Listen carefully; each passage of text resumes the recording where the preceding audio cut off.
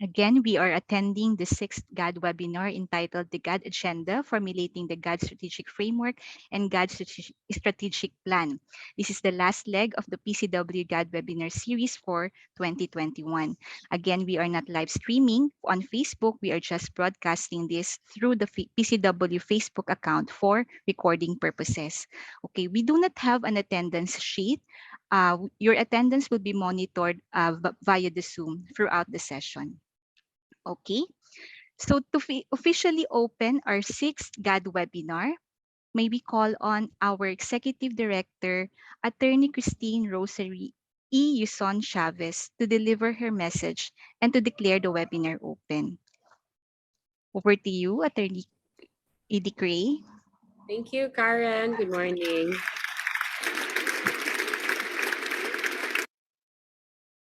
Good morning po sa inyong lahat and welcome to the PCW GAD webinar on GAD Agenda Formulation. I hope that you are all safe and healthy and ready to listen and learn from today's session. A famous adage goes that to say that a journey to 1,000 miles begins with a single step, and that to achieve a particular goal, one should start from somewhere. Such was the PCW GAD webinar series. It all started as a concept and was actualized at the onset of COVID-19 with an aim to respond to the increasing need for technical assistance on GAD. Since then, the PCW has continually offered these webinars for free, reaching thousands of GAD focal point system members from various instrumentalities of the government nationwide. We are now on our last GAD webinar offering for this year on the formulation of the GAD Strategic Framework and GAD Strategic Plan, or the GAD Agenda setting. The end goal of this webinar is for the participating agencies and institutions to be informed on the processes and steps to develop their respective GAD agenda. The GAD Agenda is the agency's strategic framework and plan on gender mainstreaming.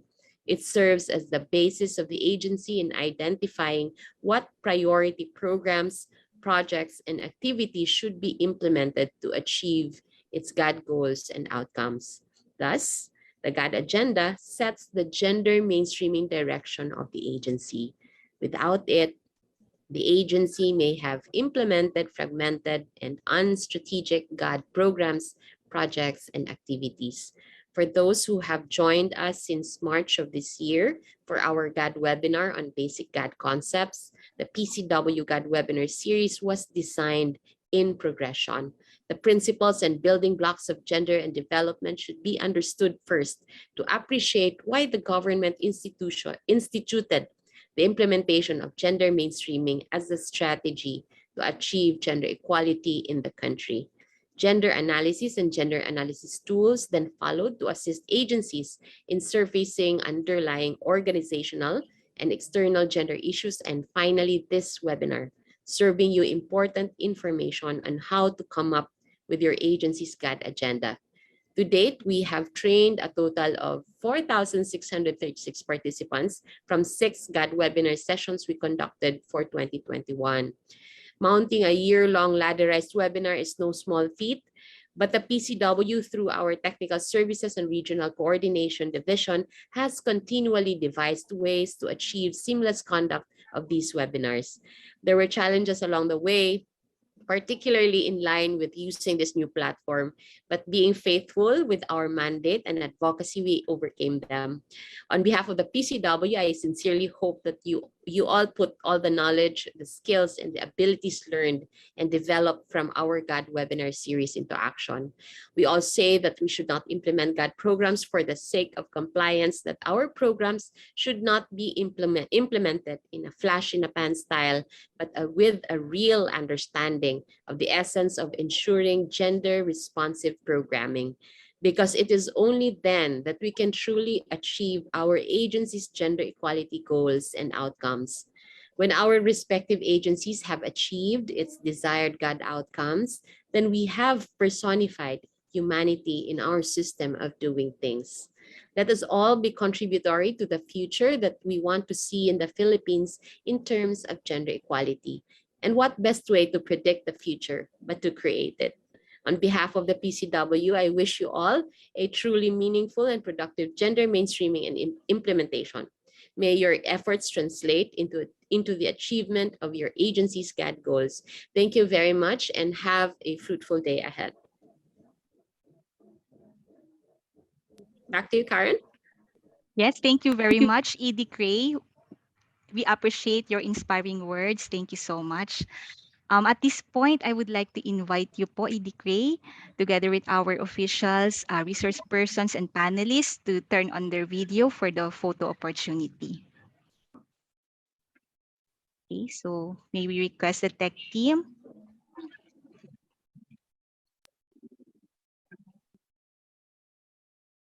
Later on, we will invite some of the participants to join in the as panelists, so you can also have you will also join the group photo later. Okay. Okay, so we will ask the tech team to take the photo. So on the count of 3, okay, 1, 2, 3, smile. Okay, so one more. You can take a photo one more. Okay, 1, 2, 3, smile. Okay, thank you so much. Thank you, Edie. Thank you, Edie. Thank you. Thank you, TSRCD. Okay. All right. Okay, so again, we are still here at the GAD Webinar 6, okay, entitled the GAD's Agenda, Formulating the GAD Strategic Framework and GAD's Strategic Plan. So for every webinar or face-to-face session, PCW conducts training needs analysis to determine the participants' level of awareness on the topics. So before we go to the main session, allow me to present the profile of the participants and the results of the training needs analysis. So these are the ones that that you responded to when you registered to the webinar. Okay. All right. So I will now be presenting the results of our TNA and pre-test. So again, as I've mentioned, we have a total number of 919 registered participants. And your attendance to this webinar will be monitored throughout the session by the Zoom platform. Okay, so that's 919, no? Almost 1,000 participants already. Okay, so the participants' profile by sex is as follows. So we have 187 participants that are male, so that's 20%. And then we also have 732 participants that are female, so that's 80% of our participants are female and 20% are male. Okay, in terms of age group, in terms of the age, we have a very young participants because we have those coming from the age group of 31 to 40 years old. That's 287, so that's 31.23%, while those coming from the 18 to 30 years old age group is 256, so that's 27.86%. Of course, the age groups 41 to 50, 51 to 60, and 61 years old and above are also here joining us in the webinar. So that's a total of 919 participants. Okay. In terms of the institutional affiliation of the participants, okay, so we have different government agencies participating. So the most number of participants come from, are affiliated with national government agencies. So that's 306 participants or 33.30%. Followed by attached agencies and attached bureaus at 177 participants, so that's 19.26%. And then the state universities and colleges at 157 participants or 17.8%. Again, we're also joined by participants coming from Constitutional Commission, government-owned and controlled corporation, judiciary, legislative, local government units. We also have participants coming from the LGUs, other executive offices, other government instrumentalities, and local water districts. Okay. So the number of agencies are presented on your screen. So we have a total of 145 agencies here in this webinar. So the most number of agencies come from attached agencies and attached bureaus at 46, followed by local government units at 29, and then GOCCs at 19, and national government agency at 18 agencies. So that's a total of 145 agencies. Okay, so these are the participating agencies. Okay, so these are the national government agencies who are here with us today. It's 18. And then we have the attached agencies and bureaus at 46. So these are the attached agencies and attached bureaus.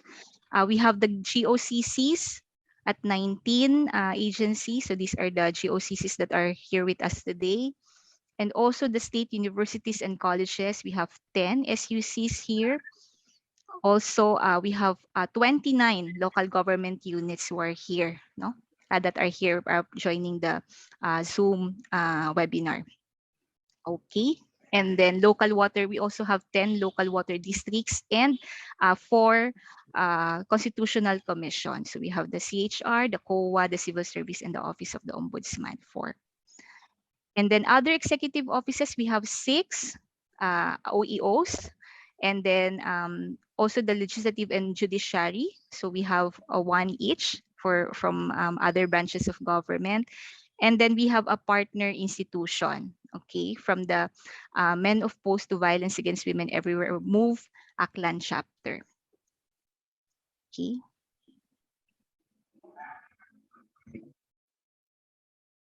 Okay, so in terms of position of the participants in the GAD focal point system, so we have participants coming from the GAD focal point system, and these are their positions in the GFPS. So majority of our participants come from the GFPS Technical Working Group at 370 participants. So that's 40.26% of our total. And then followed by, there are of course participants that are not a member of the agency GFPS. So that's 27.67%. Or 254 participants. We also have participants coming from the GFPS Secretariat at 183, so that's 19.91%. And then, of course, our GFPS Executive Committee at 80 participants, so that's 8.71%. And we have GFPS chairpersons who are also here with us joining the webinar. We have 32 participants, so that's 33.48%. Okay. So in terms of the years that they spend as a member of the GAD focal point system, so majority of our participants have spent 1 year to 5 years, no, in the GFPS. So that's 362 or 39.39%, followed by those participants that have less than 1 year. Okay, so we have 232 participants or 25.24%. And then, of course, they are not applicable. Okay, so that's 24.92%. So there are also other GFPS members who have spent 6 years to 10 years. So that's 7.73%. And then there are GFPS members who are more than, have spent more than 10 years in the GFPS. So that's 2.72%. Okay. So these are the results of the training needs assessment. Okay. So the questions are as follows. So we asked you if you have attended a learning or orientation session on GST or gender sensitivity training. So majority of our participants have attended 1 to 2 GST or gender sensitivity training at 56.15%. And there is a 20.24% that have not attended learning or orientation sessions. Okay. For gender analysis training, there are participants who have attended 1 to 2 gender analysis training at 50.60%. And there are 38.30% that have not attended learning or orientation sessions on gender analysis. In terms of GAD agenda formulation, there are participants who have attended 1 to 2 trainings of GAD agenda formulation. So that's 39.61%. And majority of our participants have not attended any session on GAD agenda formulation. So that's 54.73%. Okay, so malaki po no ang hindi pa naka-attend, kaya nandito sila sa ating GAD webinar. Okay. All right. Okay, wait. We also asked you, the participants, if you have a GAD agenda, or if your agency or LG you have a GAD agenda. So you responded that yes.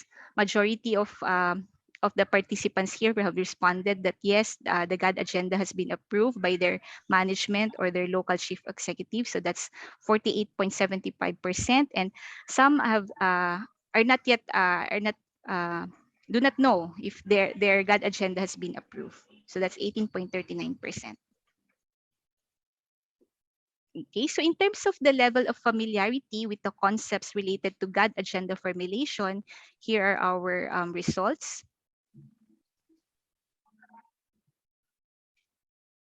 Okay. I'm sorry. Okay, so we asked you how well do you know the use of gender analysis tools like the gender mainstreaming and evaluation framework. So that's the GMEF. Okay, so majority of you responded that you know little about the GMEF. So that's 51.69%. And a significant number, 27.31%, are familiar with the tool or with the GMEF tool. So that's good to hear. Okay, moving forward. We also asked you how well do you know the use of gender analysis tools like the Harmonized Gender and Development Guidelines or the HAGA-DAGA. Okay, so majority of you responded that you know little about the HAGA-DAGA. So that's 45.59%. And a significant number of you also said that you are familiar with the HDG or HAGA-DAGA tool. Okay.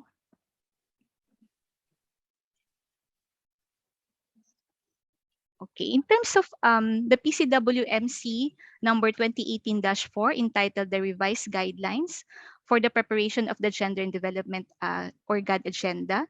So majority of you know little about it, know little about the MC, and then a significant number also is has no idea yet on the PCW 2018-4 or the revised guidelines on the preparation of the GAD agenda. So that's 27.64%. Okay, so maybe after this GAD webinar, the percentage will increase. Okay. So how well do you know the formulation of the GAD strategic framework? Again, there are 49.29% who know little about it, and there is 29.38% who have no idea on the GAD strategic framework. Okay. About the formulation of the GAD strategic plan, so again, 48.10%, a huge number, know little about the process of GAD strategic plan, and 28.73% have no idea. Okay. All right, so that's all for the familiarity with the concepts and the tools, and we will now proceed with the results of the pre-test. So you also responded to this, so let's see how you fared in the pre-test. All right, so this is the question is blank is the agency's strategic framework and plan on gender mainstreaming and achieving gender equality and women's empowerment. So the correct answer is GAD agenda. So 303 participants got it correct, but 616 did not get it correctly. Okay. And then agencies shall use their GAD strategic plan as their reference in formulating their annual GAD plan and budget. So the question is whether it's true or false. So the correct answer is true. 866 got it correctly. Okay, so that's very nice to hear. All right. Which of the following items or which of the following is not included in the planning team for the formulation of the GAD agenda? So we have these choices: head of the agency, representatives from subunits, staff bureaus and offices, external GAD practitioners, and none of the above. So the correct answer to the question is none of the above. So everyone, all the options are included in the planning team for the formulation of the GAD agenda. So 558 got it correctly, 361 did not get it correctly. Okay. All right. So blank is the process of asking or investigating key questions of a planning process that will help in identifying gaps or differences between women and men, girls and boys, taking into consideration social diversity such as age, ethnicity, race, class, education, ability, SOGI, and other forms of diversity. So the answer is gender analysis. 725 of you got it correctly. 194 did not get it correctly. So that's all right. That's okay. Right. Moving forward, so the answer to this question, the second step in formulating the GAD agenda is to conduct gender analysis by understanding the social processes and respond with informed and equitable options. Furthermore, gender analysis results to the identification of blank, which refers to the problem and concerns that arise from the unequal status of women and men, including the differential characteristics, roles, and expectations attributed by society to women and men. So what's the correct answer? The answer is gender issues. Okay, so 830 of you got it correctly. So that's a very good number. No? Okay. Okay, so moving forward, the third step in formulating the GAD agenda is setting the agency's GAD vision and mission. Is this true or false? So the answer is true. 617 of you got it correctly. Okay.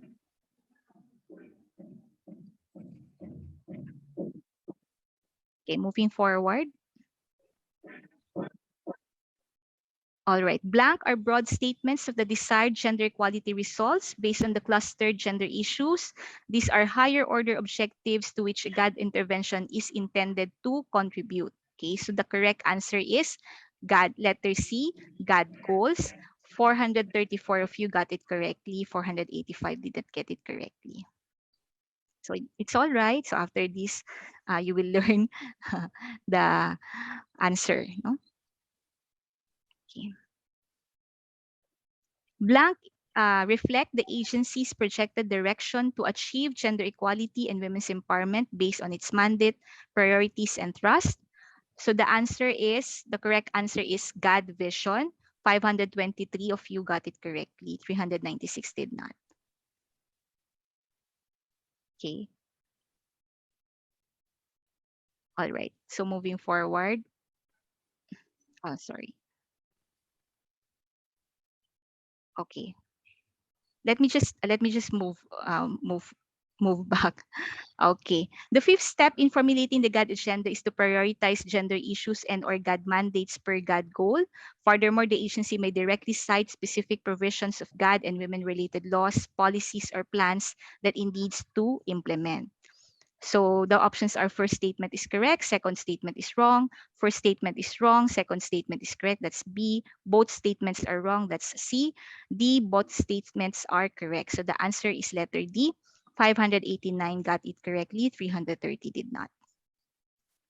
Okay.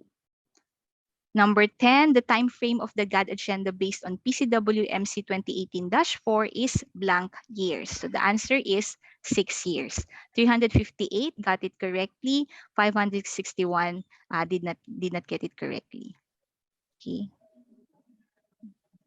Okay, so number 11, the seventh and final step in formulating the GAD agenda is A, setting the agency's GAD vision and mission, B, outlining the GAD outcomes, indicators, baseline data, and targets per GAD goal, and C, translating the GAD outcomes into GAD programs, projects, and or activities or PPA. So the answer is letter C. 650 of you got it correctly, 269 did not.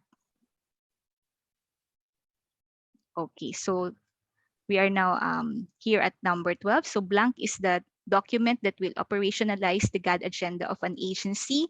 The correct answer is GAD strategic plan. Okay, so 299 of you got it correctly, and then 520 did not.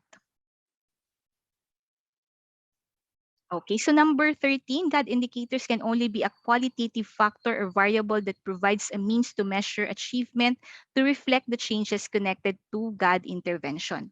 The indicators should be clear, tangible, measurable, and attainable within the plan implementation. So what is the answer?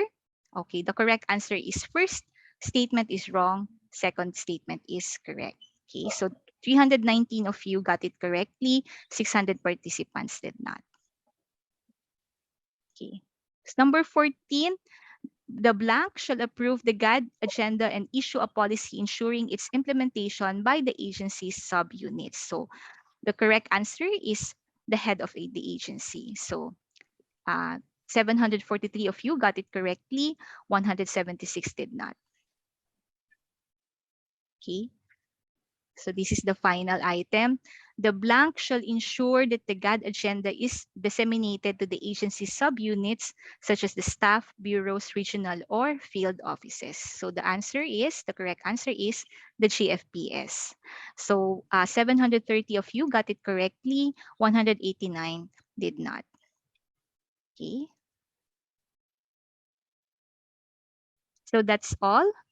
That's all for the results of our pre-test. Okay.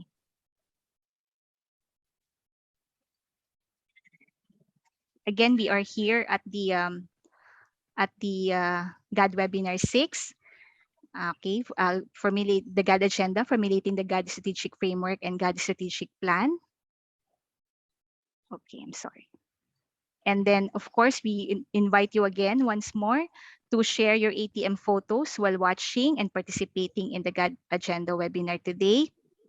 Okay, so post the photo on Facebook with your catchy caption and include the hashtag GAD agenda. So only the pictures posted between 8:30 a.m. to 3 p.m. will be considered. 15 individuals with the most captivating post will receive 100 peso prepaid load card each. Okay, so these are the sample entries.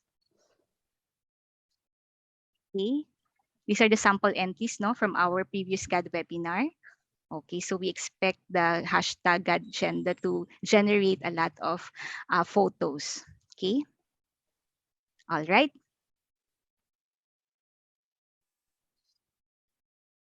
Okay, so now we will be starting the main session.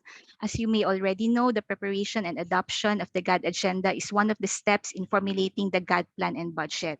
The GAD agenda is also our response in ensuring that GAD planning and budgeting, or GPB, of government yield results such as closing the gender gaps and making a difference in the lives of women and men, girls and boys.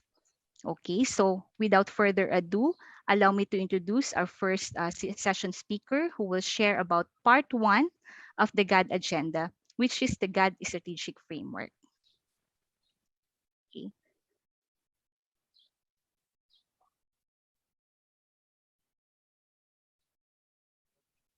Okay, just a moment.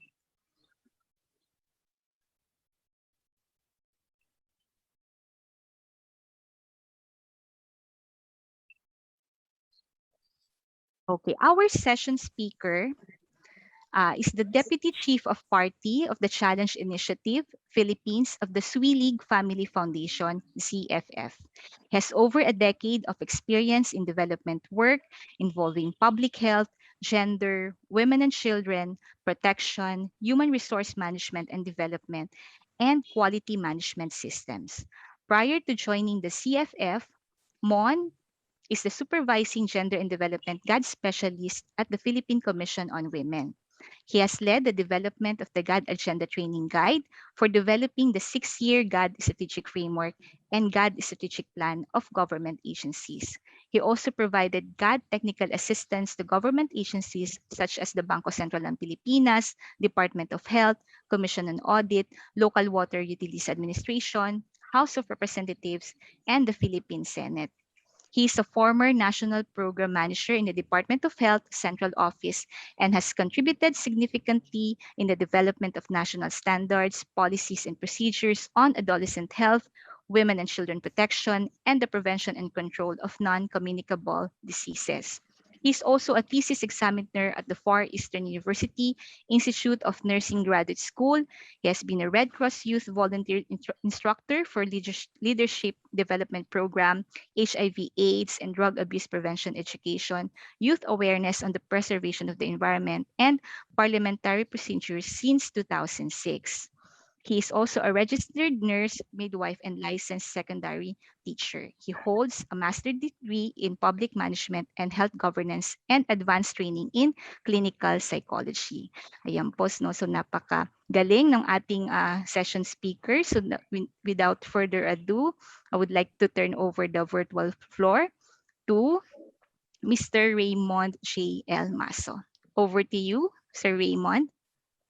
Maraming salamat, Karen, for the kind introduction and isang masaya at malusog na pamilya sa ating lahat.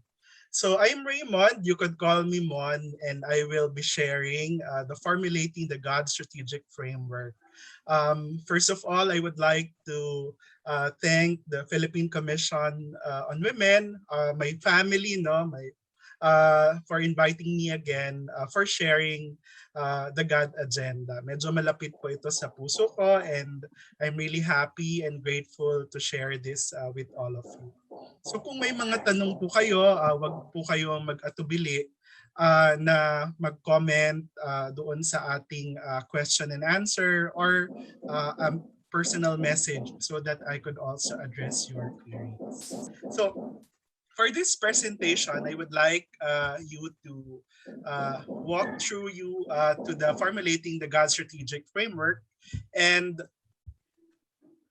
first, as an outline of my presentation, let's discuss about the description and parts of the GAD Agenda. So this is GAD Agenda 101. And what would be the mandates, policy framework, and guiding documents. So the legal basis for formulating the GAD agenda. And I will also be sharing with you the different steps, some guide notes in developing the GAD strategic plan. So yan po yung coverage. No? So I will not be covering a lot of details, but this is really more of walking you to the process, so that when you develop your GAD agenda, at least you have an overview and expectation what would be the process for that. So let's have a quick poll. So let's do a quick assessment lang. So I hope everybody mag-focus lang tayo, no? And at the same time, if you could type in or key in your answers using the poll. So the first question, maybe I could request the tech team to launch our first poll. So yung unang tanong natin ay, naging bahagi ka na ba ng pagbuo ng strategic plan ng iyong ahensya? Or meron ba kayong strategic plan for the agency or sa LGU or sa state university natin? So sige. Yung mga hindi po makakasagot using the poll, you could also use in the type lang po kayo sa chat box. No? So yes, back sa PTV. Siguro new agency na si Anjo, no? PCW na pala. So what else? Marami rin pala tayong mga taga PCW na andito. So it's good to see you on the chat box. Opo, so sige. So sige, maybe another 30 seconds for you to answer. Naging bahagi ka na ba ng pagbuo ng strategic plan ng iyong ahensya?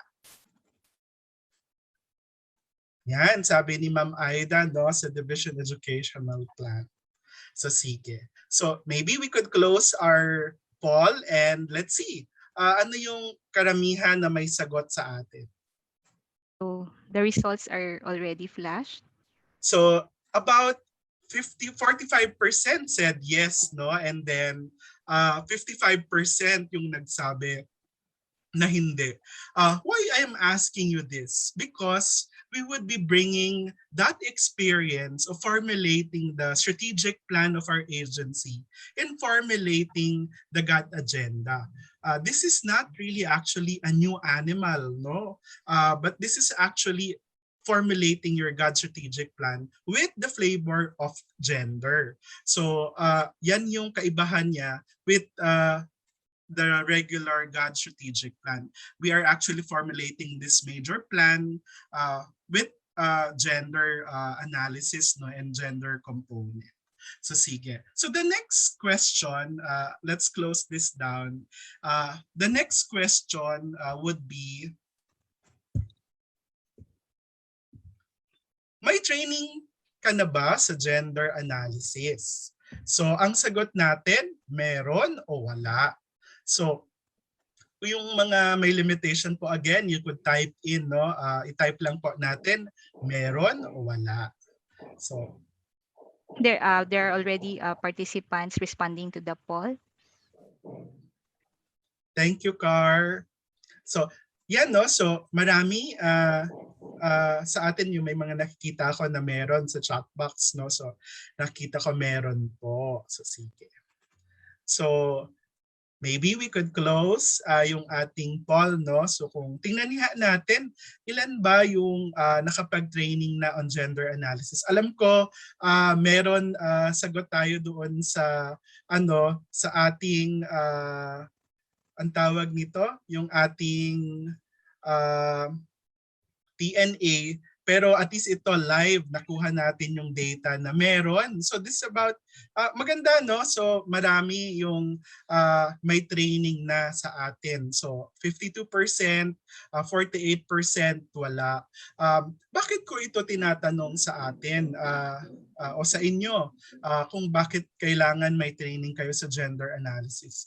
Because when we formulate the GAD strategic plan, it is actually heavy on gender analysis. So mahalaga po na may training kayo on gender analysis. Remember, ito yung huli nating webinar, 'di ba? So yung design ng ating webinar, medyo ladderized program. So medyo itong training na ito dapat nakadaan na kayo sa mga previous webinars natin or internally sa inyong mga organization or may na-attend na kayong ibang mga programs on gender na dapat meron kayong GST or gender sensitivity training, meron na kayong orientation din on gender and development.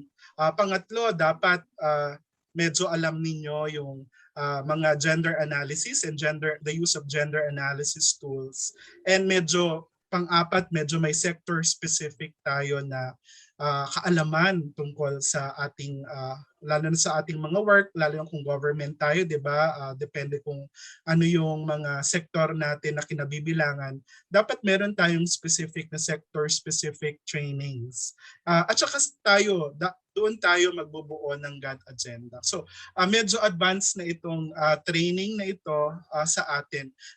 Kaya kung may mga iba tayong malalaman mamaya, yung mga detalye ng gender analysis, medyo pahapyaw lang po yon, parang bird's eye view lang po ito at hindi po tayo magdedetalye. So, pero kung kayo ay mga na-train na yung 52% dito, we are also going to bring that experience, yung mga training natin dito sa ating GAD agenda training. So maraming salamat. Yung aking poll na susunod ay maybe we could close this now. Yung third poll ay, nais mo bang maging bahagi sa pagbuo ng GAD agenda ng iyong organisasyon? So are you willing to be part of the formulating your GAD agenda in your organization? Sige nga, i-type natin at i-launch na natin yung poll, no? So may sagot tayo na dapat oo, hindi, pag-iisipan ko pa. So yan. So marami sa chat box nagsasabi yes naman. So syempre. Sige. Let's wait for another about 30 seconds, no, para lahat ay makasagot. Huwag po kayong mahiya na magsagot. So I would really encourage you to be active in this chat box and then pagsagot ng ating mga poll. So sige. So maybe we could show the results already. Ayan, 91% sabi, oo, nais maging bahagi. Merong 1% hindi.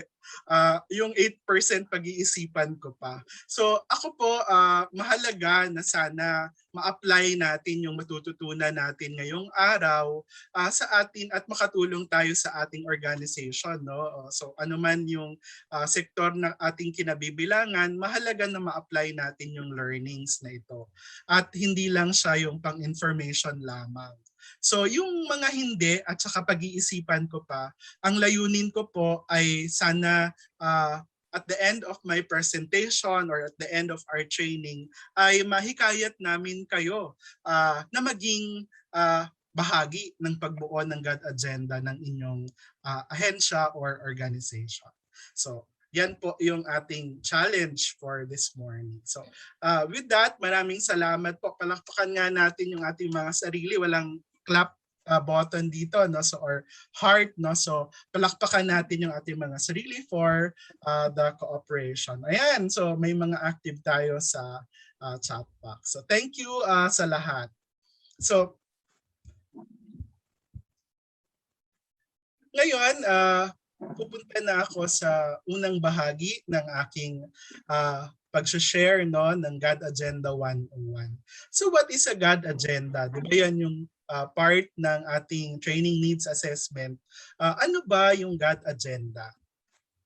So yung GAD Agenda ay, ilagay ko lang pa, medyo natatakpan yung aking screen. So yung GAD Agenda is the agency strategic framework and plan. So dalawa yan, plan at saka strategic framework in achieving women's empowerment and gender equality. Usually GW ito, no? So gender equality and women's empowerment.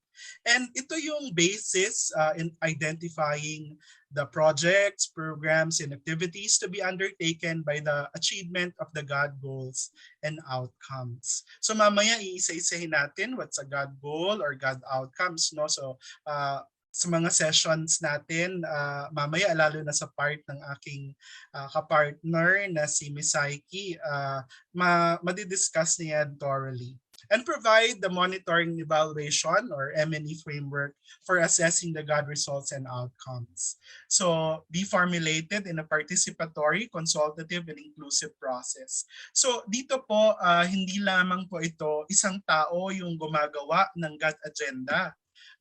Kaya po yung maraming sumagot sa inyo na meron ng GAD agenda sa inyong organization, baka po kailangan nating i-revisit yung proseso ng pagbuo ng ating GAD agenda. Bakit ho? Kasi po importante na dapat participatory at consultative yung ating mga plano doon sa GAD agenda natin. And it should also be a result of gender analysis. So kailangan natin i-review kung paano ba natin nabuo ito. Yung isang point po based on the 2018-04 na memorandum, 6 years po dapat yung time frame ng ating GAD agenda. And for LGUs, 3 years. But if your mayor or yung mga leaders po ninyo, yung mga organic people in the local government units or organization could come up with a 6 years, hindi naman po pinagbabawal. No? So maganda nga po yun na meron kayong long-term plan for you to implement your gender and development work in your organization. Kasi po kahit po nababago yung o napapalitan yung ating mga mayor, 'di ba? Yung ating mga local chief executives ay andun pa naman tayo as an organic staff sa ating ahensya na pwede natin to ipagpatuloy. So, yung time frame po 6 years. Ito po yung example natin 2020-2025. Pwede po itong magbago. Depende po sa panahon kung kailan ninyo nabuo ang inyong GAD agenda. So, gusto ko pong magpatuloy at lagi po natin tandaan sa GAD agenda, there are 2 parts. The GAD SF and the GAD SP. So, si SF at saka si SP. So GAD Strategic Framework, yan po yung unang bahagi. Yan po yung aking focus ng aking discussion. And the second part would be the GAD Strategic Plan, which will be discussed. Yung ating second speaker po na Miss Psyche May ASENCIO po yung magdi-discuss ng GAD Strategic Plan. So ano po ba yung GAD Strategic Framework? Pahapyaw lang po, ito po yung VMG, Vision, Mission, and Goal natin. So it provides the basic information about our agency, our mandate, and our GAD vision and mission. So mahalaga po na ito ay ma-enumerate natin. So sige nga, isang example, pwedeng pa-type sa inyong chat box. Ano ba yung inyong mandato ng inyong mga organization? Type nga natin ano yung mga mandate natin sa ating mga ahensya or organization. Sige, type po natin sa chat box. Pwede ko bang makahingi ng mga example ng mga GAD mandates sa atin? Ano yung mga mandato ng inyong mga organization? Marami tayo ng sektor. Meron tayong mga national government agencies. Meron din tayong water sector, GOCC, may mga representative tayo sa judiciary. So ano pa po? Ayan, workplace, gender-sensitive university. Ayan, tax collection, siguro sa tariff commission ba ito? Mainstream, access to basic health services, quality higher education, provide water, safe water, GAD code but needs water. Ano pa ba? Ayan, promote gender equality, gender mainstreaming, and LGU PPAs. Thank you, Ma'am Dayan. GAD Plan and Budget, Hagadaga, Basic ECCD Program. So malamang ECCD ito. Equal Distribution Opportunity. So di ba, malalaman natin ano yung major mandate natin. Mahalaga po ito ang tinatanong natin kasi dyan po natin huhugutin yung mga GAD Strategic Framework based on our mandate.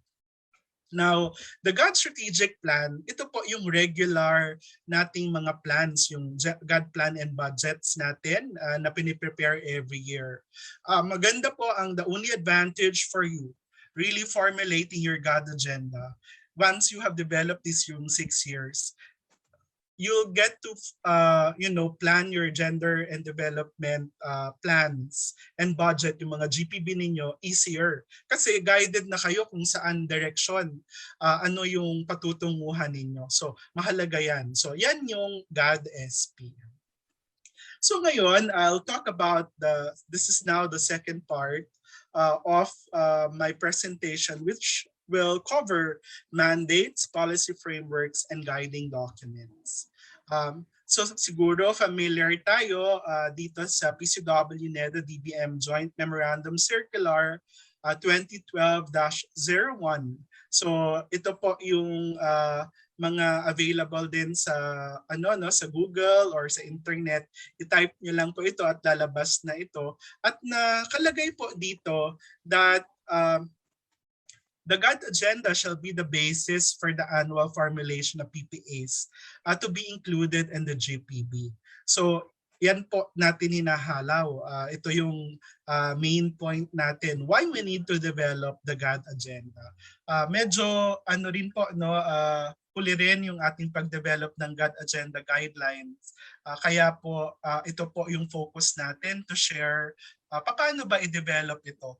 At commercial lang po, so importante that in developing your GAD agenda, you need to always go back. Maganda pong resource material, yung GAD agenda training guide for as a good reference for you when you are developing your own GAD agenda.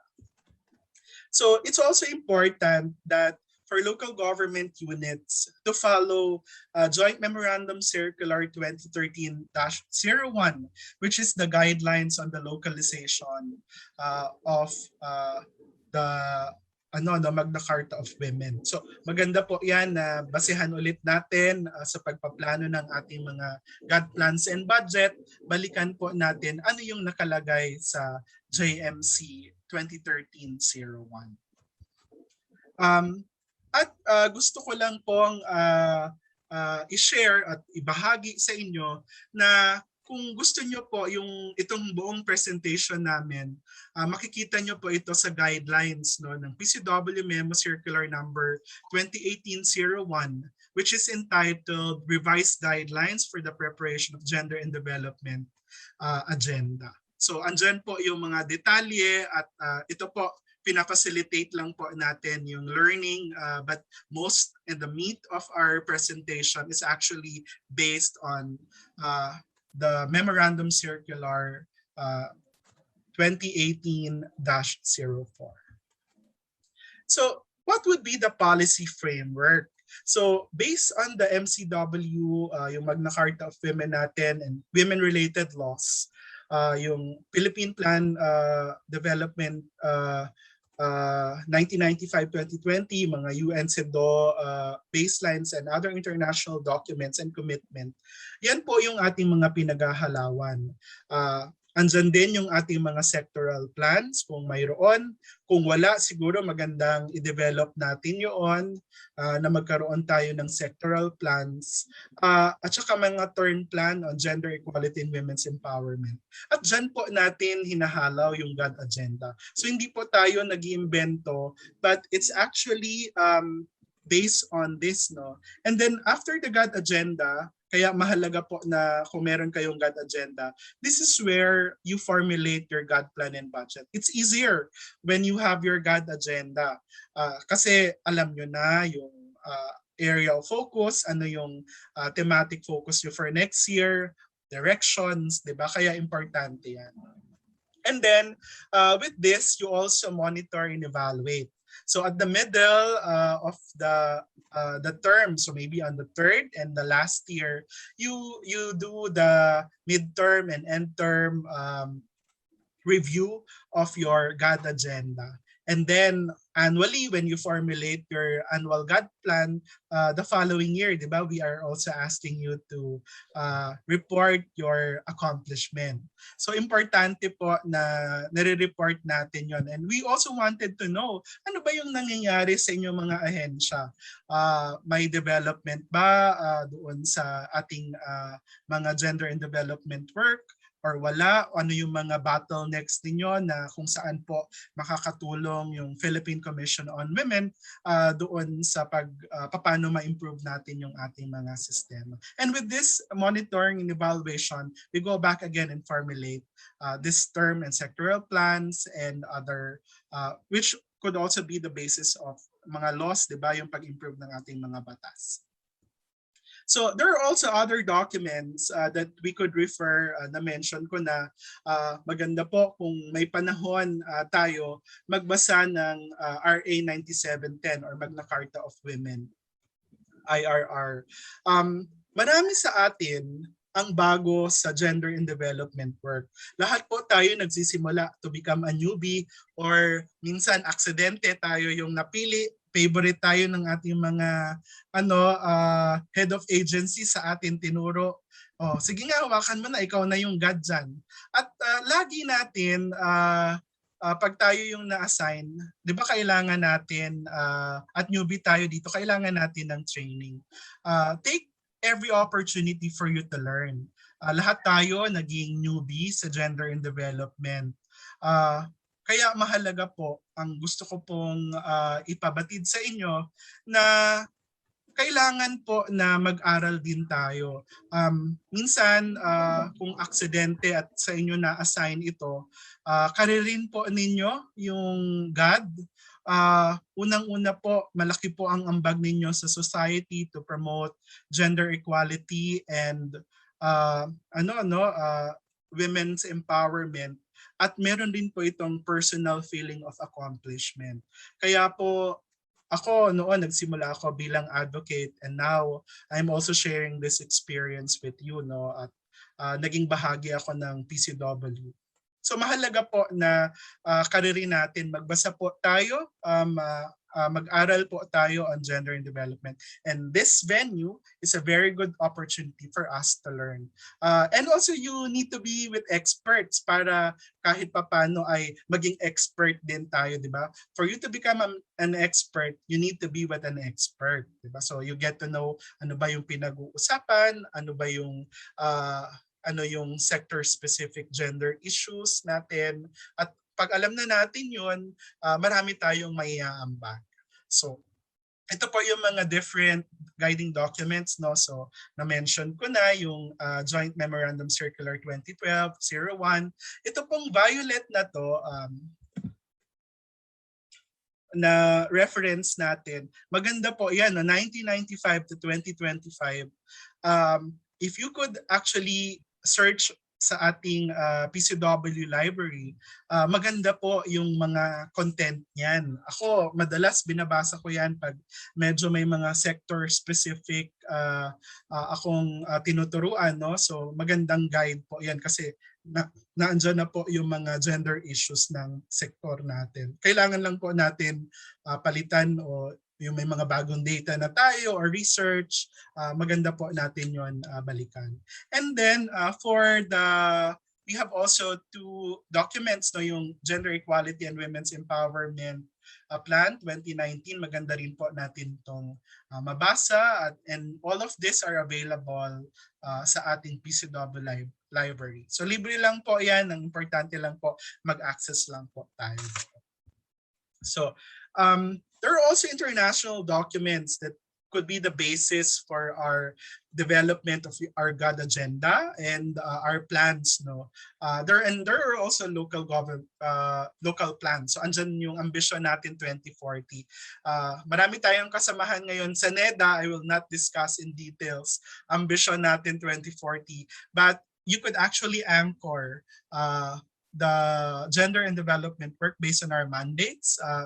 Using the ambition natin 2040 at ang PDP, no, 27-2022.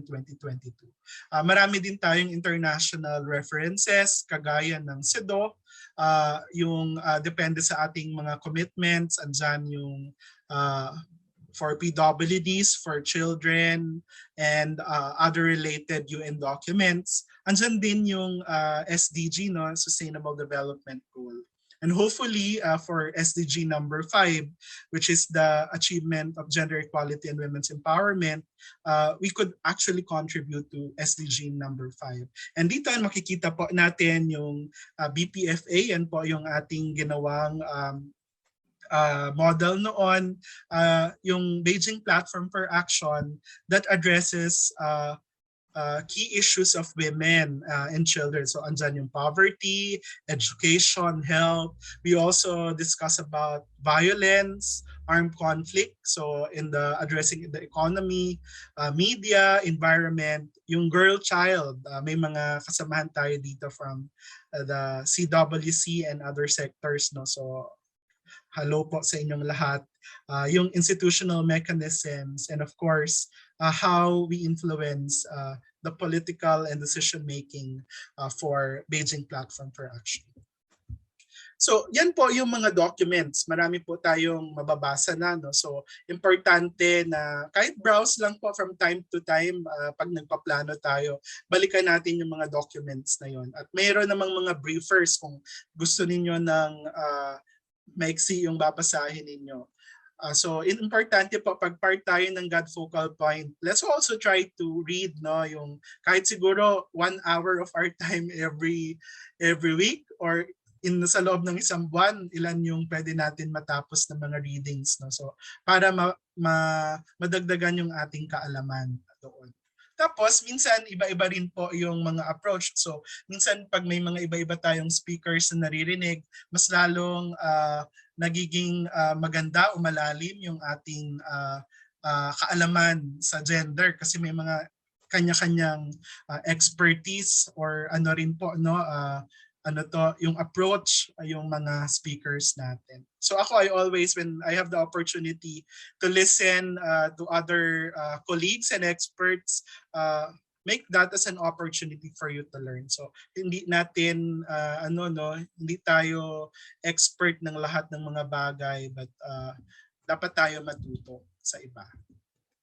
So I would like you to get to know this. So sana at the end of the day, memorize na natin yung steps in formulating the GAD agenda. At masagutan natin yung ating post-test ng tama doon sa mga different steps, di ba? So, unang step, you organize the planning team.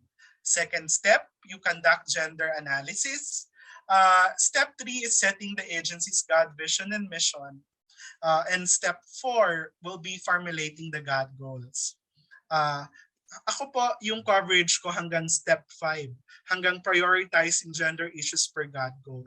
And then si PSYCHE will discuss step 6 and 7, which is outlining the GAD outcomes, indicators, baseline, and targets, GAD goals, and then translating the GAD outcomes into GAD plans, projects, programs, and activities. No? So yan po yung mga steps. So unang step, siguro yan, kasama ito doon sa ating question na dapat natin malaman. Sino ba yung kasama sa planning team? Who are the members of the planning team? So una po, dapat andoon yung head of agency and yung mga GAD focal point share issues, a memo that organizes, pwedeng memo o depende po executive order ba, depende po sa ating mga policy issuance kung ano po yung nakalagay doon. So mahalaga na meron po kayong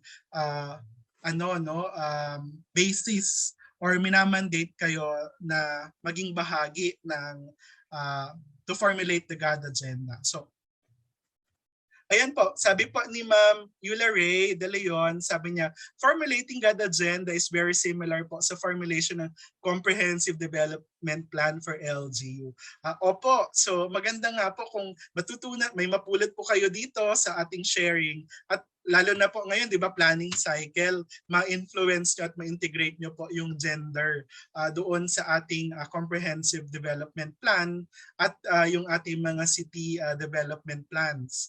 And then mandate also the barangay level to provide yung mga responsive gender program. So hindi lamang dapat yung mga regular na naisip natin po, hindi po yung mga beauty pageants or mga sports, kundi dapat ano ba yung mga issues na nilalagay natin doon sa ating ahensya. No? So mamaya itatouch ko po yung mga gender issue na kailangan natin gawin. So sa pangalawa po, dapat meron tayong representatives from the different subunits, staff bureaus, and other offices. Kaya hindi po ginagawa yung GAD agenda ng isang tao lamang. Kaya kung may magsasabi, ako ay yung gumawa ng GAD agenda, at madali lang po gumawa ng GAD agenda, mukhang medyo maninimbang ako at magtatanong na medyo mahirap po yung pagbuo ng GAD agenda. Kailangan po ng maraming brain cells para ma-develop ito at hindi lang po kaya ng isang tao lamang yung pagbubuo ng GAD agenda. Minsan dinudugo tayo sa pag-iisip, di ba? Kasi talagang pinipiga natin, hinihimay natin. Ano pa yung mga kailangang issue na dapat natin ma-address sa ating ahensya? Ito ba talaga ay kailangan lamang? So kaya po maganda yung sinabi kanina ni Edie Cray na hindi lamang ito, pag nag-develop kayo nito, wag lang ito for compliance purposes. Dapat talagang magamit niyo. GAD agenda is a living document. You update it regularly, address it, it addresses really the main problem of your agency, whether organization or client-based gender issues. No? So, kaya mahalaga rin na magkaroon kayo ng katuwang. So if you could also hire or partner with external GAD practitioners or sectoral experts, yung mga CSOs natin, malaki yung pwede nilang maiambag dito. Yung ating PCW GR pool as resource persons or consultants. Maganda po yan. And this picture, I would like to recognize, this is very memorable because this is the first time that we conducted a public training for the GAD agenda. Yung time ito, I think this was in May 29 to 31, 2019, where there are about 14 agencies who become part of the first run of the GAD agenda. Ito ang panahon na to, live pa tayo nito. So nakakamiss no yung person-based na physical interaction natin. So kaya ngayon we formulate the GAD agenda online na. So mamaya tuturuan ko kayo na paano ba yung mga meta cards, di ba? Heavy tayo sa mga meta cards. Yung online meta card. So maganda na naka-laptop tayo para makapag-participate tayo mamaya doon sa online meta card. So gusto niyo na bang malaman yon? So mamaya po. So yung mga kasama po dito, yung CHED, CHR, CSE, Department of Agriculture, DNR, DFA, DILG, National Defense, DOH, DOLE, DOH, OPAP at UN Center for Women's Studies yung mga kasama natin dyan. So kaya minsan yung makikita po ninyo yung mga examples natin are also based on this first batch nung mga nakasama natin. So ako po, marami rin po akong natututunan no, sa every time that we provide technical assistance to the organization. I always believe po that kami po, we are the process experts in terms of gender, pero kayo po ang mas may malalim at kayo po ang nakakaalam. Ano ba talaga yung mga gender issues na dapat ninyong i-respond? So maganda na ma-realize po natin using these trainings, GST, gender analysis, para matugunan natin yung mga gender issues natin in the agency. Kayo po kasi din yung content expert in terms of your agencies and sectors. So now I will go to the third step, which is the conduct of gender analysis. Na-mention ko kanina na ang gender analysis would be the meat really of our formulating of the GAD agenda. So kanina po na-mention, di ba, parang similar lang ito sa pag-develop ng ating comprehensive development plan. Opo, tama po yun. Hindi po ito parang strategic plan po siya, talagang comprehensive planning. Planning po ito. Pero lalagyan natin ng flavor of gender. Ito yung heart and soul. When we were developing this, naalala ko si Miss Narlene, yung aking boss before, which is the head, the chief of the Technical Service and Regional Coordination Division, sabi niya, oh Mon, asan yung gender when we were developing the draft nito? So kaya lagi ko yon nakatanim sa aking isipan na dapat yung when we develop the GAD agenda, heavy tayo on gender. Kasi nga, kaya nga ito GAD agenda. So dapat ito ay results of the application of the gender analysis tools. Pahapyaw po mamaya sa aking pagbabahagi. I will share with you the different tools for gender analysis and then analysis of the sex disaggregated data or relevant information. Sa pag-analyze lang po ng ating mga SDD, marami na po tayo makikitang gender issue or pwede na natin matugunan ano yung problema doon. So, importante mag-conduct tayo ng gender analysis. And then, review the GAD-related mandates. So marami sa inyo ang nakipagbahagi ng inyong mga mandato ng inyong organization, and we'll find and get back to that later. And then, review of the gender equality, yung GWE, and GAD-related indicators natin. And then, issues and recommendations gathered from the consultation. So, ayan po, importante na makapag-consult tayo. No? So, mga focus group discussion, thematic, yung approach natin doon, mas maganda po yun. So, hindi po siya madali ma-develop yung GAD agenda. So, minsan, at the minimum, kung mabilis kayo, 3 months. Kung medyo so-so lang or okay lang inyong pagbubuo at meron kayong sapat na panahon, 6 months. Minsan, pagbuo nito, 1 year. Depende sa inyo kung magtutuon talaga kayo ng panahon. Ako, 3 months. I think at saka focus yung ating work, kaya nyong mabuo yung GAD agenda in 3 to 6 months.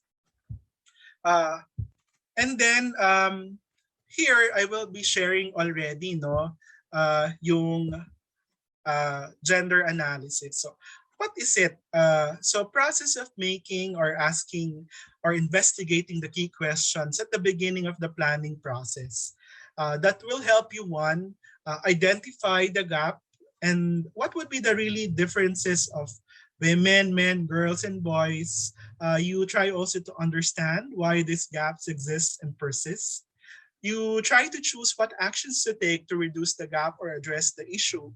And through this way, you develop programs that you could actually implement to address these issues. So yan, ano?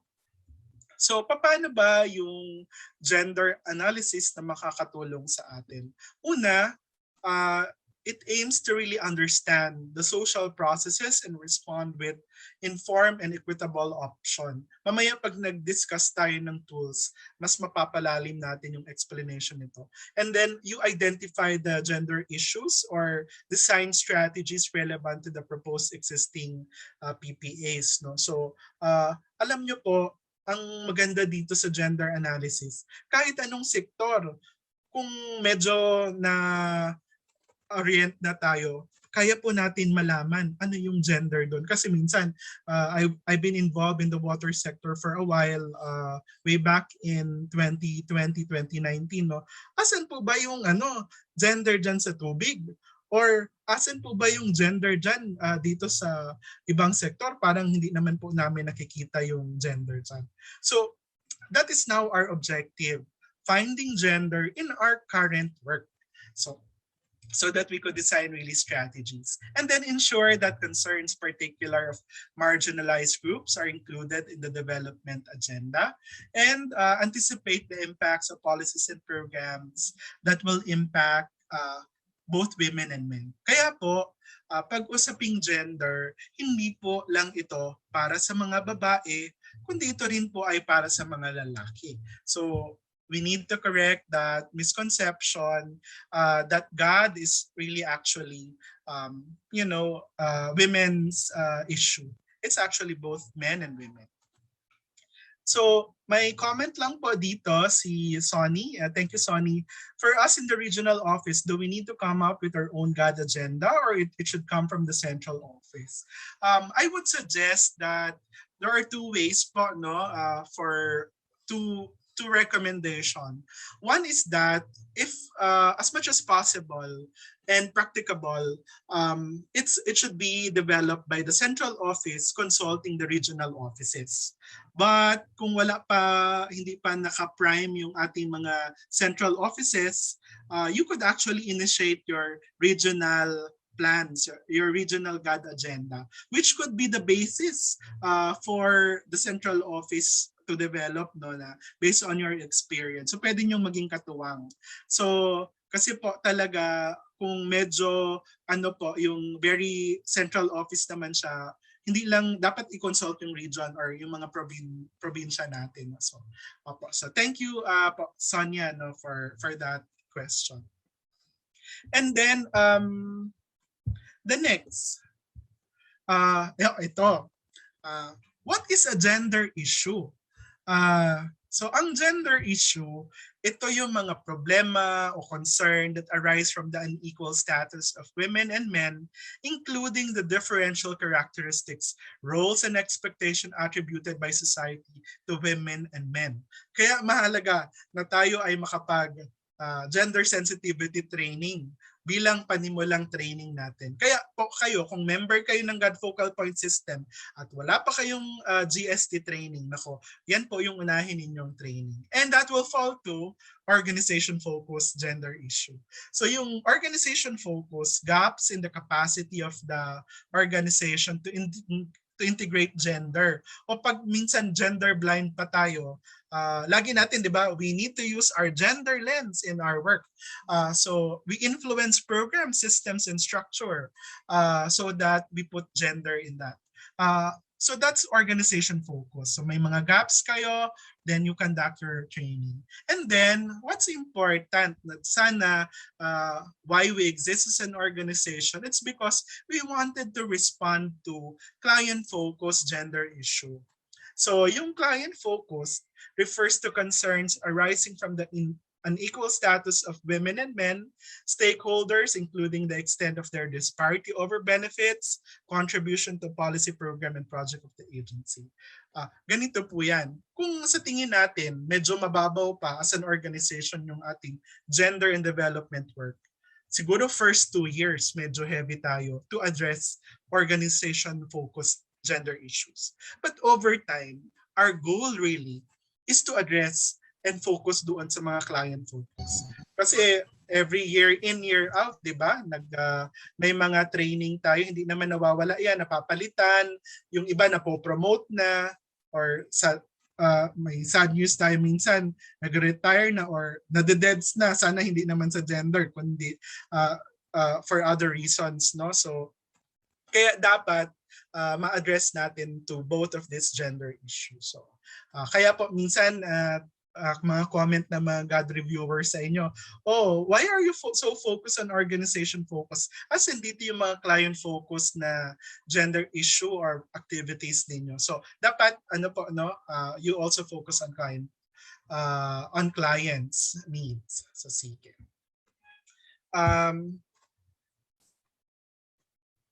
Ayan po. So PPAs, opo, yung projects, programs, and activities. Thank you, Ma'am Maida, for that message. So, sige po. So yung natin, yung susunod, let's have an exercise. Sige nga. Exercise natin yung ating mga daliri. So dapat hindi lang po ako yung nagsasalita dito, but I would also really encourage you to participate. And we will be sharing with you the link.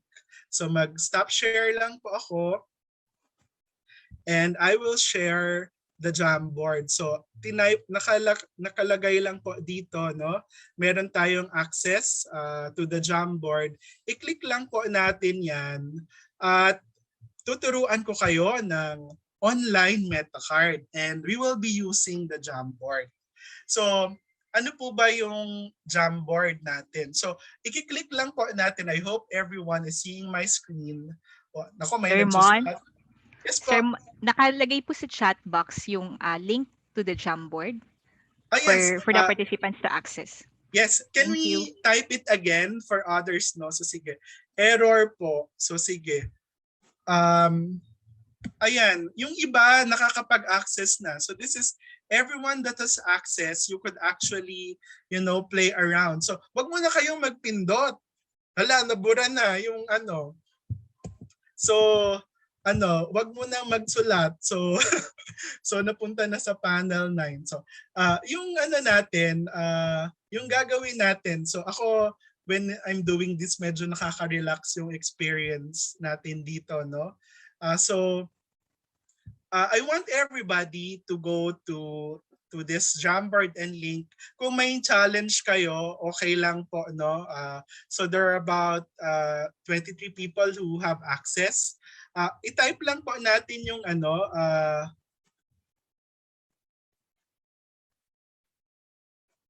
nag-access, so konti lang. O sige, when you have the chance later, kung medyo too many people in the world. Sige po, may limitation po pala, no, yung pag-access. So parang na-maximize na natin. So assignment na lang. I want everybody to go to this panel. Some of us members of the, i-walk through ko lang po kayo sa Jamboard, no? So this is the first panel that you would be able to see. Na i-click lang po natin yung sticky note. I would suggest that you could choose any color. So yan po, no? Pwedeng yellow, green, or blue. Depende po kung ano yung favorite color nyo, wala naman nagbabawal. So choose your color and then type your gender issue using the Jamboard, no? And then merong different panels po yan. Ito po na yung first panel na bura lang po kanina. This is actually the national agencies. Lagay lang po natin, mag-sample tayo ng mga gender issue. Maglagay lang po tayo dyan. And then sa second panel, there would be attached agencies, bureaus, and other executive offices. Use lang po natin, i-click lang po natin sticky note and then type your gender issue. So katulad po ng ginagawa ko ngayon, I'm choosing, I will choose green and then save lang po. Tapos mag-a-appear na po yan, di ba dito? Pwede ko pong i-drag at ilagay po yung gender issue na yan. So tapos pwede nyo pong i-duplicate or delete. So madali lang naman, no? So ang assignment ko sa inyo mamaya, sulat nga natin ano yung mga gender issue. Ayan, try lang muna. Can't think of any gender issue for now. O sige, burahin natin yan mamaya. So palitan po natin yan ng gender issue. Ayan, may example. So, Raymond? yes po. For those who are unable to access the Jamboard, they may use the chat box to engage in your yes, exercise. Opo. Or Thank you later, po. pag tapos na kayo makapaglagay ng mga gender issue natin, out nyo na kayo doon. Para mamaya, yung iba na hindi makakasama, makapagsulat. O ayan, may nagsulat Good, ng opo. line, may nagdudoodle. Okay lang yan. So yung gagamitin lang po natin for this purposes, wag po yung pen po or erase, no? So dito lang po tayo, sticky note lang yung ating gagamitin. Ayan. So, yan yung ating mga online meta card. Sa panel 4, yung mga members ng Constitutional Commission, I would like to encourage you to type po ano yung mga gender issue natin dyan. Panel 5, itatype nyo lang po. Huwag nyo po i-click ito, yung gitna, kasi mag-create yan ng bagong panel. Kaya kanina po, 8 panel lang po yan, naging 13. So mamaya i-delete ko po sobrang panel, no? So okay lang po yan. And then yung mga LGUs, ayan, absence of GAD database. Thank you for putting this here, no? So and then may mga state universities and colleges. So ako po, I would encourage you to put as many gender issue as you can using this Jamboard. So and then andito po meron rin pong sa panel 6, no, yung water district. Nako, nasobrahan na ito. I-delete ko lang po. Mamaya hindi ko pa makita totally. So, bawasan ko mamaya yung mga panel. So, hanapin po natin yung panel. Ito lang po, yung side lang po, yung arrow keys lang po yung pipindutin natin. So, ayan. So, or siguro yung maghingi ako ng tulong, no, doon sa mga ating tech team, if you have access now to the Jamboard, kung pwede po natin to ilipat yung mga input nila sa Raymond, sa PPDO, Aklan, ilipat natin sa Jamboard, no? So pwede po ilagay, siguro pag nag-type po tayo ng ng ating gender issue sa chat box, ilagay po natin anong sector tayo, LGU, GOCC or agency, NGA, i-type po natin yon, and then i-type po natin yung gender issue so that we could integrate that.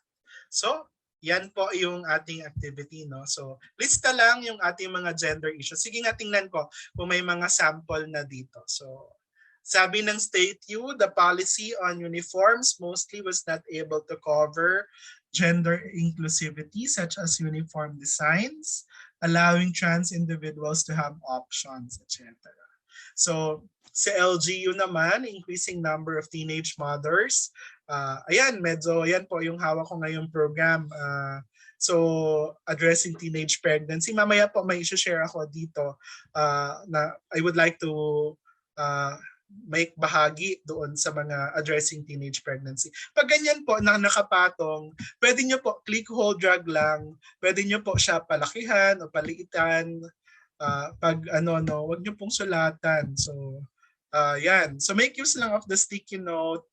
Tapos, pag may chance, mamaya i-group natin together yan, yung mga similar. So, I would encourage you po to type lang yung ating mga gender issue. O yung sa GOCC, konti lang. Masyado naman kayong matipid. Lagay nyo lang dito. So, more male occupants in the 3rd level post. Ayan. So yung ating mga judiciary, legislative branch, and other government instrumentalities, dito na po kayo mag-join. So, mamaya i-check natin yung Jamboard. So, ayan, ang dami na for NGAs. So, sige, pwede ba, mamaya, di ba, yung may mga nakalagay, pwede nyo bang yung mga 16 na naka-online, pwede nyo bang i-group together mamaya yung medyo similar yung mga problema. So, yan. So, sige. So, high number of reported cases, domestic violence, preschool teachers should be females. Ayan. So, sige. So, thank you very much. I hope na-exercise tayo at lahat na nakapag-cooperate. And I would like to say sorry po doon sa may limit, no, at nag-error kasi may limitation pala itong kasi 642 pala tayo. Baka less than 100 lang yung kaya ni Jamboard. But thank you for this. I'm really happy that you're sharing all of this. So can I go back to my presentation? At mamaya po, pwede nyo pong dagdagan yung mga gender issues na yan. No? So babalikan natin yan. So I'll stop share and go back again to my presentation. So, wow, thank you. Ang dami nating input. So, ayan. So, why I'm asking you to list down all of this? Kasi mamaya gagamitin yan natin sa susunod na exercise. So, sige. What are now the steps? So, we'll go back now to getting to know what is a gender issue. Ngayon, paano ba natin gagawin yung gender analysis? So, unang-una, it surface the different roles, no, of men and women. So ano yung mga differences niya, the roles and responsibilities. So yung ano ba yung differential roles nila, reproductive ba or productive roles nila in the society. Analyze the differential access to resources of men and women. Importante ito. At we need really to analyze the differential impact of programs or project intervention to men and women. So ngayon, ito yung mga steps in gender-based analysis at ito yung mga tatanong na kailangan. Who does what? Who decides? What are the options? Where is it located? When it is held? Bakit ito priority? How will it affect others? Ito yung mga tanong na gagamitin natin sa pagsasagawa ng gender analysis. So tandaan natin to, no? Who does what? Lalaki ba? Babae? Sino nagde-decide? Men? Women? Sino? Is it more heavy on men? Ano ba yung options? Is it really leaning to more women o hindi nagiging priority yung women doon? Or more women naman, wala naman yung representation halimbawa ng men. So baka yun yung parang gender issue. No? Pero we are really happy na kung marami yung women leaders natin. So when is it held? Are the people or the women there are at risk? So yung safety issue, may may impact sa kanila. So ito yung mga tanong natin. So we ask the 5 WH and the 1H questions. Now let us give some examples. Sa usaping poverty, we ask the question, what family expenditures are to be forgone?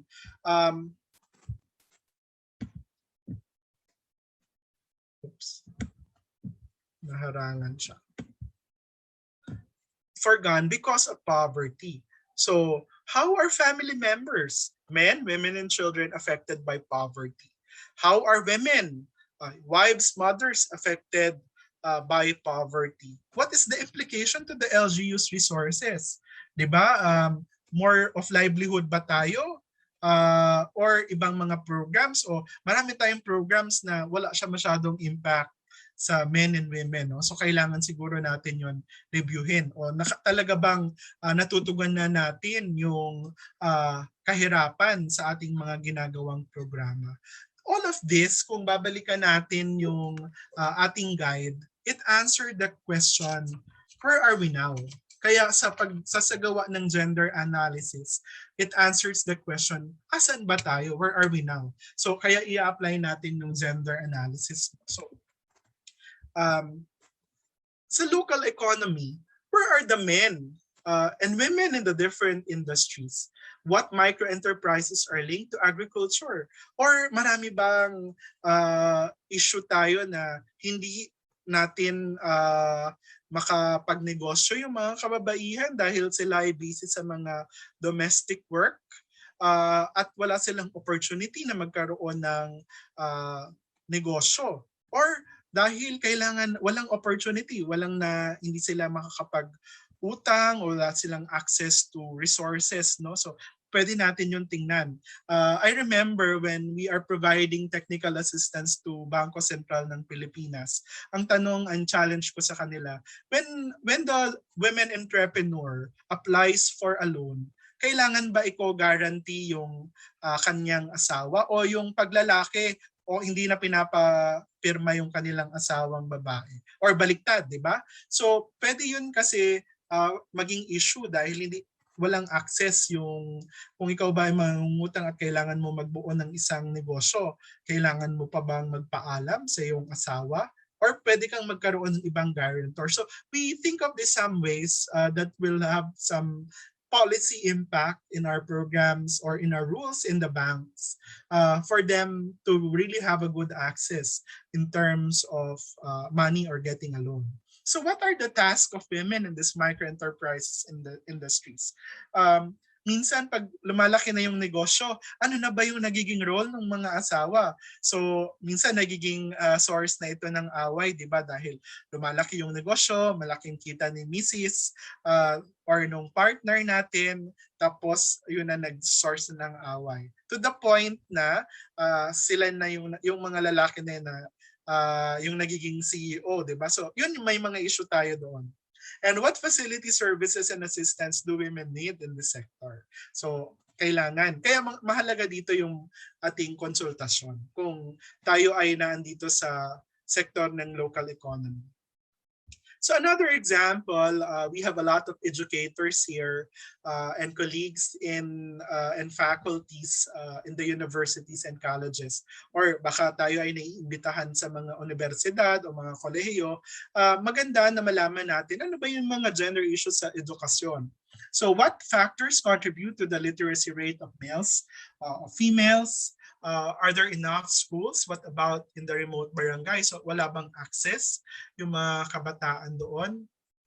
What factors contribute to the low literacy rate in the area? Ako minsan yung dito sa education, minsan we have to determine in terms of safety, ilang dagat, ilang ilog, ilang bundok ang kanilang tatawirin para makapunta sa school. Maganda ba yung mga may access ba sila to safe roads or may risk sila na pwede silang maging biktima ng violence against children, halimbawa when they are going to the school, yung mga kabataan natin. So pwede natin yung tingnan at pwede natin yung mga taga DPWH dito, pwede natin i-attribute yung mga programang ito sa paggagawa ng kalsada. So we also try to analyze this data on what are the employment opportunities in the area? Why are the women unable or able to get the job compared to that of women? Do men and women have the employable education, training, and skills? Kaya nga ba, when we analyze our sex disaggregated data, ilan ba sa mga hepe natin, yung mga lalaki o babae, bakit sila karamihan babae or karamihan lalaki lang yung mga hepe natin? Bakit hindi nami-miss natin yung mga next in rank? Nakakalimutan natin yung mga babae. Kasi kulang, hindi sila dahil busy sila sa kanilang mga work, di ba? O minsan may mga kailangan pa nilang magluto o may iba pa silang mga domestic work sa bahay, maglinis, kailangan alagaan yung ating mga anak. Hindi sila nabibigyan ng opportunity to train or mabigyan ng ibang mga higher level na mga trainings for them to get promoted. Yung mga requirements natin ng eligibility, di ba? Number of hours na trained on management. Ayan, multiple burden sa mga housewives. So, dapat makita natin na mabigyan sila ng opportunity using this data. Dapat pala yung ating programa, meron talaga tayong dedicated na staff development program, for example, sa ating mga women. So during official time, they have the opportunity to really, get these trainings for them. So yan, totoo po yan, no? Multiple burden. Kaya sa usaping GST, yan ang mga issue natin. So dapat makita natin yon sa pamamagitan ng gender analysis. Ito, yung health natin. Paano ba tayo mag-analyze ng ating mga gender issues in terms of health? So I would like to acknowledge yung photo from the Zuellig Family Foundation. Kami po pala sa foundation, I am connected right now with Zuellig Family Foundation. We are not part of the pharmaceuticals. These are the private monies of the family of Zuelligs, and our goal really is to achieve better health outcomes for Filipinos. So we are an NGO that works with, ngayon we works with the Philippine Commission on Population Development, POPCOM, to address teenage pregnancy. So ito yung portfolio na kailangan nating tingnan. Sa usapin nito, kailangan nating tingnan, asan ba, why do women still prefer to deliver with the assistance of helots and traditional birth attendants? Mahalaga itong malaman kasi mas caring po kasi yung mga with no offense sa mga health sector dito kasi I just visited recently rural health unit near dito. Medyo pasigaw si health personnel. Maaga pa yon, hindi pa naman siguro pagod. So yung approach, yung mga hilot, o mga traditional birth attendants, very caring sila, malambing sila. So talagang pupuntahan sila nung mga women natin. Kasi sasabihin, kasi po yung ating midwife sa health center, sinisigawan pa po ako. Samantalang po dito talagang maalaga yung mga. So dito po sa pamamagitan nito, when we try to assess this kind of issues, so dapat maging katuwang natin yung mga hilot at mga traditional birth attendants, no? Para makapag-refer sila, lalo na yung mga first-time parents na medyo high risk, no? Sila ay mag-deliver at the health facility. So what are the factors affecting women's access to birthing facility? Kasi po doon pagpunta namin, sinisigawan po kami agad. Pinapagalitan po kami, hindi po kami inaasikaso. Ang haba-haba ng pila. So paano natin yun i-address sa health sector? Kahit alam ko naman talagang mabigat yung ating mga trabaho sa health. Pero paano natin ma-improve yung ating service delivery? So dapat available of a birthing facility. Access to road. Meron bang money? Kaya nga po, di ba, sa prenatal check-up pa lang, sa birth plans, or pagpaplano ng ating mga buntis, dapat ngayon, halimbawa, first 3 months na pumunta sa atin sa health center, ay tinuturuan na natin sa loob, mag-impon kayo para sa budget. I-ready nyo na yung mga gagamitin sa inyong panganganak. So, dapat yung mga resources na ginto ay naka-ready na. Diba? So, and then, paano po yung less cost payment compared to the hospital? No? So, ayan po. So, may mga totoo po yan na mas nakakamura sila, no? Yung doon sa hilot. And women's level of education. So, kailangan natin i-educate. Kaya sila pala maraming mga namamatay na mga mothers kasi hindi natin natuturuan. So paano tayo makakatulong? So yung it also affects, diba, yung women's level of education and provide yung mga basic information natin paano sila manganganak. And then yan, information.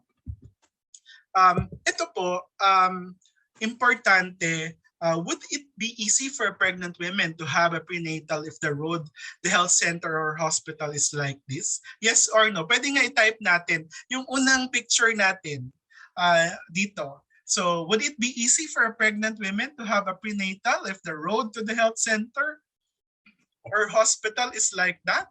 Diba yung muddy, marami pang tubig, diba? Ano yung ang structure niyan?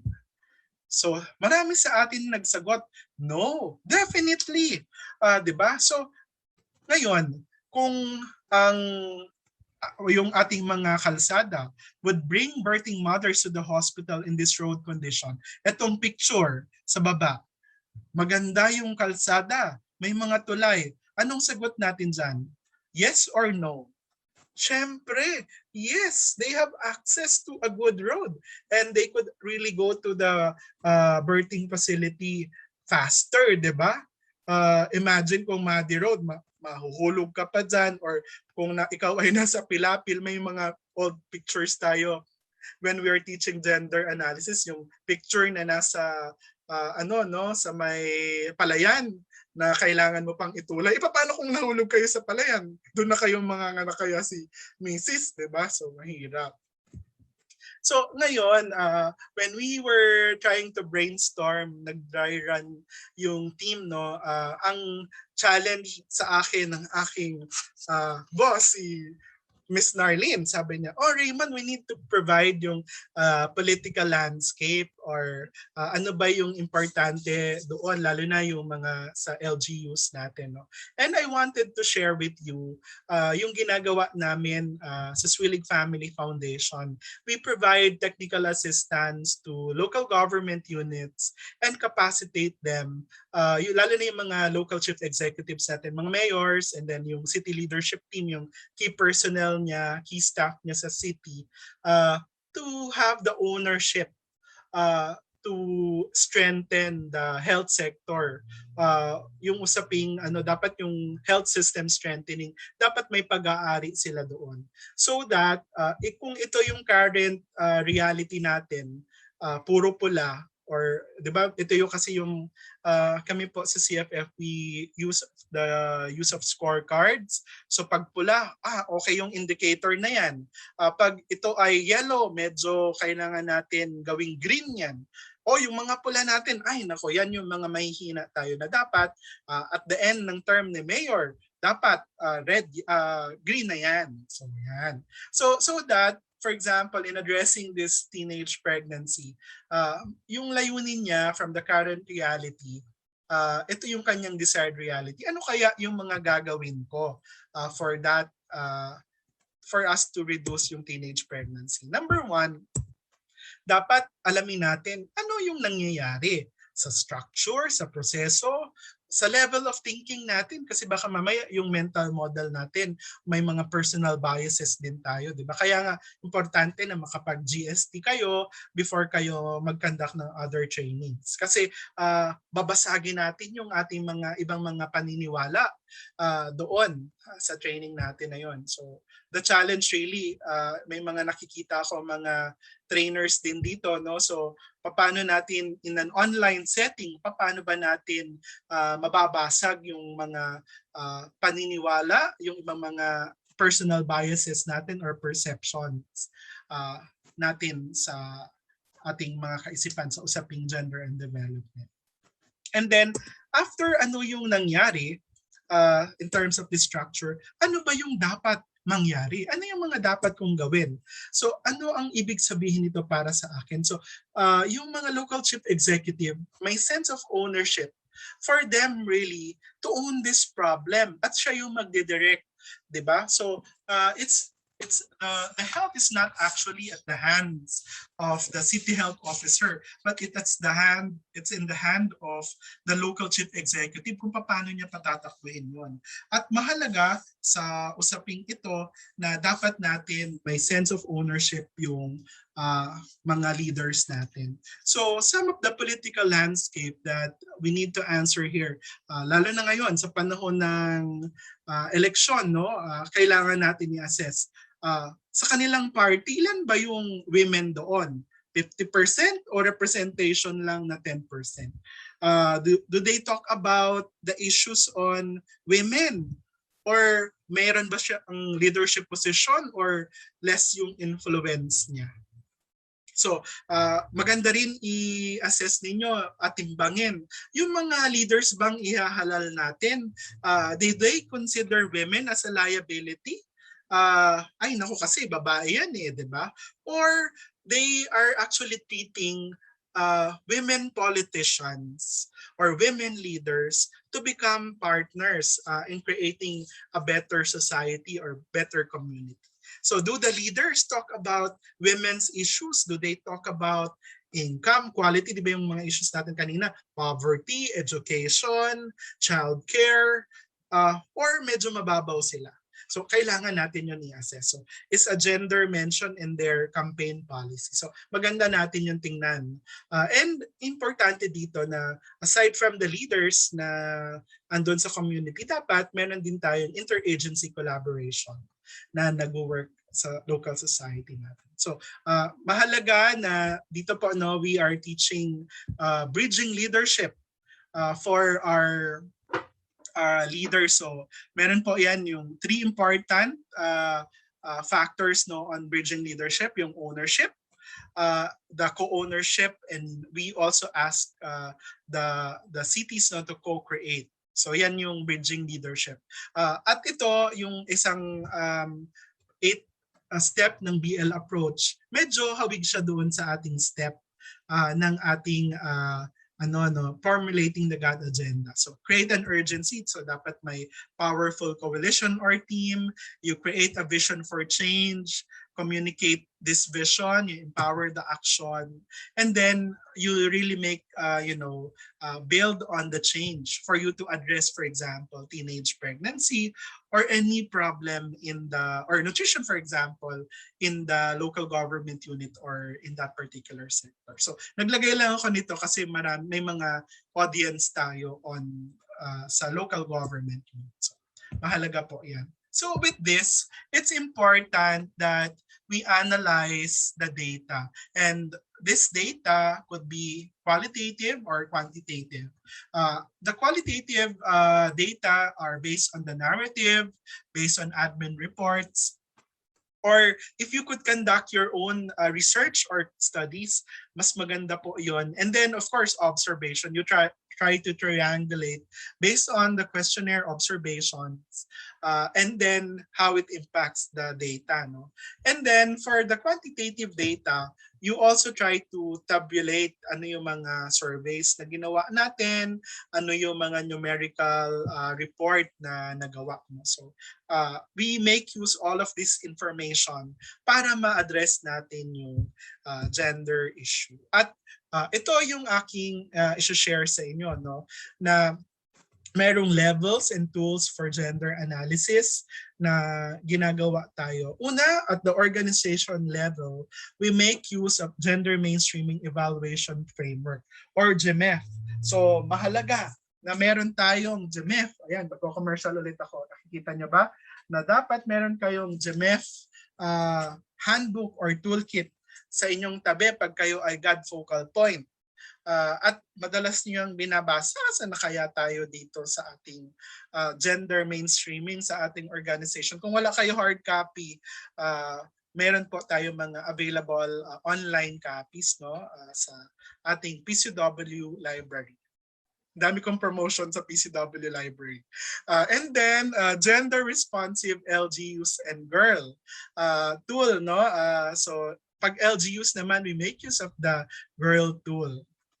And then for programs or project, ayan po, can we buy a hard copy of these manuals?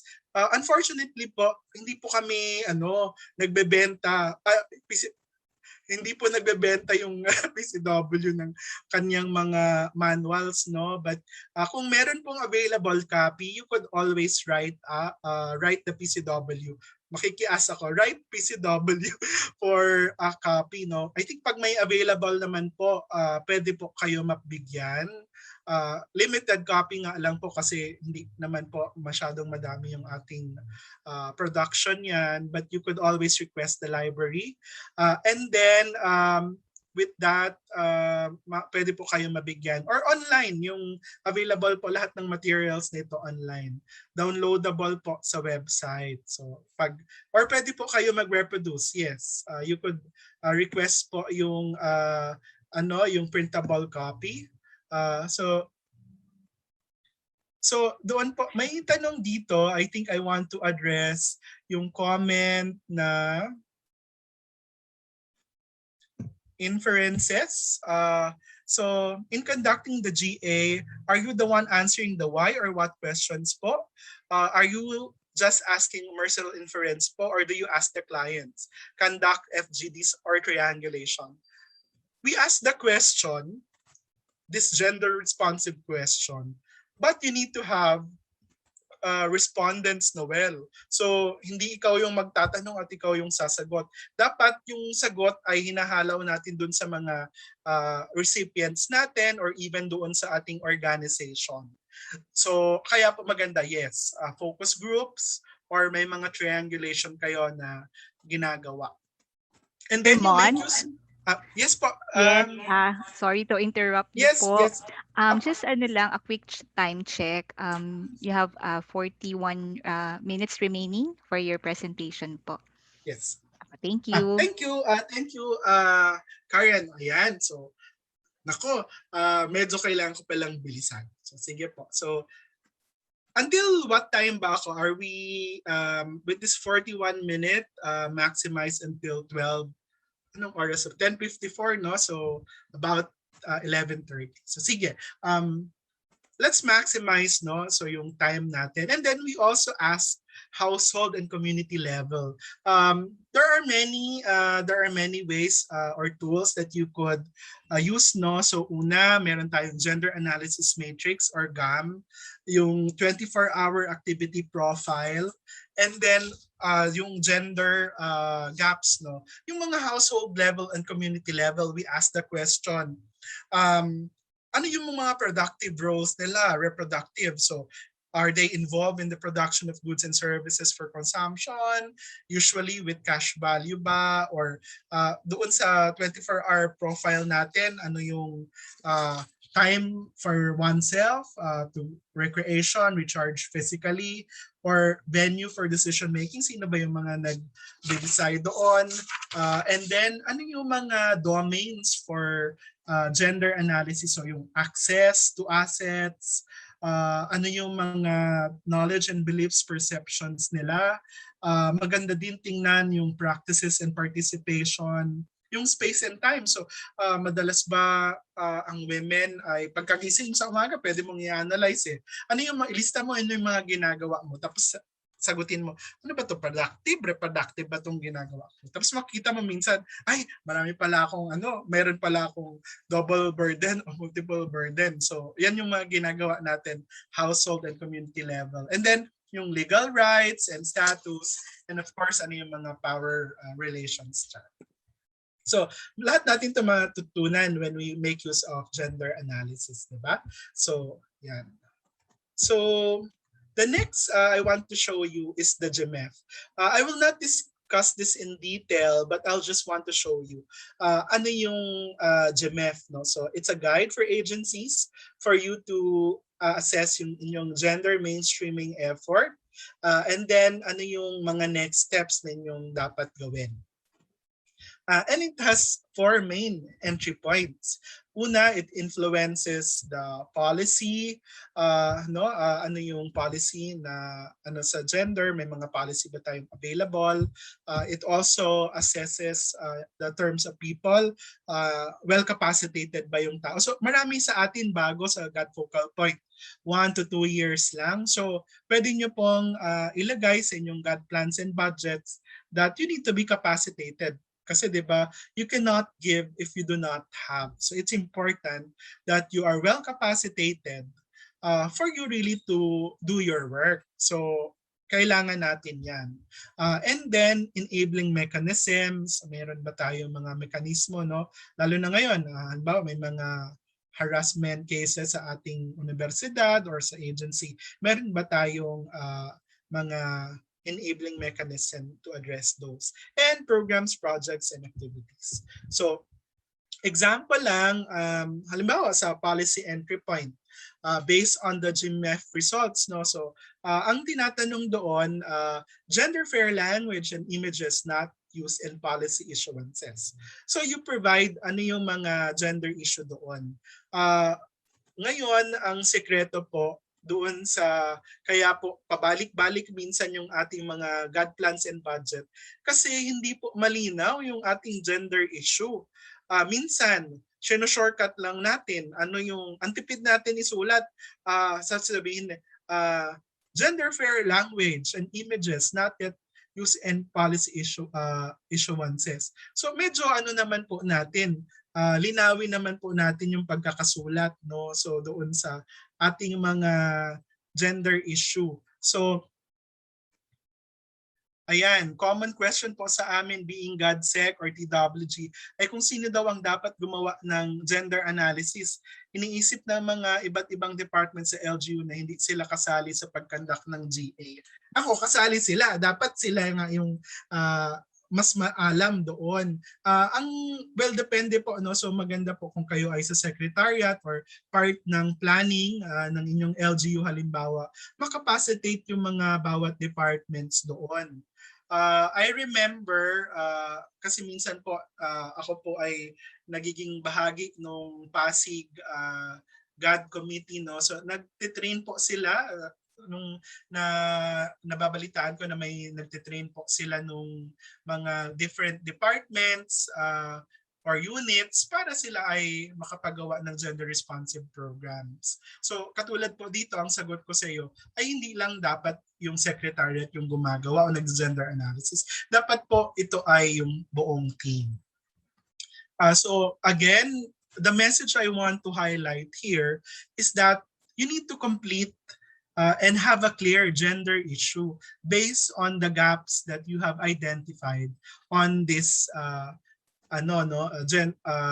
questions based on the GMF.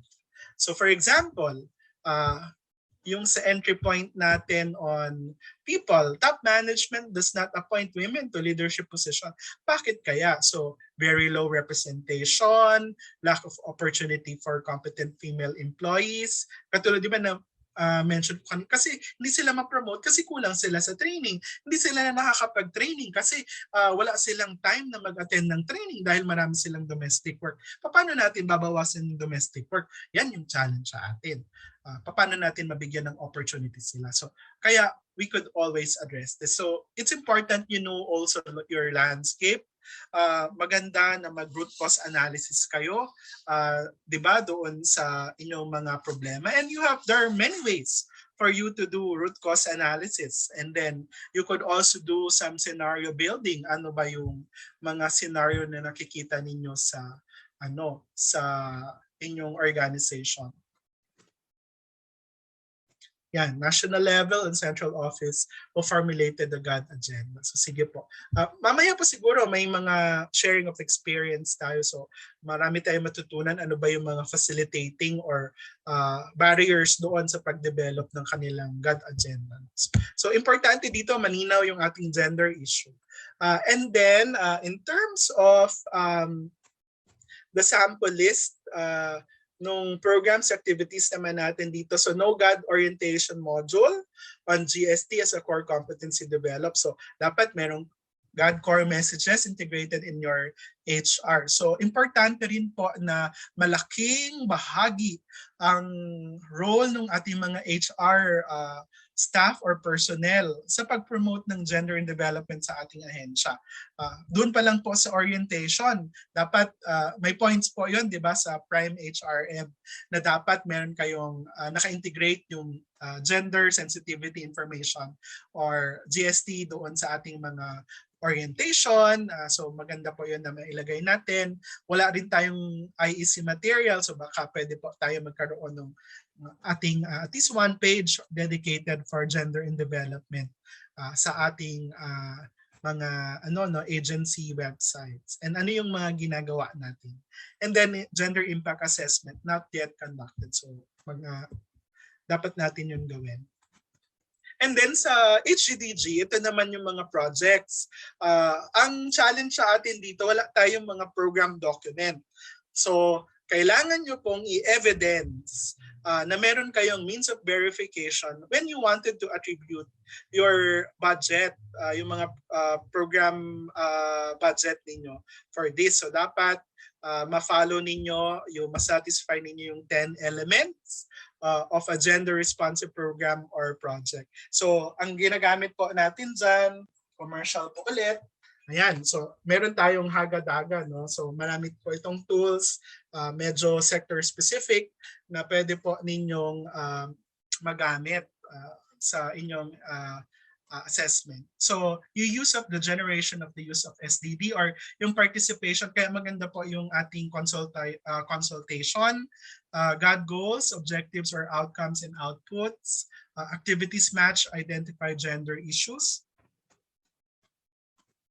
and gender analysis of designated project, anticipate gender-related arising from the implementation of projects. So you answered this basic question. And then requirements of SDD, commitment of resources to address the gender issue, congruence of the project. Ito pa yung satisfy natin. Some of the examples that from our agencies, na halimbawa ito, DOT, on item ng collection of sex disaggregated data during the Go Green Caravan using the tourism checklist, yung lack of capacity among the project component. Kaya pala hindi sila makapag-attribute kasi kulang yung training ng mga planning officer or yung mga program managers dito. So maganda po sila na ma-train. Ako when I was a young program manager at the Department of Health, a decade ago, yung aking hindi ko pa alam na yung aking future boss, si Miss Narlene, ay siya pala yung magiging boss ko. Pero siya yung first teacher ko in gender analysis. Sabi niya, alam mo Mon, totoy ka pa noon, naka-shorts pa daw ako sa training noon, na natutunan ko. But I never thought that I would really be part of this. So parang destiny rin ito, di ba? Na kung saan man tayo na napupunta, let's do an excellent work in that, and baka mamaya maging ano po natin yan, career or practitioner tayo doon. So nothing happens by accident. Sometimes it's really divine providence. So mahalaga yon. I never thought na fellow women's rights advocate yung aking mapapangasawa, di ba? So, malay mo, destiny mo yun. So, kaya mahalaga dito yung ating karirin natin to. So ito lang yung sample, gender issue dapat po malinaw using this checklist. So halimbawa, yung resources, does the project have the expertise to integrate GAD or to promote gender? So kulang pa rin yung capacity. Ako, I always believe na minsan capacity talaga. Kaya hindi natin nagagawa ng tama yung ibang plans natin or hindi siya responsive kasi po kulang siya ng training, no? So project is HR po ang mga GAD focal. So opo, sa ating ibang mga issuances kaya po malaki yung bahagi ng mga HR natin doon. Ito halimbawa, sige nga, quick analysis. Ano yung mapapansin ninyo with this data? On the sex disaggregated data, ano yung observation ninyo about male, female? Sige nga, quick analysis. Using this data, provide me your insights and reflections. Looking at the enrollment by discipline, both public and private universities and colleges for the year 2016 and 2017. Ilan yung male na nag-enroll sa STEAM, di ba? Na courses. More males enrolling in STEAM. Ano pa? STEAM is taken mostly by male. STEAM dominated by male. Ayan, ano pa? Sige. So yan. I thank you for that. No? I really appreciate marami pang active. So low enrollment of women. And the fields of traditional dominated by men. Lalo na yung mga science, technology, engineering, agricultural, arts, and mathematics. Bakit kaya? So with this data, we need to analyze and then provide some programs. Bakit wala silang access? I remember one good teacher in gender analysis, Ma'am Emma Sanopo, nagkwento siya noon na bakit hindi konti na lang yung mga babae nagiging kapitan. Una, pag sila ay nasa ilalim ng barko, mahirap sa kanila yung mga yung very heavy yung equipments, hindi nila matulak, talagang mabibigat. So kaya nagiging male dominated. Pero nung nagkaroon sila ng mga technology, naging mechanical yung ways nila na meron na silang pinipindot na lang. So that you created access to women. And then kung 'di ba may practicum na sila yung magja-jump on board yung overboard, magja-jump from the ship to the sea, no, open sea, na magpa-practicum, nakaputi sila. Minsan pag ahon nila, bakat na bakat yung mga yung kanilang damit, nakikita yung kanilang mga katawan. So dapat itim na lang pala. So imagine na-address natin yung women's issue kasi ngayon itim lang. Sa pagsusuot lang ng itim na damit ay nabibigyan mo ng oportunidad yung mga kababaihan. Ganon din dito, paano natin ina-analyze yung ating mga sex disaggregated data. So, halimbawa, cabinet secretaries, 2 out of the 22 are women in the administration. So ano ba yung issue natin, underrepresentation ng women? Meron, I always believe na maraming mga kababaihan na magagaling. Bakit hindi sila na-appoint? So baka yun yung kailangan natin tingnan. Ito mga vow data, use of SDD na 1 in 4 has experienced physical sexual violence. Tapos bakit ngayon sa violence against children, bakit there are more boys who are actually abused than girls, 'di ba? Medyo iba yung data natin yun. Kasi minsan nakakalimutan natin na porque akala natin lalaking bata ang naiwan ay hindi sila naaabuso. Pero sila pala yung medyo naaabuso na ngayon based on our data. So I will now talk about the next step, which is really setting the agency's GAD vision and mission. And GAD vision reflects the projected direction to achieve the gender equality and women's empowerment. And the GAD mission articulate the agency's purpose in achieving GW. No? So with this, yung vision is really looking ahead. Ano kaya yung saan ba natin gusto pumaroon, no? Saan yung paroroonan natin? And how do we get there? Yan yung mga critical na questions natin. So in taking up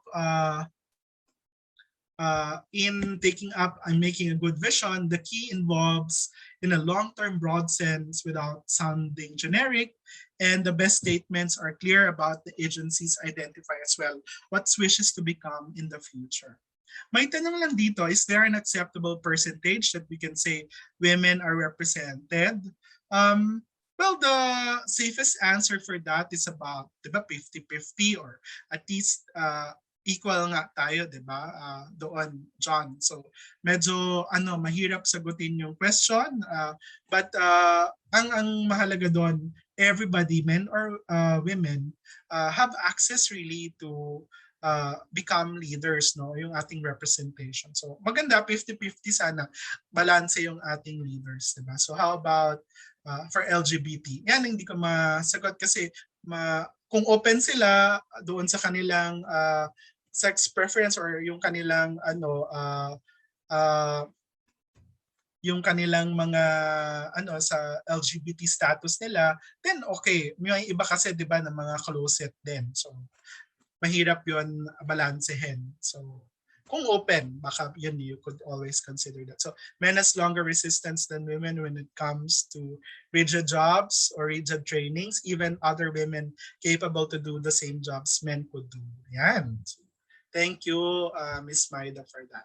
So going back to this, making a good vision, you make use of the big words, gender equal world, yung global equality, no? Yan yung mga big words natin. And these are the big words that I could also suggest with you. Inclusive growth, equal development, equitable, affirmative action, men and women, women's empowerment, universal access, gender sensitive or responsive, gender transformative. Sa ibang mga literatures ngayon, yung mga US documents natin, gender transformative na sila. Gender fair, needs-based, rights-based, or prioritization of the vulnerable and marginalized groups. So yung keyword dito ay yung keyword kasi dito, you need to put all this big words. Pero may caveat tayo dyan, mamaya nasasabihin na hindi porke nilagay mo ito ay gender responsive na. And then ang tanong ay, sir, wala pa po kaming GAD vision and mission. Meron po kaming vision and mission ng agency. Pwede pa, gagawa po ba kami ng ibang GAD vision and mission? Ang sagot ko po dyan ay, kung inyo po, di ba, gender mainstreaming tayo, if you could influence as a team or as a GAD focal point system for you to update your agency GAD vision and mission and put these big words na gender gender responsive and transformative, then do it. Wag na kayong gumawa ng iba pang GAD vision and mission. Kasi ang target natin talaga, mainstreaming. Dapat nakikita natin yung gender and development sa lahat ng ginagawa natin sa ating ahensya. So, I would really encourage you, not for you to have a different GAD vision or mission, but all of this should be integrated with your agency's vision and mission. Baka ito, kailangan nyo lang dagdagan yung mga powerful and big words natin na nakalagay dito. So example, sa DOE, naglagay sila ng transformative to the lives of men and women. So yan, acceptable na yan na gender responsive yung kanyang vision. Yung GAD vision niya, men and women equally to benefit from greater energy access for inclusive growth. Diba? Sa Civil Service Commission naman, leading gender responsive HR institution. So ayan, ito yung mga examples natin. So yung gawing lingkod bayani, ang bawat kawani, then you put this words to the use of gender lens, yung ating gender responsive programs. So can we conduct activities for LGBT with gender issues addressed naman po? I think yes, opo. Kaya minsan po, 'di ba, may mga training din tayo on LGBT that may mga yung mga medyo na siya, special trainings na kailangan po malalim rin yung usaping LGBT. So you would be needing experts also on LGBT and discuss the issues. Ako, aminado po ako, I'm not an expert on LGBT, so you need to hire yung mga organizations na tumutulong sa LGBT at ano po yung mga problema rin na kinakaharap nila. So it could be a specific agency activity ninyo na pwede nyo gawin. So yung focus question natin dito, envision the year 2025. What are the things you would like to see happening?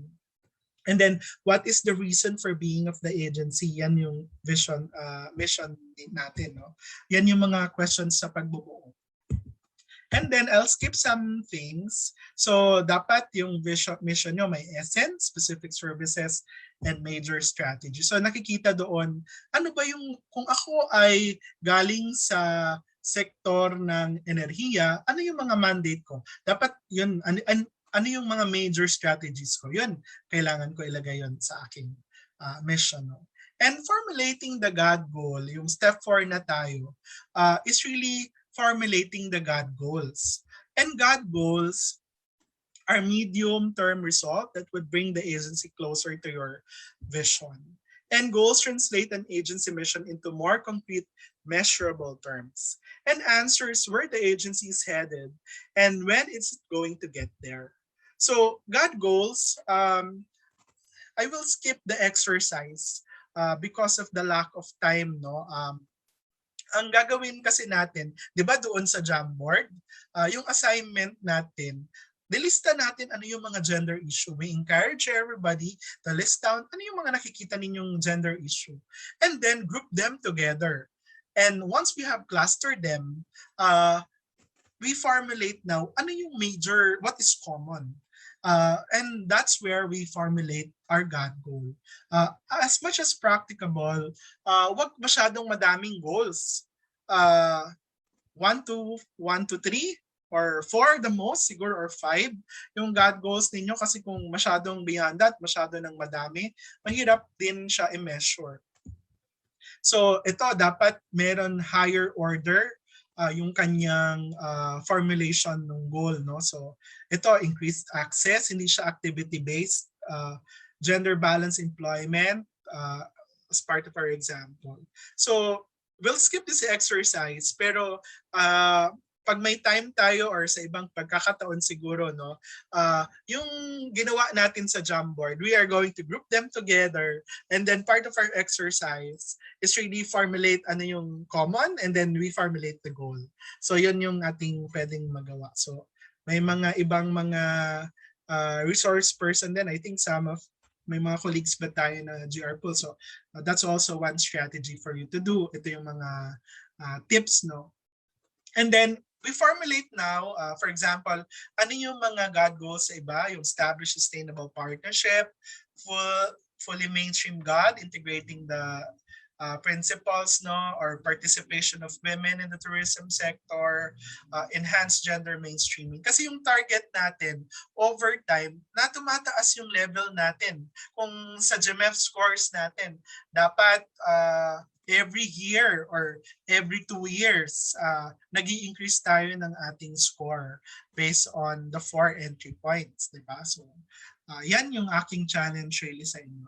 And then checking the gender component, directly address the program, have a reliable quantifiable set of indicators, at importante that your goals are not only smart, but it should be great.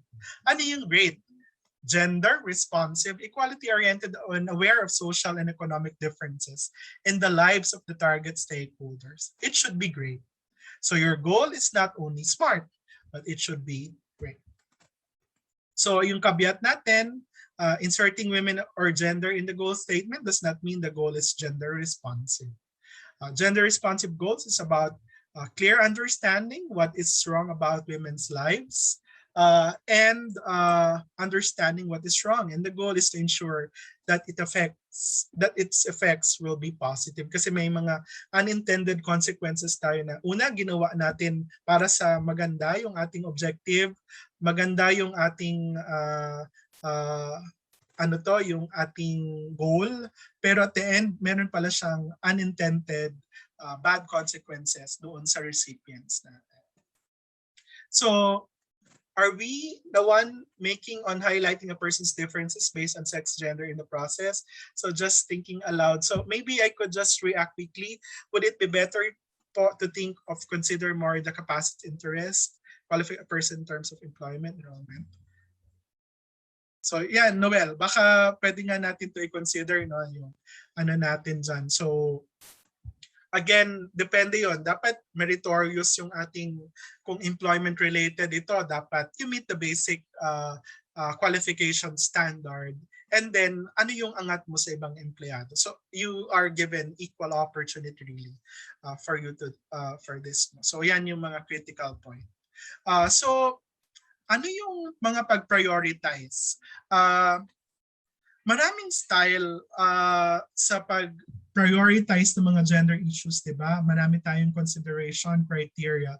But in the guidelines, the 2018-04, in the revised guidelines for formulating the GAD agenda, there are 3 important factors that you need to consider in prioritizing your gender issues. 1, it should be based on urgency, relevant, and then strategicness of your gender issue. When I talk about strategic, it should be aligned with the priorities of the administration. And then relevant, it's aligned with the mandate under the Magna Carta of Women and GAD-related policies and plans. And urgent because you need to respond right away. It is badly needed. There's also a political,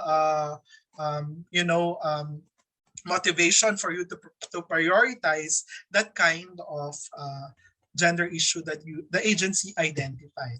So may mga steps tayo dyan, sample lang dito, no, directly pwede siyang specific to your provisions based on the GAD-related law or plans. And then it would be within the time frame of the GAD agenda. Dapat yung may mga strategy for this. And then in terms of strategic, aligned with the administration and sectoral plans. SDG, 10-point socioeconomic agenda. Ambisyon natin 2040. Maganda na maging halaw ito, no? So, sa pagbuo ng isang matatag, maginhawa at panatag na buhay, paano tayo makakapag-contribute doon? Bilang malasakit in enhancing the social fabric, pagbabago, inequality in reducing transformation, at patuloy na pag-unlad in increasing growth and potential. So all of us should contribute really to this ambition. And medyo specific tayo na organization focus. Halimbawa, the organization does not really provide yung mga training. So importante na makita natin, mahalaw natin yung gender issue. And then the lack of gender analysis or concepts in the sector, baka yun kailangan natin pala. Kaya pala hindi natin na measure kasi wala tayong tool available. So baka kailangan natin as an agency to develop the tools. So kung mandate natin yun, baka formulating a tool for us to measure the gender responsiveness of our specific sector should also be considered and developed. These are just examples. May mga methods tayo, qualitative method, so ano yung pag-prioritize, may quantitative method. Ayan, ito may mga statistics method pang analysis ang ginagawa, pero it's up to you now how you are going to prioritize it. Pwede nyong gawing strategic, relevant, strategic, urgent, relevant, urgent. Or you make use of this tool na lang. Very simple lang siya. You list down all the gender issue na makikita ninyo. Then using the criteria on strategic, relevant, and urgent, then you do a scoring. Pwede kayo dapat may consensus kayo for you really to develop yung inyong yung inyong pag-prioritize ng inyong gender issue. So pagkatulad nito, nag-score lang, no, or you do a consensus building to identify and prioritize this. Tapos ini-score. Yung highest score, yung 3.5 to 4 for example, very high. So yun yung mga dapat yung i-prioritize in gender issue. Yung mga 1.3 pwede nyong gawin pag nag-formulate kayo ng GAD agenda. Sila yung mga panghuli ninyong activity. Pwedeng year 4, year 5, or year 6 ninyo gawin. Or pwede nyo pag nag-revisit kayo, nag-midterm review, priority na pala natin siya. So you could always do the prioritizing as part of your review in the of your GAD agenda. So sige, I'll proceed with the next. So yung note lang dito, gender issues and GAD mandates is identified as very high and high. Gender issues, GAD as low in terms of low level of prioritization may be included in the next GAD agenda. So sige, exercise ulit tayo. There are three types of people now. Where do you belong? I-type nga natin yung number 1 if you are the person who make things happen. And type mo yung number 2 if those who watch things happen. Sige nga. And then type mo number 3 if part ka ng those who wondered what happened. Ayan. So ayan, nakikita ko may 3, 1, 3, ayan, may 2, 1, marami. So sige, type na natin, ano pa? 1, 3, 1, 2. So okay. So importante while doing all of the GAD agenda, di ba? Kanina meron tayong 1% about and another 2% na hindi pa nila alam kung sila ay magjo-join. Hopefully, during this sharing, I was able really to encourage you to be part of the GAD agenda team.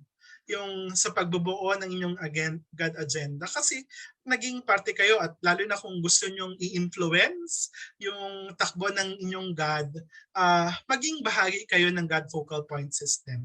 Minsan aksidente ito o mabigat sa kalooban natin na inassign sa atin yung GAD. Pero pag kinareer natin at tinanggap natin ng maluwal sa dibdib ay kailangan magiging successful tayo dito. So hopefully, we really make things happen for gender and development. And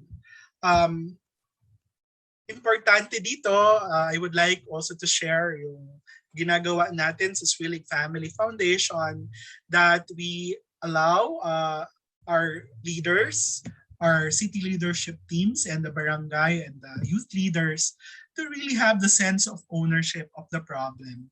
And then they have this co-ownership in transforming really yung mga relationship. Kasi minsan, ang hindi mabigat yung problema eh. Minsan mabigat yung mga nakakasama natin. So it's more of instead na technical yung problem, naging more of nagiging mabigat yung problema dahil mga relationship yung nagiging issue. So baka kailangan natin din reassess on how we could connect really with others so that we could really co-create and achieve better outcomes. So importante that we ensure that we assess our values and ensure that meron tayong value addition. So pag yung isang bagay hindi value adding, baka i-revisit mo na, oops, hindi pala ito nakakatulong. So baka kailangan natin i-revisit yan.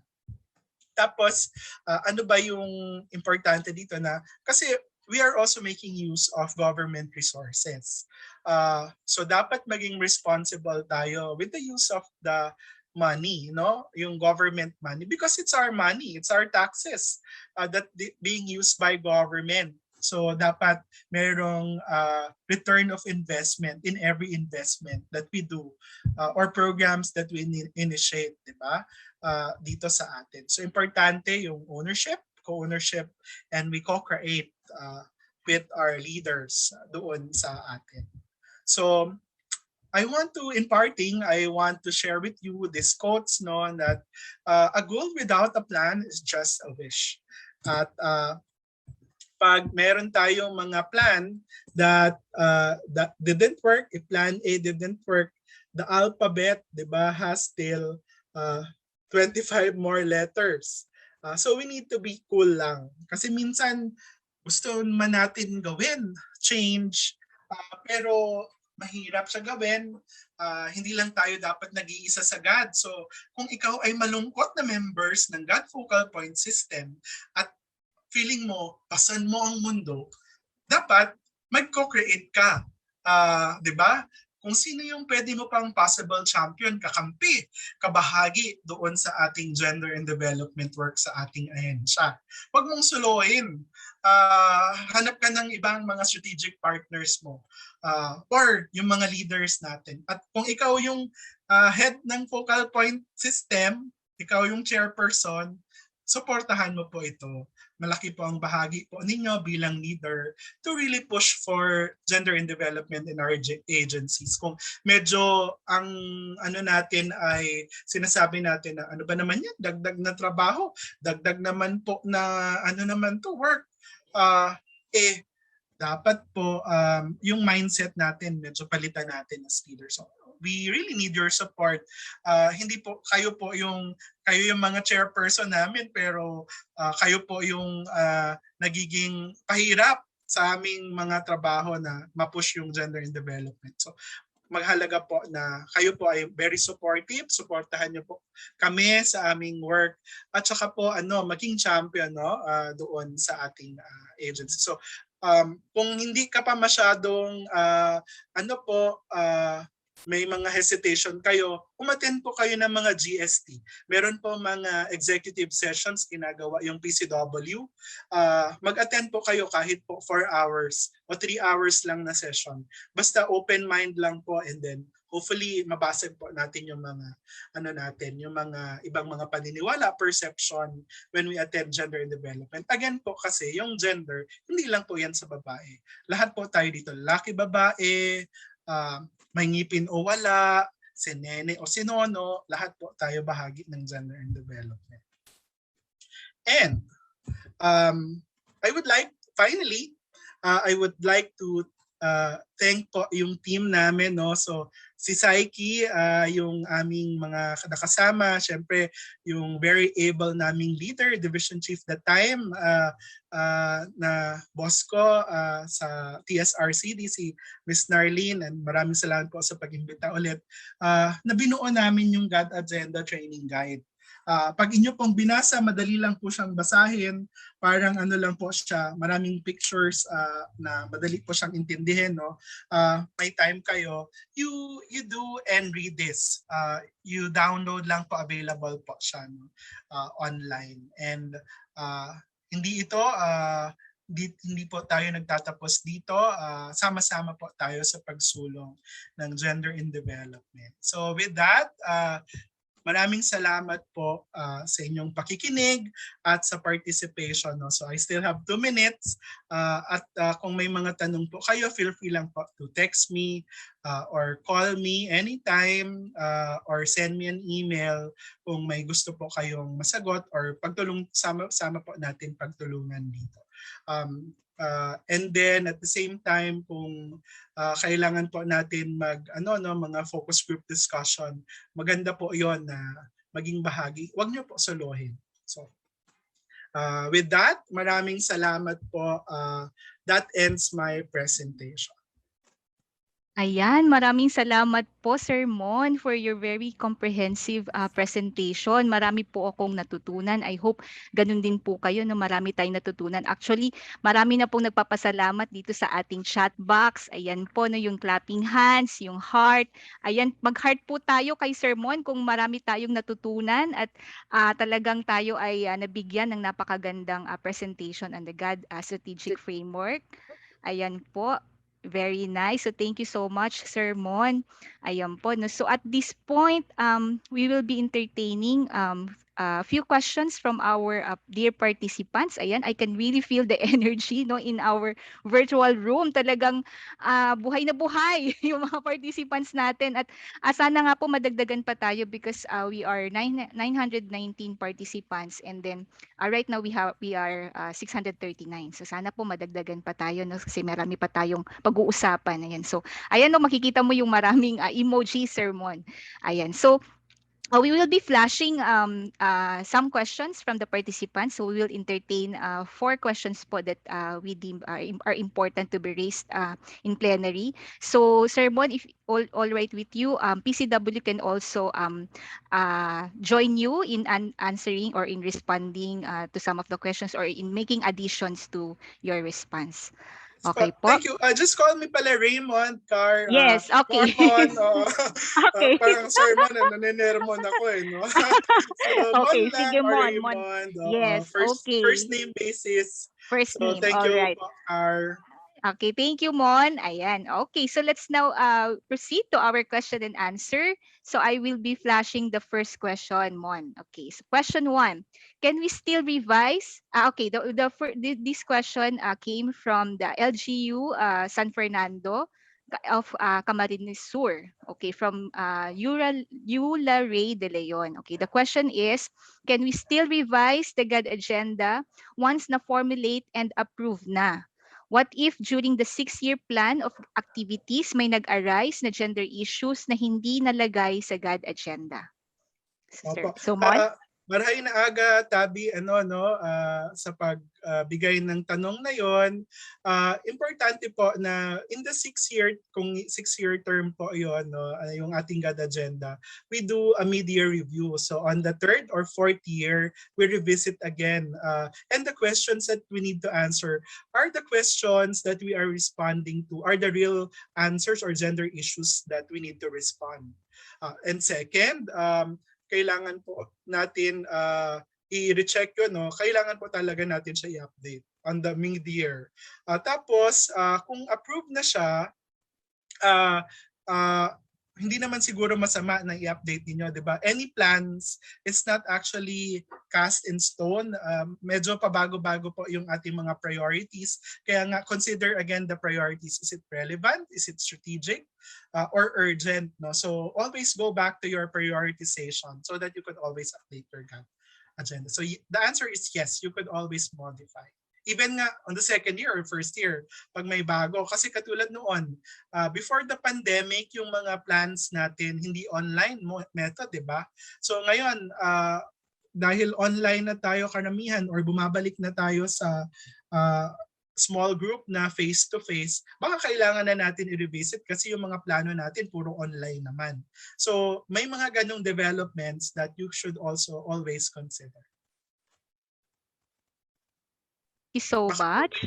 Baka pa may dagdag yung ating mga kasama po from the PCW and the team.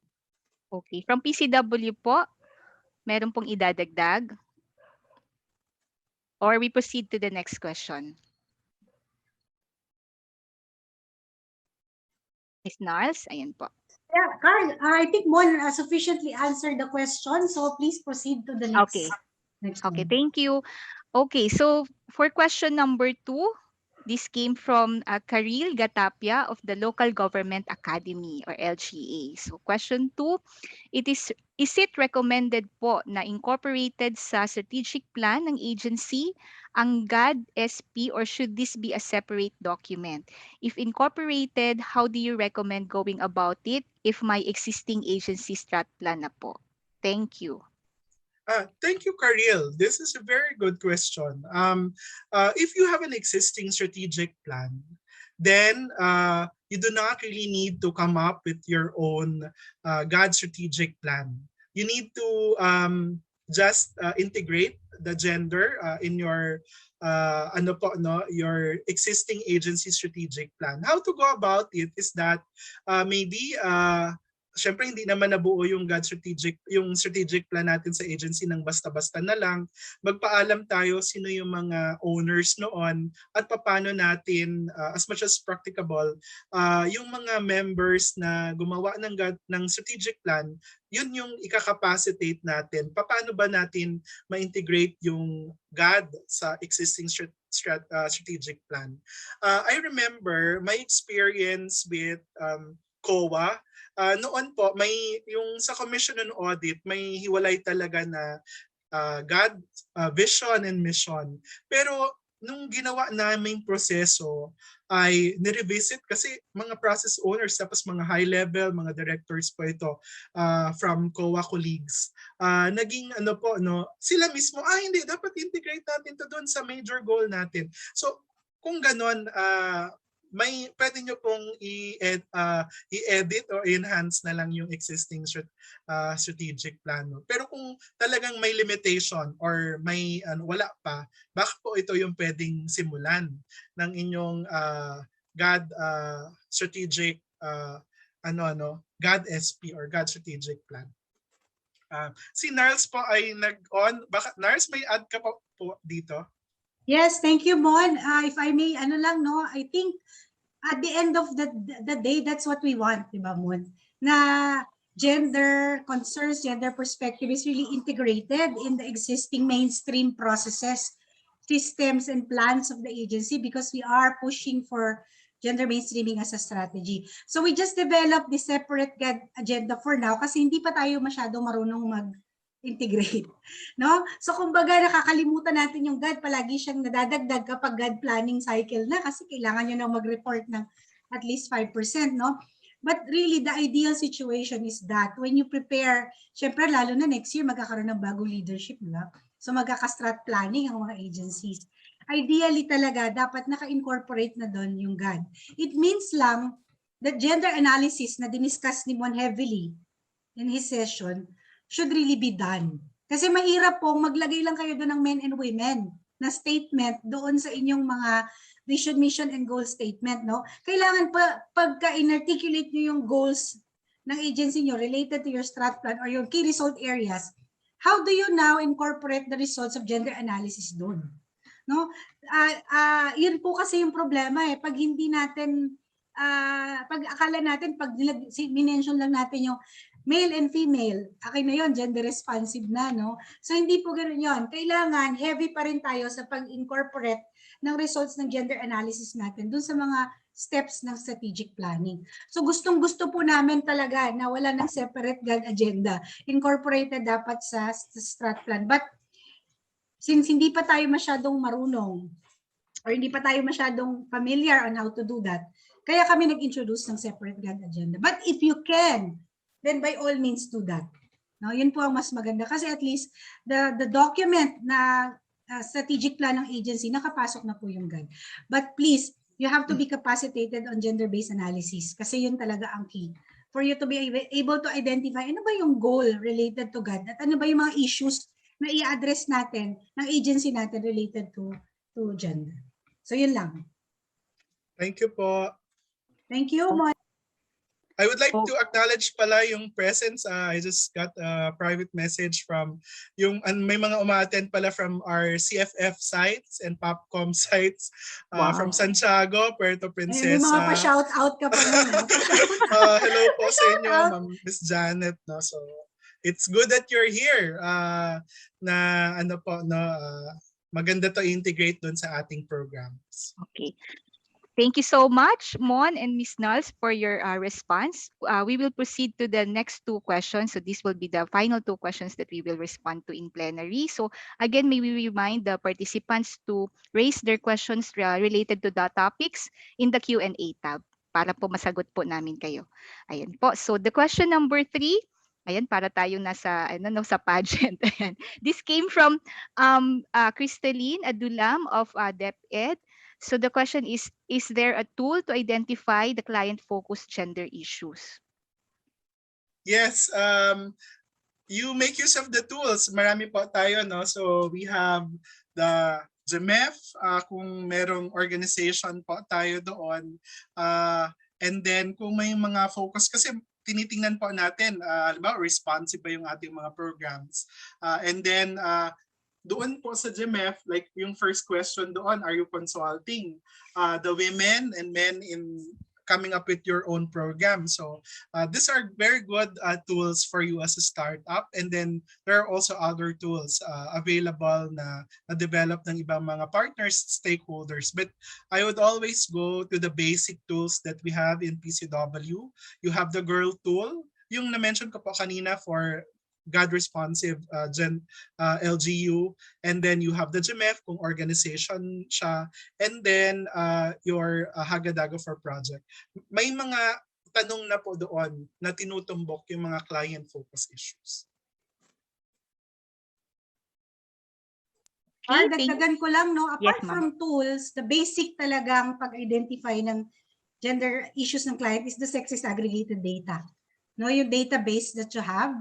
So kailangan our data or information, meron tayo magagamit so that we can analyze where our clients are, no? So tama ta sa sinabi nga ni Mon, merong mga ways din to generate information from our clients, like we can conduct mini survey, focus group discussions, and you can also utilize research done by universities, no? So yung mga stay tuned natin, or even our CSOs, gumagawa yan ng mga research na based on the situation on the ground. So, kailangan lang talaga nating maging masinop sa pagbabasa ng mga references. At saka pala, yung mga documents po ni PCW, like yung aming GWE plan or yung PPGD. Actually, yung dami na pong gender issues doon. Sectoral pa nga. No? So, kung naghahanap kayo ng list of gender issues, actually, available na po siya since 1995. Meron na kaming publication called the Philippine Plan for Gender Responsive Development na naka-per sector. So, nandun na ang mga gender issues ng inyong mga clients. Tapos, in-update namin yan every term. Ngayon, ang recent namin is the GWE Plan. No, 2000, ano bang GWE Plan? 2019 to 2025. No? So, andun po, basahin niyo po yung mga references na yan. Minention din to ni Mo, no? Yung mga basis for identifying mandates and gender issues. Nandun po. Okay, so thank you so much, Ms. Nulls, for the additional input. So we will now answer or respond to the final question po.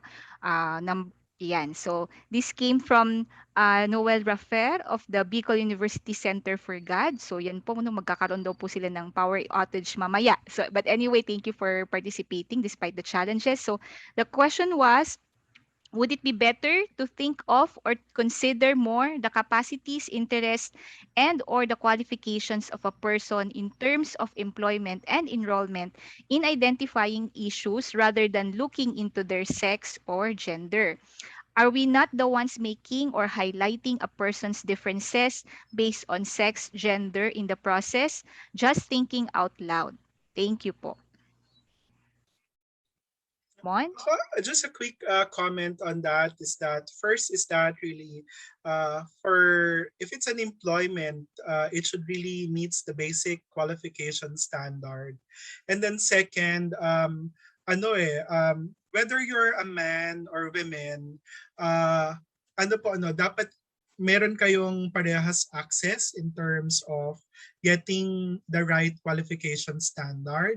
And then second, you are both qualified and be get appointed. Minsan nasa appointing authority. At the end of the day, it's still in the magnitude and latitude of the appointing authority. No? So, but we do not really discriminate yung men. Although kasi minsan may I'm not so sure if my answer will be minsan may mga biases, kaya yun nga siguro yung kailangan natin i-correct na bakit kailangan natin ng lalaki or babae dito sa sa posisyon na ito. So baka yung mga appointing authority, yun yung kailangan natin influence. So I would really encourage na makapag executive session for at least ng basic lang on God, no, para ma-change yung kanilang mindset and perceptions. So we really do not discriminate whether you're men, women, so long that you could do the job, then why not? Yan po. Maraming salamat, Mon, for your response. Any other addition po from PCW? Ms. Nals? Yes, thank you, Car. Thank you, Mon. That's a very good explanation. Siguro we have to go back kasi to the basics. We are looking into sex and gender because some sector tend to discriminate people on the basis of sex and gender. No, yun yung ina-address actually ng gender and development as a perspective. Kasi alam naman natin na hindi naman tayo lahat nanggagaling sa iisang pinanggagalingan. Diba? Iba-iba tayo ng konteksto. So all things being equal, tama po. Dapat we just look at capacities, interests, and qualification. But not everything is equal. Diba? There is inequality. We need to be able to address the underlying root causes of why some sector in society, especially the marginalized, cannot be promoted, no? Cannot access to scholarship, cannot attend trainings. Kasi merong stereotype expectation sa kanila. So yun po yun, kaya natin tinitignan din na bakit ba low ang access ng women sa ganito or high ang access ng men sa ganito. Related po yun sa gender issues. No, hindi natin sinasabing mas lalo nating hina-highlight yung yung differences nila. Actually, tinitignan po natin yung pinanggagalingan kung bakit hindi sila maka-access equally with each other. So babalik tayo talaga sa basics, no? Kasi dapat tayong mga God practitioners or God advocates, talagang ang lagi nating iniisip, i-challenge natin yung existing mindset Nakakala ng mga tao, pare-pareho tayo or pantay-pantay na yung sitwasyon ng lahat ng tao sa mundo or lahat ng tao sa ating community. So ganun po, no, talagang gusto natin i-consider talaga, syempre lalo na sa merit and fitness principle po talaga tayo sa employment. But some would not have that access because of underlying root causes na nakatago or nakalink sa gender stereotypes. At dapat i-address natin yan as government. Okay? So yun lang, Kari, yung dagdag ko sa sinabi niyo.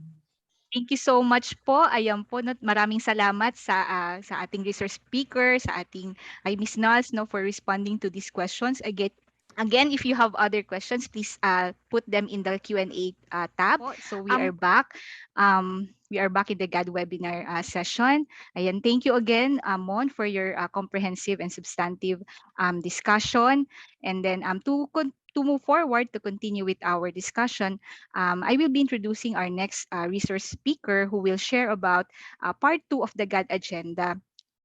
And this will be discussed in 2 parts. That's why we are proceeding with the session right now. So this will be discussed in 2 parts, part 2A and part 2B. So without further ado, I will introduce our next resource speaker.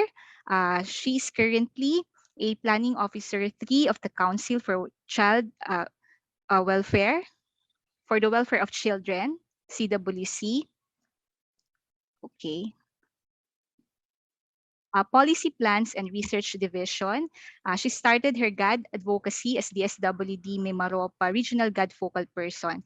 In 2017, she became a GAD specialist at the Philippine Commission on Women, Technical Services and Regional Coordination Division. And since then, she has been involved in various initiatives for capacity building and took tools development on GAD. She has assisted NGAs, SUCs, GOCCs, LGUs, and regional committees on GAD planning and budgeting, gender analysis, and gender mainstreaming. Her sectoral expertise includes children, IP, and science and technology. Her major GAD accomplishments includes guide on the formulation of the GAD agenda, GFPSLG functionality assessment tool, GMTNA for the government of Sri Lanka, and guidelines on GAD LLH certification. She obtained her Bachelor of Social Work from the University of Rizal System, Rodriguez. She's currently completing her master's degree in social work at the Asian Social Institute. So maybe now turn over the virtual floor to Miss Psyche May A. ASENCIO of the Council for the Welfare of Children. Over to you, Miss Psyche. Hello, Karen. Thank you for that kind introduction. So, muli po, magandang araw po sa ating isang maganda at makabatang araw po sa ating lahat. So, as what Karen discussed, I am pleased to share with you the step-by-step guide for the formulation of the GAD Strategic Plan or the GAD SP. All right. So, my presentation is divided into 3 parts actually. Yung first one will go through the overview of the GAD strategic plan, and then we will proceed with the discussion of the essential elements of GAD SP. And finally, yung last part, hopefully we'll be able to discuss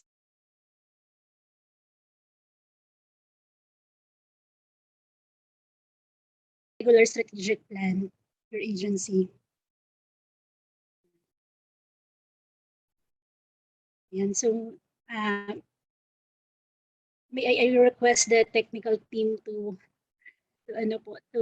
proceed with the next slide since I'm having internet. Raymond's discuss kanina, no, hindi natin kailangan gumawa ng separate na GAD agenda, pero dapat ito ay naka-mainstream sa regular strategic plan ng ating agency. Ang kailangan lang natin gawin ay dun sa situational analysis ay maintindihan natin na kabahagi ng situational analysis ay yung conduct ng gender analysis na dapat ay nagsisilbing gabay sa pag-identify natin ng ating client and organization focus gender issue. So kapag hindi natin nagawa yung step 1 to 5 na pinaliwanag ni Raymond, mahihirapan tayo to proceed with the formulation of the GAD strategic plan. Simply because yung step 1 and 5, ito yung tumutulong sa atin for us to formulate yung strategic framework. Diba? Yung vision, mission, and goal ng isang agency. So kapag wala ka noon, wala kang paglalapatan ng iyong mga activities in the next 6 years for the agency and 3 years naman para sa ating mga local government unit.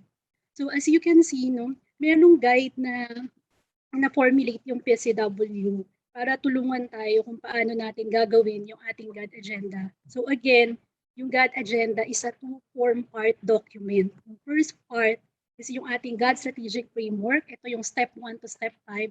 The second part is yung ating GAD strategic plan or the GAD SP. Ito naman yung ating step 6 and 7. So sinasabi natin na hindi natin siya matatapos sa isang upuan lamang. So, kasi proseso ito at nag-undergo dapat ng participatory process. At ang preparation natin ay napakadami. No? Kailangan nating ayusin yung ating sex disaggregated data, i-identify natin yung mga training needs ng organization, and then we will proceed doon sa situational analysis and gender issue. So, yung overview ng GAD strategic plan, ipapakita lang natin very briefly ano ba yung laman ng strategic plan at paano mo sisimulan yung step 6 and 7 mo. No? O paano mo siya sisimulan kung nakuha mo na yung mga gender issues at ito ay na-segregate mo na per GAD goal o na-prioritize mo na kung ito ay kung ito ay iyong priority gender issue or priority gender mandates sa panahon na ito. So dito no, sa part 1, tandaan natin ito yung step 1 to 5. Yung part 2, yung GAD strategic plan, ito yung step 6 and 7 natin. So as you can see, dito sa ating GAD strategic plan, nahati siya sa dalawa. Yung first part mo is your GAD goal, your gender issue, your GAD outcome, result statement, your the indicator, and baseline data, at dito rin yung responsible unit or office po natin. So kanina sabi ni Raymond, meron tayong 7 steps, no? Pero wag nating kalimutan na ang ating GAD agenda ay nag-undergo ng mga consultation at kung ano-ano pa. Kung nagawa mo yung step 1 and step 5, primarily, meron ka ng GAD goals and gender issue, no? So susubukan mo na lang gawin dito sa strategic plan ay mag-proceed ka sa formulation ng iyong GAD outcome, indicator, baseline, and identify mo yung iyong responsible unit or kung sino po ang mag-own ng prosesong pagdadaanan or ng mga activities under your GAD strategic plan for your identified GAD goals, no? So once again, may I reiterate that the step 6 is focused on identifying the GAD outcome, indicator, baseline data, and the responsible unit or office.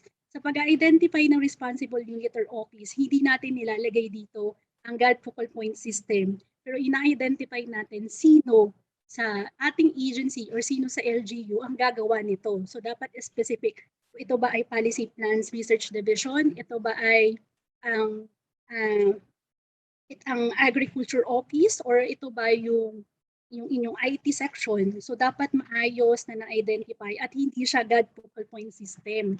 No, kasi pag sinabi mong GAD focal point system, madaming tao under the system at hindi pwedeng hindi klaro kung sino yung gagawa nito. Yes po, tatapusin ko lang yung step 6 and 7 na overview, then magpo-proceed po tayo sa lunch.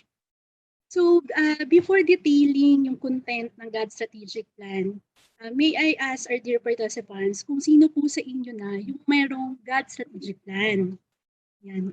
Pwede po bang ilagay natin sa chat box yung name ng mga agency na mayroon ng GAD strategic plan?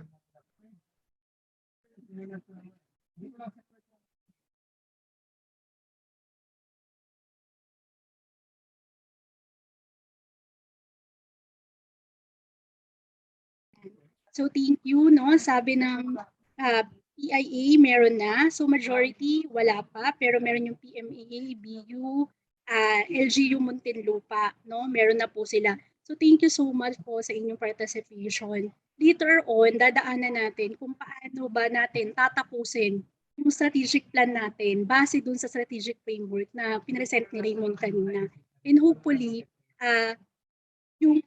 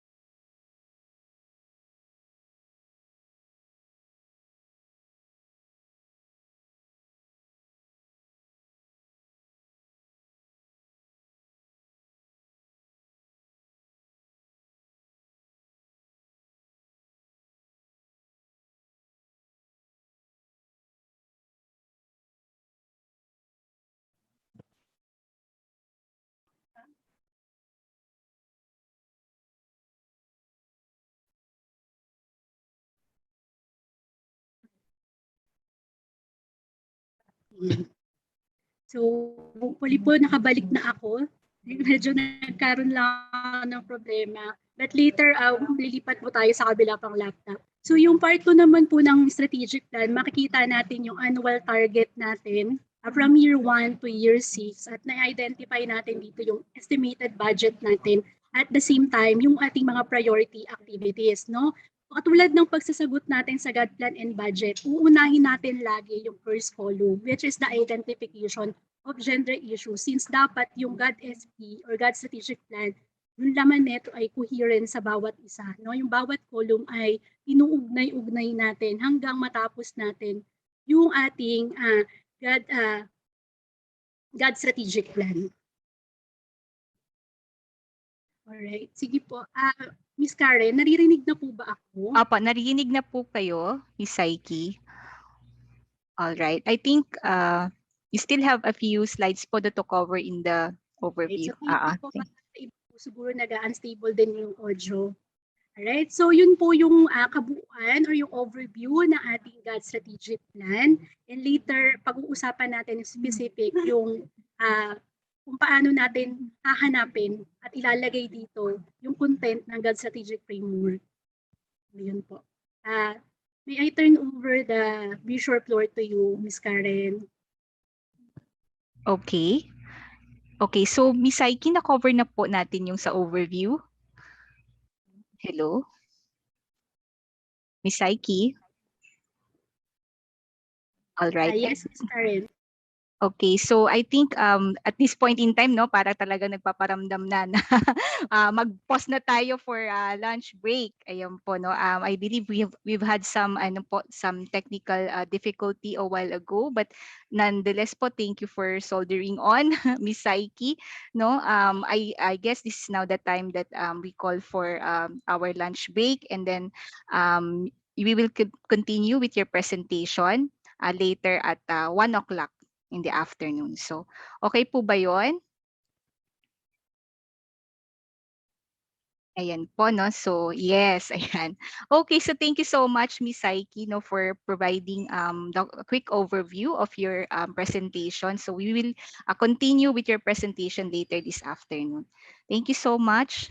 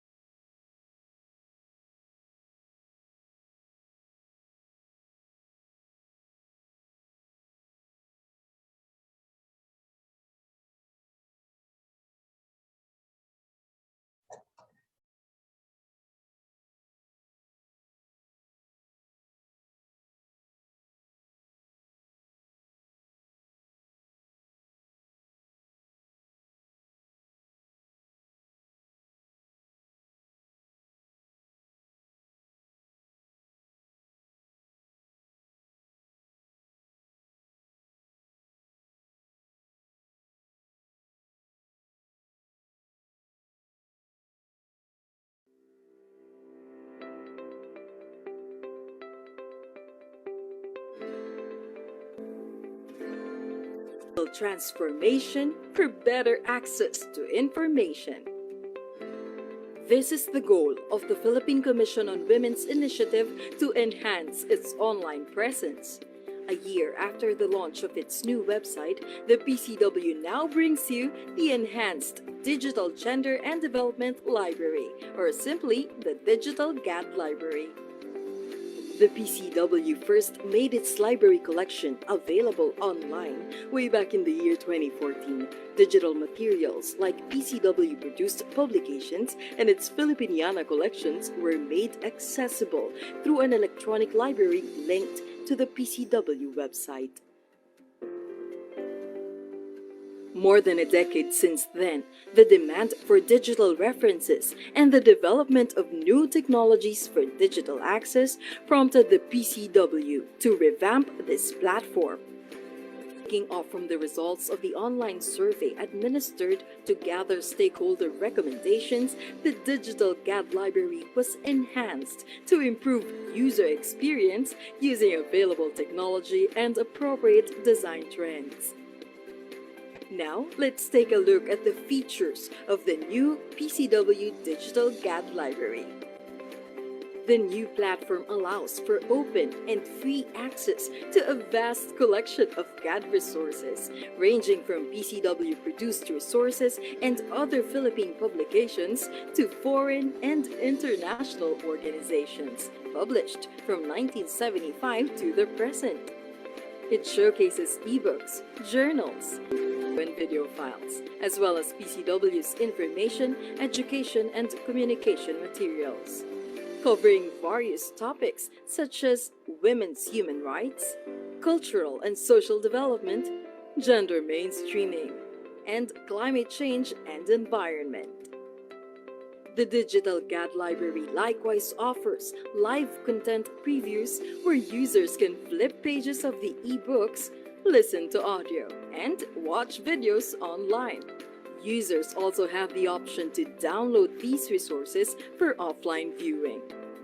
Meanwhile, the social media integration feature enables users to share its content or initiate discussion using Facebook, Twitter, and other popular social media platforms. Aside from desktop and laptop computers, the Digital GAD Library can now be viewed from smaller mobile devices using common internet browsers. Accessibility features for persons with disabilities, as well as compliance with the data privacy, are also integrated in its development. The Digital GAD Library, researchers no longer have to travel far to view our library collections. No more formal requests, no more waiting, and rushing through traffic to reach us within office hours. The PCW's Digital GAD Library enables free public access to information and knowledge products on gender and development and gender mainstreaming, anytime, anywhere. To access our collections, visit library.pcw.gov.ph.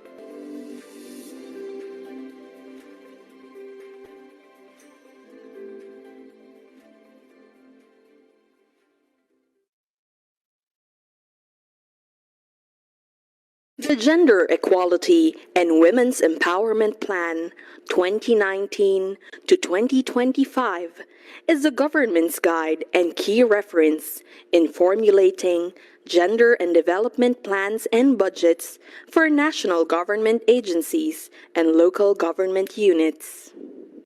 The GWE plan is based on policy mandates, primarily the Magna Carta of Women, and international commitments such as the Convention on the Elimination of All Forms of Discrimination Against Women, the Beijing Platform for Action, and the Sustainable Development Goals, particularly Goal Number 5, which sets to achieve gender equality and empower all women and girls by 2030. And of course, our guiding principles will be at the core in planning all our programs and budgets.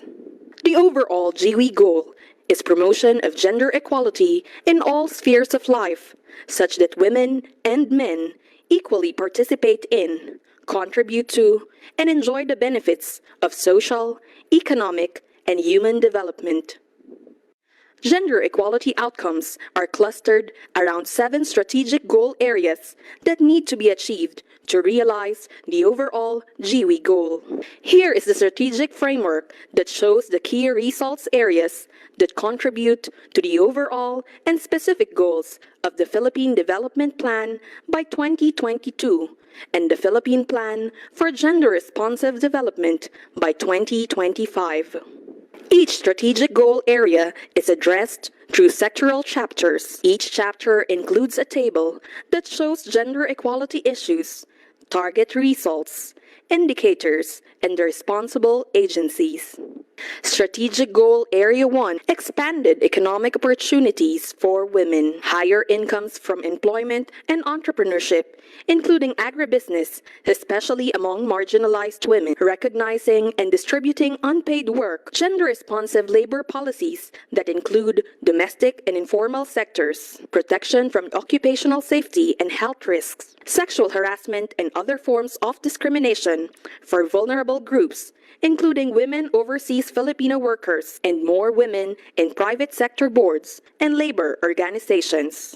Strategic Goal Area 2, accelerated human capital development through investment in GWE. More access and benefits from basic health, including comprehensive sexual and reproductive health rights services for women and girls. Increased enrollment for women and girls in science, technology, engineering, agriculture, and mathematics or STEAM courses, and improved performance of boys in school, to water, electricity, and shelter for women-headed households, particularly those in informal settlements. Strategic Goal Area 3, enhance gender perspective in justice, security, and peace to end gender-based violence, better access to justice, including transitional justice for women, especially those from marginalized groups, better understanding of root cause, impact, and social cost of gender-based violence across all sectors,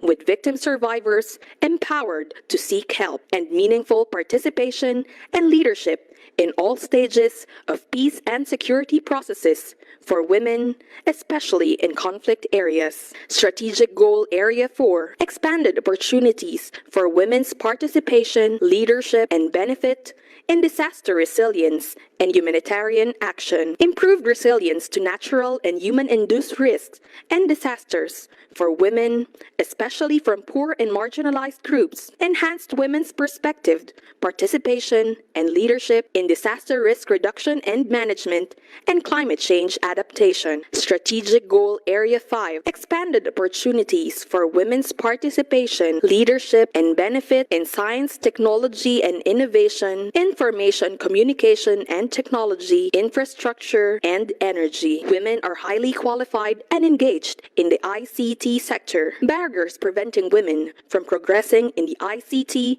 and STI sectors are addressed. Planning and design of ICT and infrastructure ease the burden of women in the home, the work, and public spaces. Strategic Goal Area 6, enhanced women's participation, leadership, and benefit in politics and government service, improved representation and voice of marginalized groups, including persons with disabilities, persons of diverse Soji, indigenous peoples and Muslims, the elderly, the youth, and the children, in government systems and processes, more women in decision-making in the public service, improved data systems in support of gender-sensitive and evidence-based reporting are routinely used for analysis and decision-making. Strategic Goal Area 7, transformed social norms and culture, promote GWE. Schools, media, civil society organizations, and the private sector support the promotion of a culture that is supportive of gender equality, diversity, and ending gender-based violence. Improved understanding and actions by men, including religious and community leaders,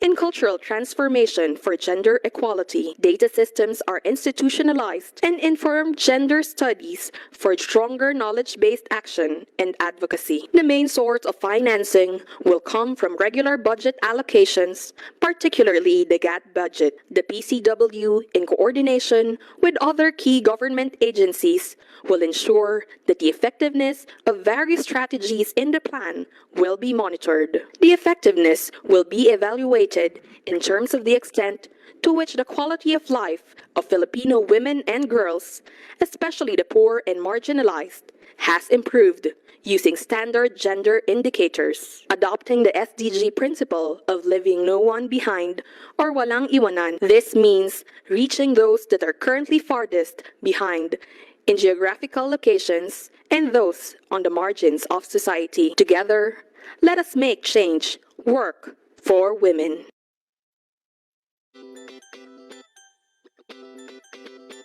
The Gender Mainstreaming Evaluation Framework. Chapter 1. Gender Mainstreaming as a Strategy to Achieve Women's Empowerment and Gender Equality. With the milestone passage of Republic Act 9710, or the Magna Carta of Women, gender mainstreaming as a strategy became an integral part of the design, implementation, monitoring, and evaluation of policies and programs of government agencies as well as local government units. But what is gender mainstreaming? Imagine yourself in the middle of a stream. The view is perfect and convenient if you are at the center, giving you a complete view of your whole environment. Same with the concept of gender mainstreaming. Gender issues and concerns of both women and men must be put at the center instead of remaining at the sidelines to fully address them. That means we must bring our efforts to achieve gender equality into the mainstream decision-making criteria and processes and pursue them from the center rather than the margins. Put it simply, gender mainstreaming is a strategy to make women's as well as men's concerns and experiences an integral dimension of policies and programs in all social, political, civil, and economic spheres. Remember, gender mainstreaming is not just about adding a women's component into an existing activity. It goes beyond increasing women's participation. It means bringing the experience, knowledge, and interests of women and men on the development agenda. It may require changes in goals, strategies, and actions so that both women and men can influence, participate in, and benefit from development processes. The ultimate goal of gender mainstreaming is to achieve women's empowerment and gender equality. Chapter 2. Overview of the GEMEF tool. In order to determine the progress of agencies in gender mainstreaming, the PCW developed the Gender Mainstreaming Evaluation Framework, or GEMEF tool, in 1996. In 2014, the PCW embarked on the process of updating the GEMEF tool. The enhancement process served as an opportunity to apply the valuable experiences of PCW and its partners in gender mainstreaming. It also took into account the relevant provisions of the Magna Carta of Women and noteworthy GAD efforts that are now being recognized as standard gender mainstreaming practices. The enhanced GEMEF now contains updated descriptors and scoring system. It features 5 levels of gender mainstreaming instead of 4, and generates results that will assist organizations in locating and responding to gender gaps and needs of clients and the organization. As a self-assessment tool, the ultimate goal of the regular application of the GEMEF tool is to make gender perspective an integral part of the mainstreaming processes and systems of government.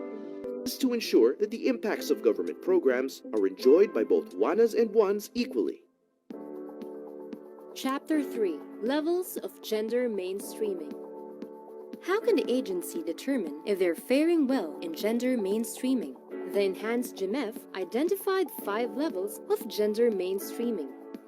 Foundation formation, installation of strategic mechanisms, GAD application, commitment enhancement and institutionalization, and replication and innovation. Level 1. Foundation formation. The organization's level of gender awareness is first heightened by raising people's awareness through capacity development sessions on GAD and generating support for gender mainstreaming. In this level, it is important to establish these 4 GAD essential elements: creation and strengthening of the GAD focal point system, building the organization's capabilities on understanding GAD, conducting leveling sessions or orientation sessions on the application of gender analysis tools, collection of the sex disaggregated data and gender-related information relevant to its mandate and clients. Level 2. Installation of strategic mechanisms. This level marks the transition of the organization toward gender mainstreaming by creating enabling conditions supportive of GAD, such as putting in key people, issuance and updating of policies, support structures, systems and mechanisms to facilitate and sustain gender mainstreaming, as well as evidence of initial application of GAD concepts and tools. The GAD mechanisms may include the following.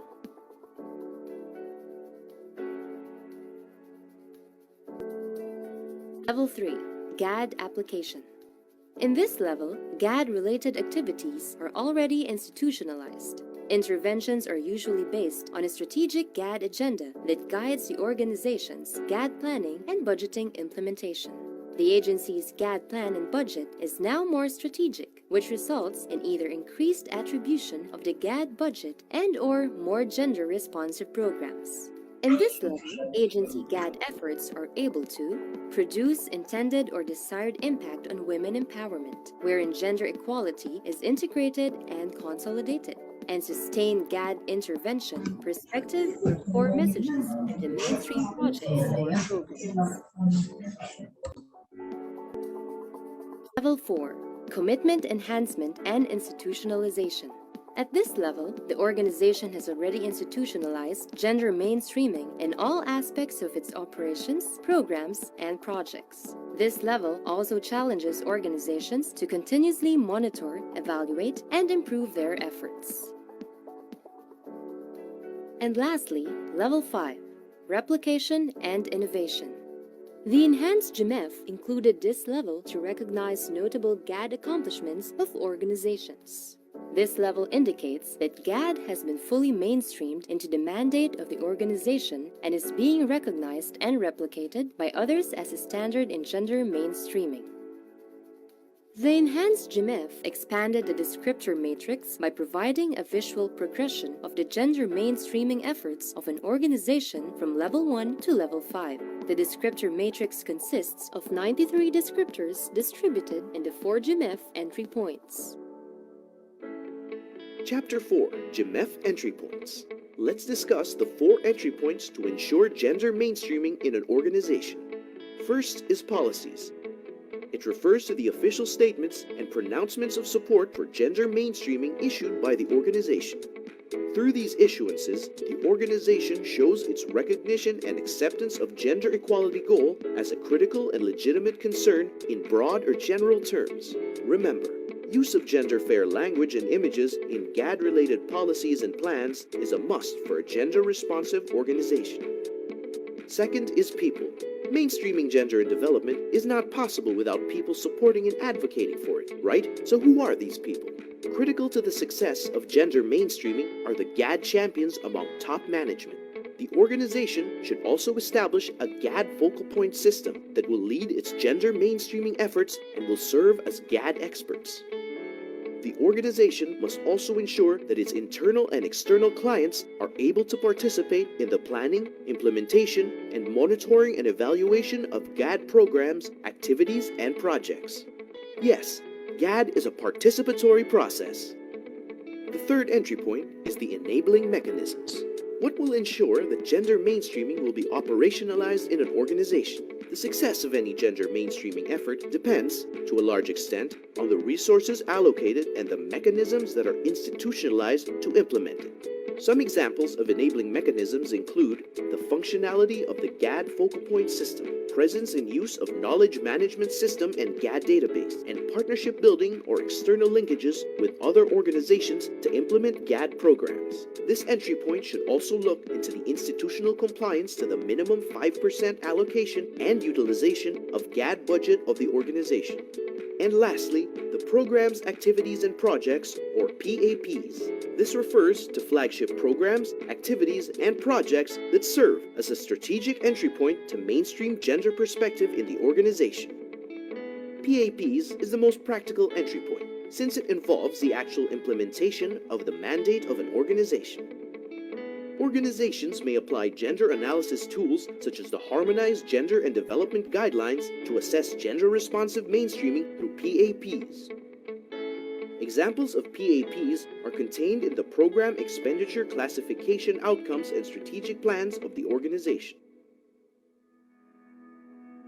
Chapter 5. Discussion of GMF descriptors and MOVs. Let us now discuss the GMF descriptors and its corresponding means of verification per level. The policy descriptor matrix tracks the progress of an organization's efforts in integrating GAD and its plans and policy issuances. At level 1, organizations issue policies supporting the elements of GAD planning and budgeting, review existing policies to ensure consistency with new GAD issuances, and issue documents to support attendance to GAD-related events. At level 2, the focus is on policy enhancement and improvements to ensure they can address the gender needs of its internal and external clients. At level 3, a GAD agenda or strategic framework is already adopted and implemented to ensure sustained action to mainstream GAD. At level 4, plans and policies of the organization have already resulted in positive impacts. And finally, at level 5, the organization's gender-responsive plans and policies are continually enhanced and used as standards by other organizations. The People Descriptor Matrix tracks the organization's progress in ensuring that its people contribute to its gender mainstreaming efforts. At level 1, key people are designated to be part of the GFPS. Appropriate capacity development sessions on GAD are also provided to top management, GFPS, and staff members. At level 2, the organization ensures that its program implementers are trained to do gender analysis, and clients are given opportunities to articulate their gender issues and are considered in the design of program and projects. At level 3, top management, GFPS members, and program implementers are consciously integrating gender perspective in the organization's regular operations.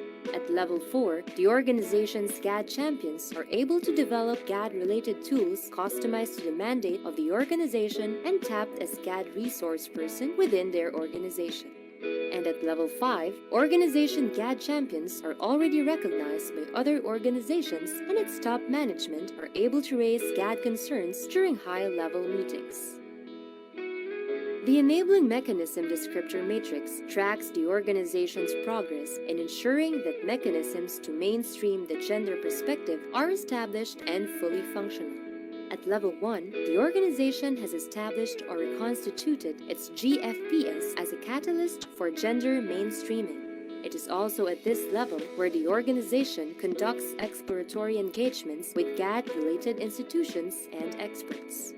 At level 2, other GAD mechanisms to address the needs of the organization's internal and external clients are established, and there is a marked increase in the utilization of the GAD budget. At level 3, the organization judiciously utilizes more than the minimum 5% GAD budget allocation, while boasting of a fully functioning M&E system and knowledge management system. At level 4, the organization's enabling mechanisms can now track the desired gender-related impacts and are able to produce GAD-related knowledge products.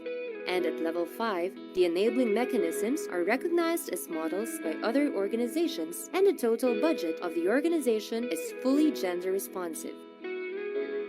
The Programs, Activities, Projects Descriptor Matrix tracks the organization's progress in mainstreaming GAD in all of its programs, activities, and projects. At level 1, an organization has expressed initial support to gender mainstreaming through the conduct of GAD capacity development sessions. It has also involved clients to ensure that their gender issues are taken into account, and sets up a GAD corner containing GAD IEC materials. At level 2, the organization already has a GAD agenda or strategic framework to guide its gender mainstreaming efforts. Deepening sessions for GFPS members and concerned staff members are also conducted, especially on the application of gender analysis tools. Lastly, IEC materials are customized for the organization's use, and a GAD section in the website is planned or set up. At level 3, the organization ensures that the implementation of its GAD PAPs are monitored. External clients are also capacitated through relevant GAD sessions. Finally, a knowledge management system to ensure the transfer of knowledge on GAD is set up. At level 4, the organization ensures that monitoring of its GAD PAPs is sustained and its impacts evaluated. Sector-specific GAD capacity development sessions for both internal and external clients are also conducted, as well as periodic application and reapplication of gender analysis tools. A sustainability action plan for gender mainstreaming is also developed. And finally, at level 5, the organization is now recognized as a learning hub for its noteworthy GAD efforts. GAD knowledge products and IEC materials produced by the organization are also utilized by other organizations as references or models to develop their own GAD-related materials. The complete list of possible means of verification can be found in the GMF Handbook. Chapter 6. Guide for Administering the GMF Tool. As a self-assessment tool, it is expected that the application of GMF tool will involve the whole organization. Members of the organization's GAD focal point system should lead the conduct of GMF assessment. Other key technical officers working on GAD mainstreaming should also participate, as well as any staff member from relevant offices who can facilitate accomplishing the tool, such as program implementers or service providers. Representatives from regional offices may be invited during the GMF assessment, while attached agencies, especially those with mandates that are different from the central office, are expected to conduct a separate GMF assessment for their agency. The agency should establish the timeline of the assessment process. The GMF tool should be disseminated to the administering team. This will enable them to prepare corresponding means of verification or supporting documents needed for the assessment. The agency may group together relevant offices or units to accomplish a specific questionnaire most relevant to their functions. Each group may report its consolidated ratings for further discussion and enhancement. The group must agree on the answer for each item. The GFPS may set a deadline for the submission of incomplete or additional MOVs to complete the GMF assessment. Once the GMF assessment is done, the GFPS members should ensure that all MOVs are properly secured as reference for their next assessment. Let's now proceed on how to accomplish the individual assessment questionnaires. There are 4 sets of GMF organizational questionnaires representing each entry point. Each has a maximum score of 25 points, divided by the number of questions per sublevel. The 4 organizational assessment questionnaires will yield a maximum score of 100 points. The questionnaire contains the following columns. Descriptor refers to the series of questions to assess whether an organization has complied with a gender mainstreaming element in the GMF tool. Questions in the organizational assessment questionnaires vary in number per entry point. Score. This column shows all possible scoring options for the descriptors, as no, partly yes, and yes. It also includes criteria for the proper assessment or rating for each question. Score per item. The organization should write the score or rating per question in this column. At the end of every sublevel, a subtotal GMF score should be indicated. Means of verification or remarks. The last column identifies the required MOVs to validate the score or rating for each question. It also contains additional questions to substantiate or justify the score or rating received. Let's try answering the first indicator for policy entry point. If the agency has issued policies articulating support to all 4 essential elements of GAD planning and budgeting, then it gets a yes and should indicate 1.67 in the score per item column. Note that each descriptor has different rating scales with total maximum score of 25 points. Let's also try answering one of the indicators for people entry point. If only selected members of the top management attended, the organization gets partly yes, and 0.41 should be indicated in their score per item column. As a means of verification, the organization needs to list down top management officials who attended. Here's a sample descriptor for the Enabling Mechanism Entry Point Questionnaire.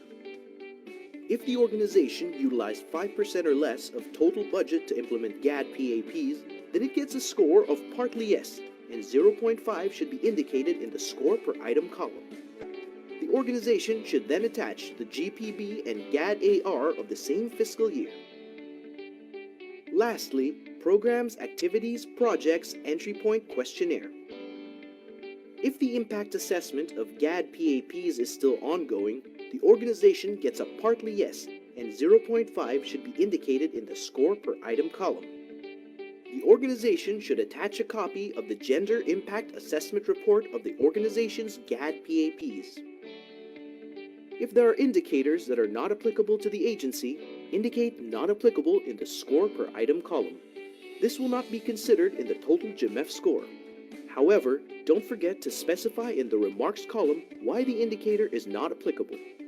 Some documents may be used as MOV for more than one item.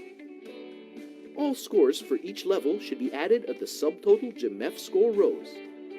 To get the total GMF score per entry point, add all the scores in the subtotal GMF score rows. Remember to transfer all the scores to the GMF score sheet and add the 4 total scores to come up with the overall GMF score. The scores obtained in the assessment will determine the level of gender mainstreaming efforts of an organization. Descriptors with yes responses are the strong points of the organization.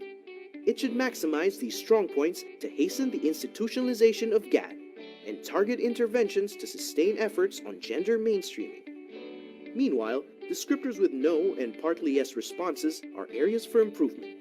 The organization should analyze the facilitating and hindering factors and target interventions to further improve its overall level of gender mainstreaming. For example, under the PAP's entry point, the organization has not developed GAD orientation module with gender sensitivity as a core competency.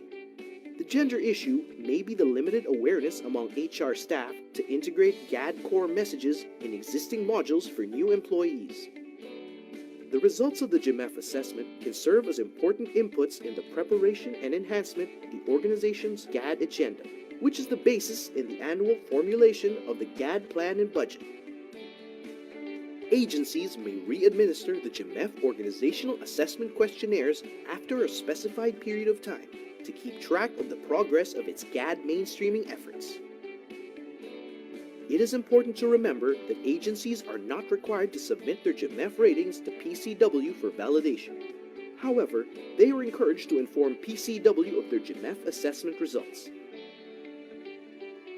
PCW hopes that government agencies shall use the GMF to know the status of their gender mainstreaming efforts and further guide them to advance gender and development in their respective organizations. Let's continue to champion women's empowerment and gender equality. For more information, visit www.pcw.gov.ph.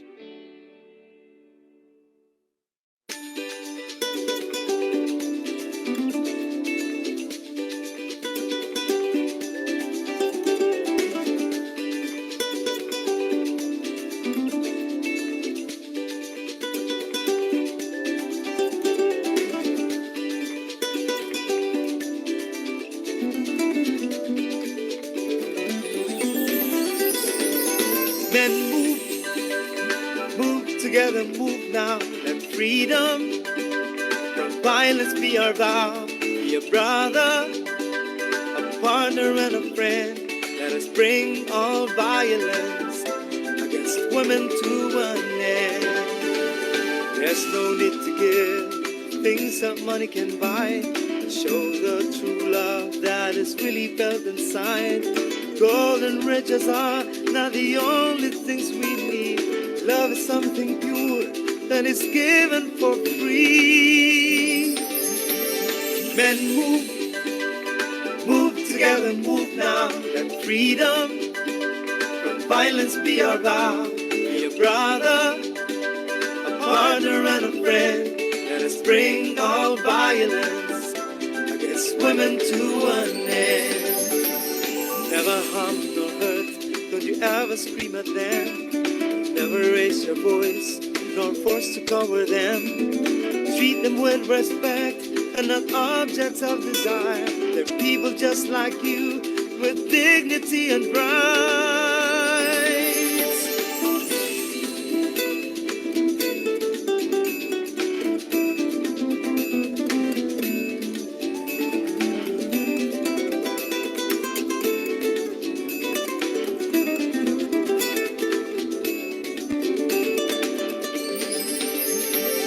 Men move together, move now. Let freedom from violence be our vow. Be a brother, a partner, and a friend. Let us bring all violence against women to an end. Move together, move now. Let freedom from violence be our vow. Be a brother, a partner, and a friend. Let us bring all violence against women to an end. Move together, move now. Let freedom from violence be our vow. Be a brother, a partner, and a friend. Let us bring all violence against women to an end. Move together, move now. Then move together, move now. Men move together, move now.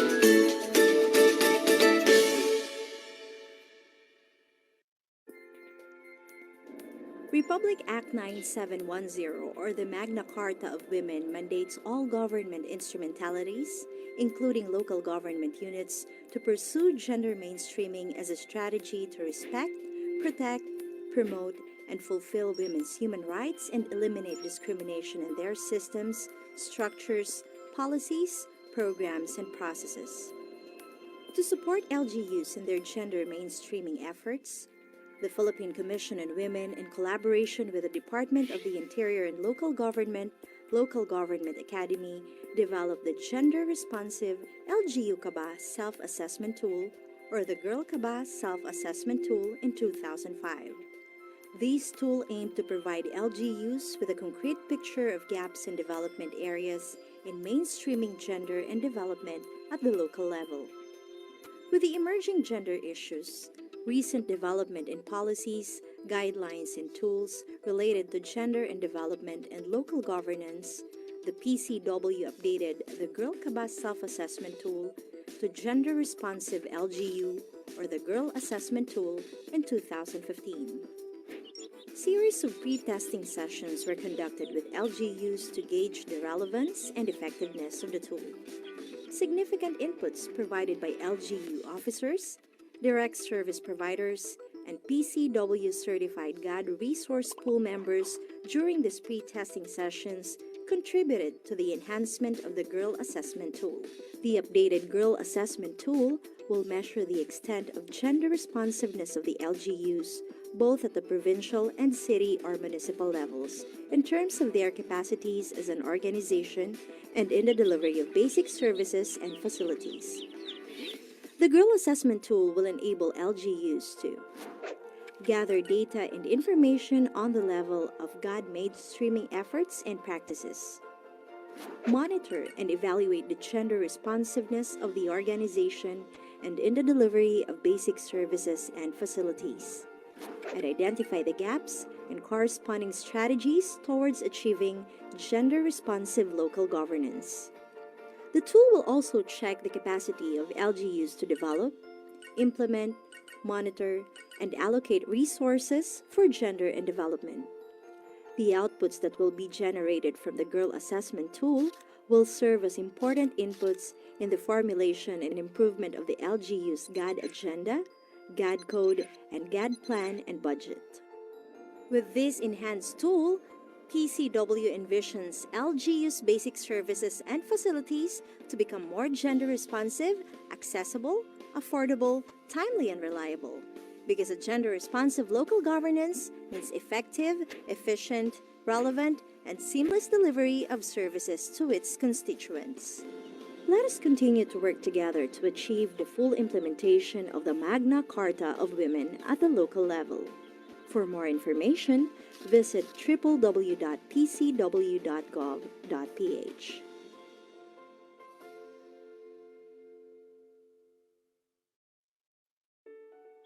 The Gender Responsive LGU or Girl Assessment Tool.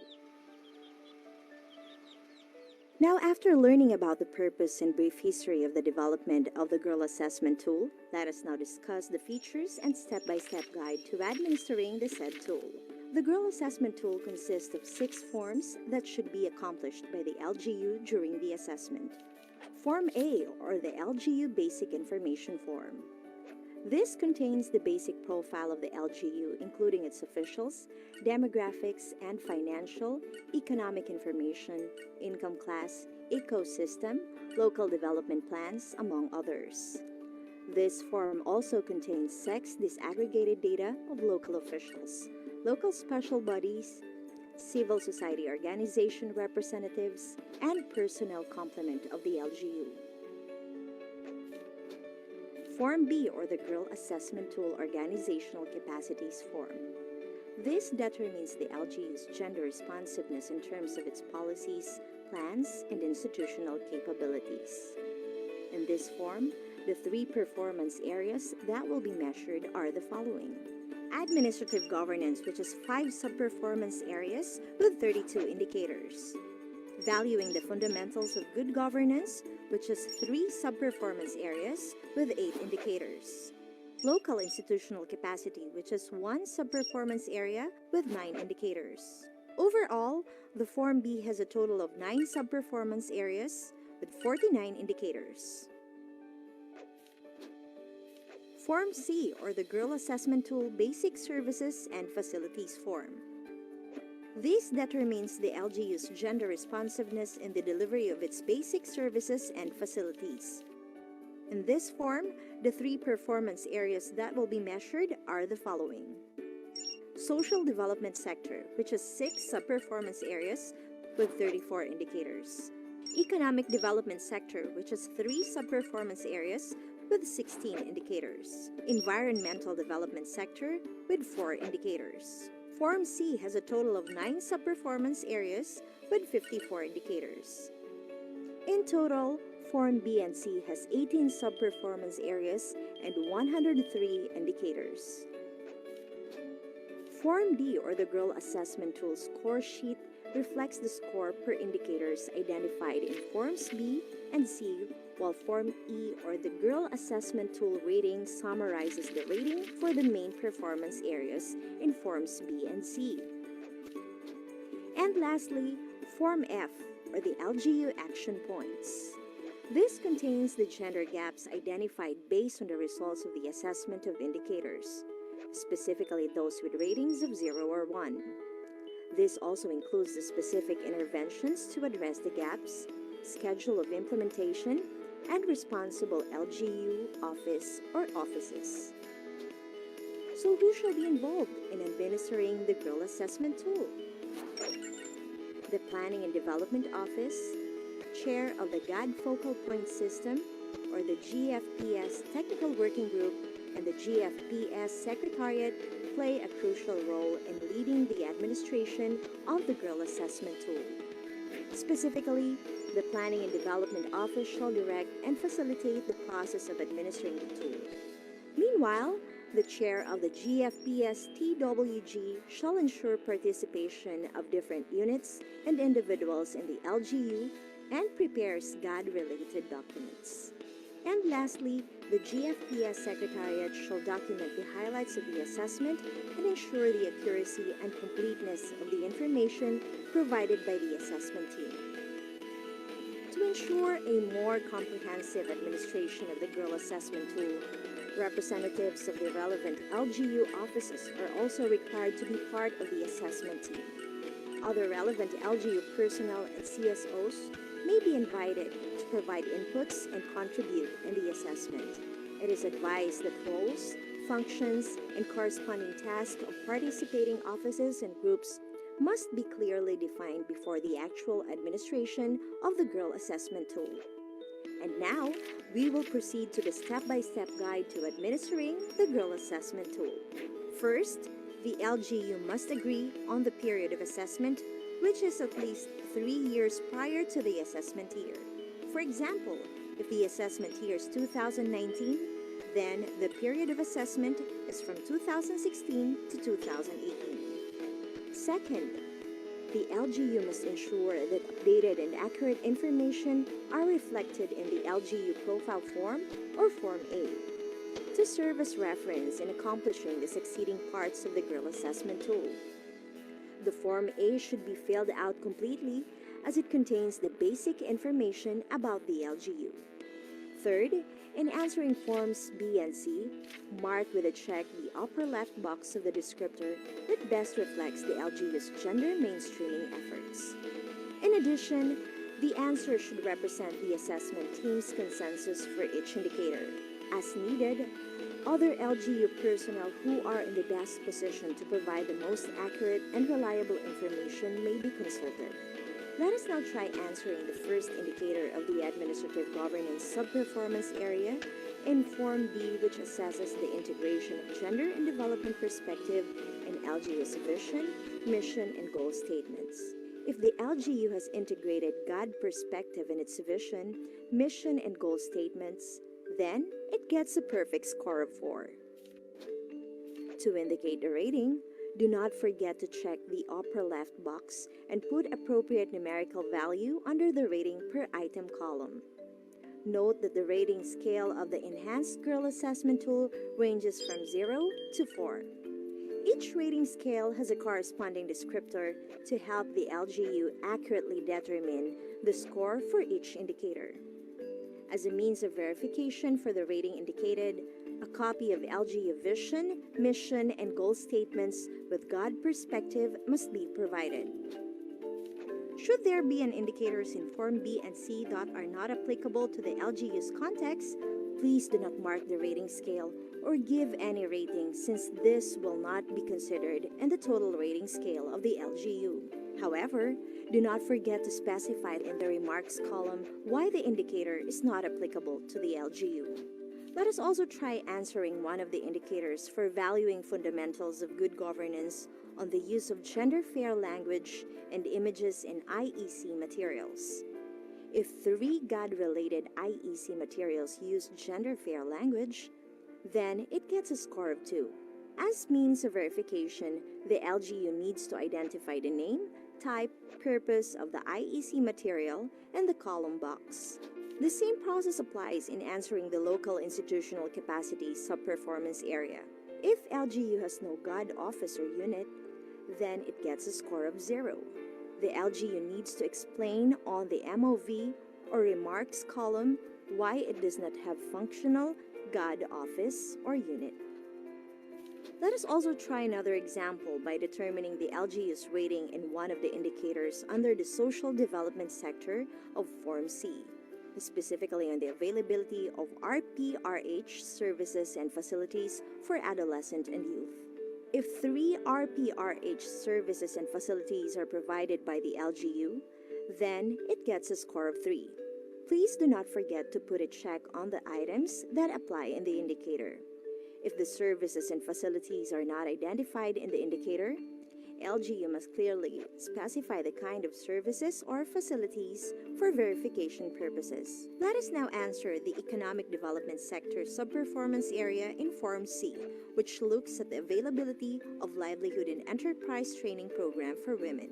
If the LGU has 3 types of livelihood and enterprise training for women, then the rating is 2. And lastly, let us answer the indicators under the Environmental Development.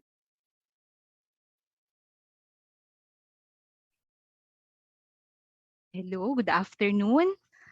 We're back to our workstation after our well-deserved lunch break.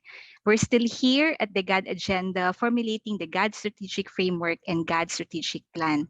Ayan po, so thank you very much for still joining us in the afternoon session. So for those of you who were wondering what happened earlier, we had a bit of a technical difficulty also from our end and also from the end of our resource speaker. So she will be presenting a recap of what she shared earlier in the morning, and then we will proceed with the rest of her presentation. Again, before turning over the floor to Miss Psyche, I will again be mentioning some of our reminders. So for those of us who are asking for the presentation materials, we have a dedicated page in our PCW website, so you may access those presentation materials in that dedicated page. For those of us who are going to use the videos, since these are already uploaded in our YouTube account and also available in our website, you may do so. You may also make use of these videos for your training and advocacy campaigns. Also, for those of us who have still have burning questions on our topics this morning and also in this afternoon, please transfer them in our Q&A tab. Okay, so that would be all. Again, it is my pleasure to reintroduce our resource speaker for the second part of our session, Ms. Psyche May ASENCIO of the Council of the Welfare for Children. Ms. Psyche, I would like to turn over the virtual floor to you. Take it away. Thank you, Karen. Muli po, pasensya sa nawawalang internet connection kanina. Pero wag po kayo mag-alala, babalikan natin yung discussion po natin, no? Para hindi naman natin makalimutan ano ba yung overview ng GAD Strategic Plan. So muli, isang mapayapa at makabatang araw po sa ating lahat. So I am still pleased to share with you yung guide for the formulation of the GAD Strategic Plan for the GAD SP. So ito po yung part 2 na presentation natin, no, na sinasabi nga ni Raymond kanina, ulitin ko lang po, sabi ni Raymond, merong 7 steps in formulating the GAD Agenda. He stressed also that GAD Agenda is a 2-part document. No, yung part 1 mo is your GAD Strategic Framework containing the agency or institution or the local government unit vision, mission, goal, or our strategic framework. And second, yung ating part 2 or the GAD Strategic Plan that defines the strategic intervention, indicators, and targets to be pursued to achieve the GAD goals over a period of time. So kanina din, binanggit ni Raymond at ni Ms. Narlene na hindi natin nire-require na meron tayong separate GAD agenda dahil yung gusto nating mangyari ay maging bahagi ng regular na strategic plan ng agency ang gender at dapat ito ay naka-mainstream sa proseso at sistema ng ating agency or ng ating local government units. So now let's talk about step 6 or the outlining, the GAD outcomes, indicators, baseline data, and the targets for GAD goal. So as you can see dito sa ating presentation, yung ating GAD strategic plan ay nahati pa siya sa dalawa. So yung part 1 mo is your GAD goal, gender issue, GAD outcome, result statement, indicator, baseline, and responsible unit or your OPS.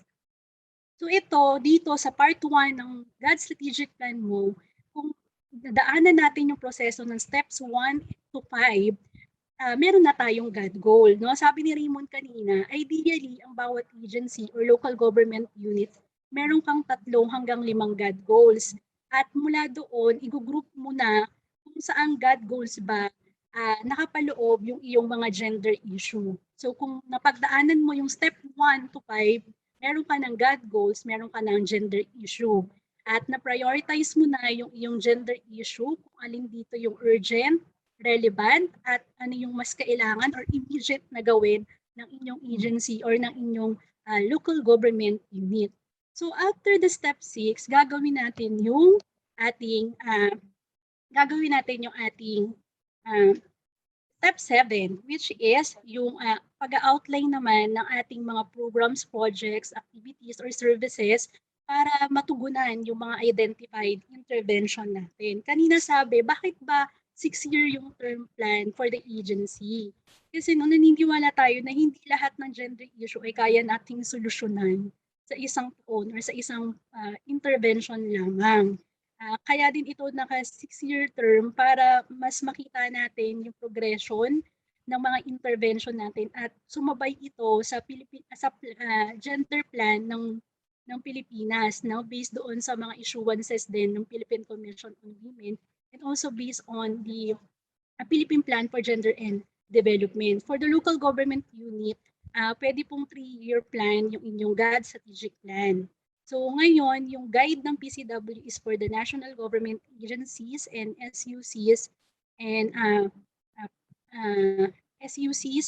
institutions. So later, hopefully, makapag-release din ng training guide yung DILG and the Philippine Commission on Women. So kanina din, bago ako maputol, nagtanong ako kung anong mga agencies meron ng GAD strategic plan. So medyo marami nang nagsabi na meron na kami, pero marami din namang nagsabi na wala pa. At hopefully, after this session, magkaroon tayo ng budget at time na talagang makapag-focus po tayo sa paggawa ng ating GAD strategic plan following yung step 1 to 5 and step 6 to 7. So once again, may I reiterate na mahalaga din na makapag-identify tayo o ma-develop natin yung mga specific GAD programs and projects and activities natin aligned with our identified strategies with corresponding estimated budget to achieve the desired GAD outcomes. Kaya makikita ninyo yung GAD strategic plan, yearly nakalagay ano ba yung program nating gagawin, magkano ba yung budget na kailangan natin, at ano ba yung target natin para ma-measure din natin if we are really winning doon sa implementation ng ating GAD agenda. So before ko i-detail yung content ng GAD strategic plan, yan, sige. So may I ask our dear participants, para po sa inyo, what is a strategic plan? Okay, pwede po bang ilagay natin sa chat box ano yung sagot natin? Pag narinig natin yung strategic plan, ano ba yung pumapasok sa isipan natin or kung paano ba natin ito i-define isang strategic plan?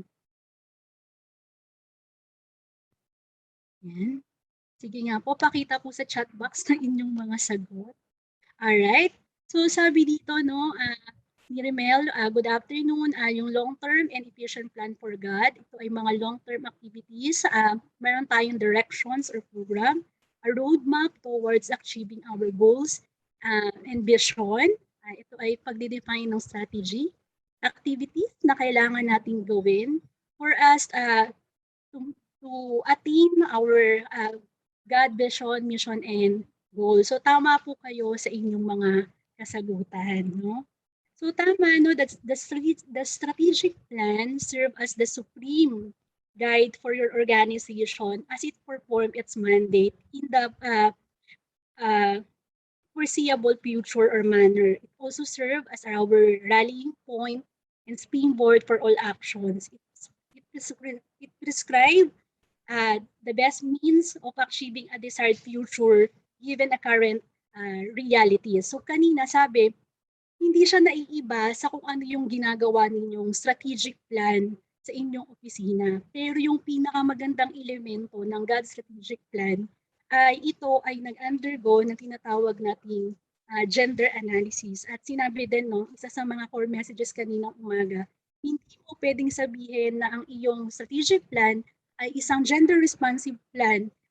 Ang pinapakita lang nito ay ang bilang ng babae at lalaki na nakaka-access ng inyong mga serbisyo. But ito ay mas tumutugon sa iba't ibang gender issue or gaps sa capacity, pwede ng organization or ng mga employees ng agency na nagpapakita ng gap sa access ng batang babae at batang lalaki. So ibig sabihin, yung ating GAD strategic plan ay dapat tumutugon sa ating gender issue. At syempre, sinabi nga natin kanina, hopefully, no? At the end of this 6-year plan, kung meron na kayong 2020 to 2025 na GAD strategic plan, yung susunod ninyong ipo-formulate na GAD na strategic plan ng inyong agency ay nakapaloob na doon ang gender perspective at ito ay gender responsive na sa need ng inyong client and stakeholder, maging ng inyong mga empleyado or staff complement sa inyong opisina. So sinasabi natin, lahat ng strategic plan ay dumadaan sa proseso ng strategic planning. Ano ba yung strategic planning? The strategic planning enables the organization to determine what it wants to achieve and how they can achieve yung kanilang mga vision, mission, and goal. At sinasabi natin, yung strategic planning ay binibridge niya yung execution and implementation at yung strategy. Ibig sabihin sa strategic planning, minamatch natin yung mga intervention natin based doon sa ating mga identified gender issue. So again, the strategic planning is a systematic process of envisioning a desired future, translating the desired future. Ito yung, di ba, ano ba yung gusto nating marating?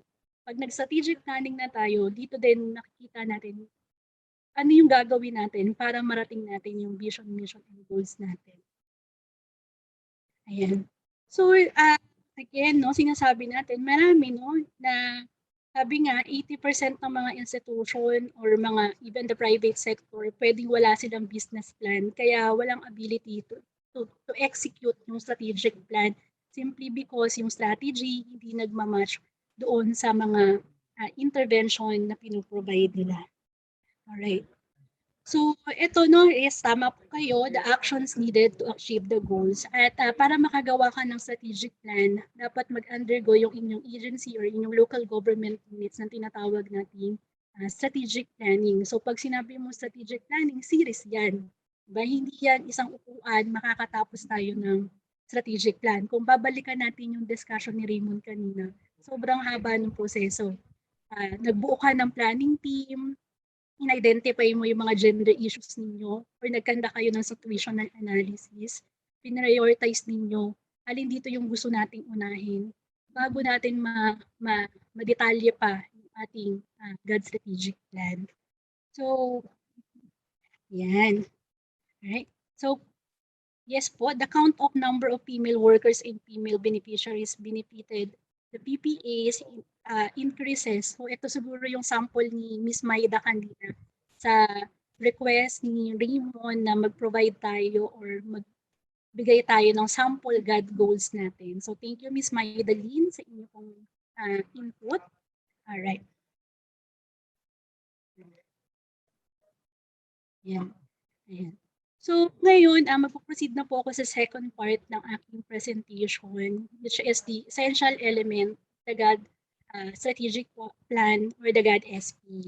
Sige nga, tingnan nga natin, Ms. Karen, kung base po sa presentation kaninang umaga at sa discussion ng overview, ano sa tingin ninyo? Ano-ano po kaya yung essential elements ng GAD strategic plan? Okay, so they can type their responses in the chat box, Ms. Psyche.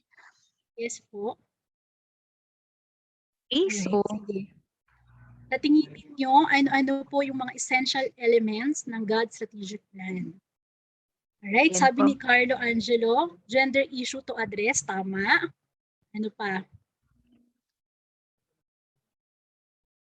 Ayan, may nagta-thank you. Okay. So tama, Sir Carlo, gender issue to address, timeline, yes. Yun yung inyong target, sabi ni John Winston, and the budget. So tama kayo ng mga nilagay. Okay. Meron pa po. Gender Ayan, so issues, program targets and indicators. Meron lang pong mga lag siguro sa sa internet, kaya ngayon lang po pumasok yung mga sagot, Miss Psyche. ayan. Okay, so tama po ang mga nakakalista. No? So yung mga essential elements of a GAD strategic plan ay 9 po yan lahat. GAD goals, GAD mandate, gender issue, GAD outcome result statement or your objective, the GAD indicators, baseline data, responsible unit office, target, and program project activity, the POPs or PPAs, and of course, yung ating estimated budget. Sabi ni Ms. Bletchy, SDD, yes po, kailangan natin yung SDD sa sa element 2, no? Dun sa pag-identify ng ating gender issue at the same time din sa pag-set ng ating GAD indicators and our baseline data and target. So tandaan po natin yung siyam na elemento na hindi pwedeng mawala sa ating GAD strategic plan. Kung meron kayong agency or LGU strategic plan na gusto ninyong i-transform na maging gender responsive yun, maaaring ilagay natin itong mga elements na ito kung wala siya doon sa existing GAD strategic plan po or sa existing strategic plan ng inyong agency. Alright. Sige. Alright. Okay, so thank you po sa mga nagbibigay ng mga kasagutan natin. Yes, the GAD SP has 9 essential elements. Okay, so all essential elements of strategic plan are interlinked and complement one another. There should be coherence between them. Parang paggawa lang po yan ng GAD plan and budget natin. No? Unahin natin i-identify yung ating gender issue bago tayo mag-identify ng ating intervention at ng ating target. So laging uunahin yung nasa column 1. So kanina sabi din, no, isa sa mga core messages natin, kapag meron ka ng GAD strategic plan, mapapabilis yung paggawa mo ng iyong GAD plan and budget.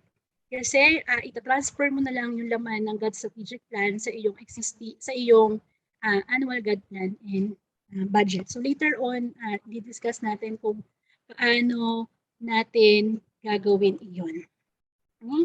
So sige po, balikan natin ulit yung isang essential elements na nadaanan na ni Raymond kanina. Diniscuss ni Raymond ang GAD goals. No? Sabi niya, ang GAD goals are the higher order objective to which a GAD intervention is intended to contribute.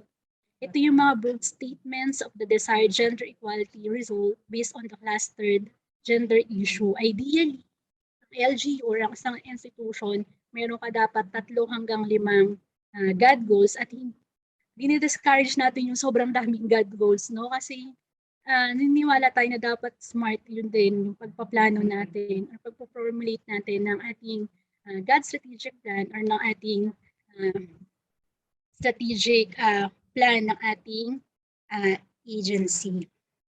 Okay? So, and from the list of the gender issue, kung meron tayong napakadaming gender issues, gagawin natin yung ating GAD goal statement. No? Sabi, a GAD goal statement is the basic starting point for the agency to plan their work. It is also fundamental for success. It defines the result that an organization seek to produce. Therefore, it describes our purpose, outcome, or activity that must be accomplished within the time frame, within the 6 years. So, ano ba yung example na kanina pinakita na? Pwede nating example ng GAD goals is the gender perspective is integrated in all major PPAs or POPs of the agency or the local government units. So kung ang GAD goal mo ay ma-integrate yung buong gender perspective sa iyong major programs, mga banner program natin or flagship program natin. For example, ano ba ang banner program ng mga agencies ninyo? Halimbawa, ang banner program ninyo kayo yung nagpo-formulate ng mga development plan, ng mga advocacy plan. So yun yung inyong mga banner program, implementation ng Pantawid Pamilya, mga ganyan. So kung ang GAD goal mo or ang goal mo is ma-integrate yung gender perspective in all major programs of the PPAs or in all major programs or projects ng agency, ano kaya yung pwede nating activity? Yun nga. Ano yung pwedeng activity kung ito yung ating GAD goals? Pwede po ba nating i-type sa chat box?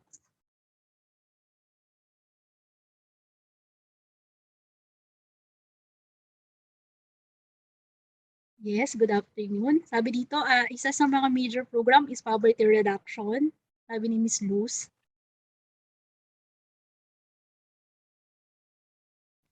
Ano pa po kaya? By Meron pa po. playing expansion. Alright? So, inyong mga flagship program sa inyong agency. Livelihood support, equal opportunity of employment, yes, continuing zero hunger program in order to address the malnutrition, inclusive growth, gender responsive extension program, parang sa CHED to at DepEd, mainstreaming of GAD, health services for DOH, housing, anti-discrimination, promoting women for STEM, yan, pwede ito sa DOST, sa TAPI, okay, mga attached agencies ng Department of Science and Technology and yung mga nagpo-provide ng Women Economic Empowerment Program, WE.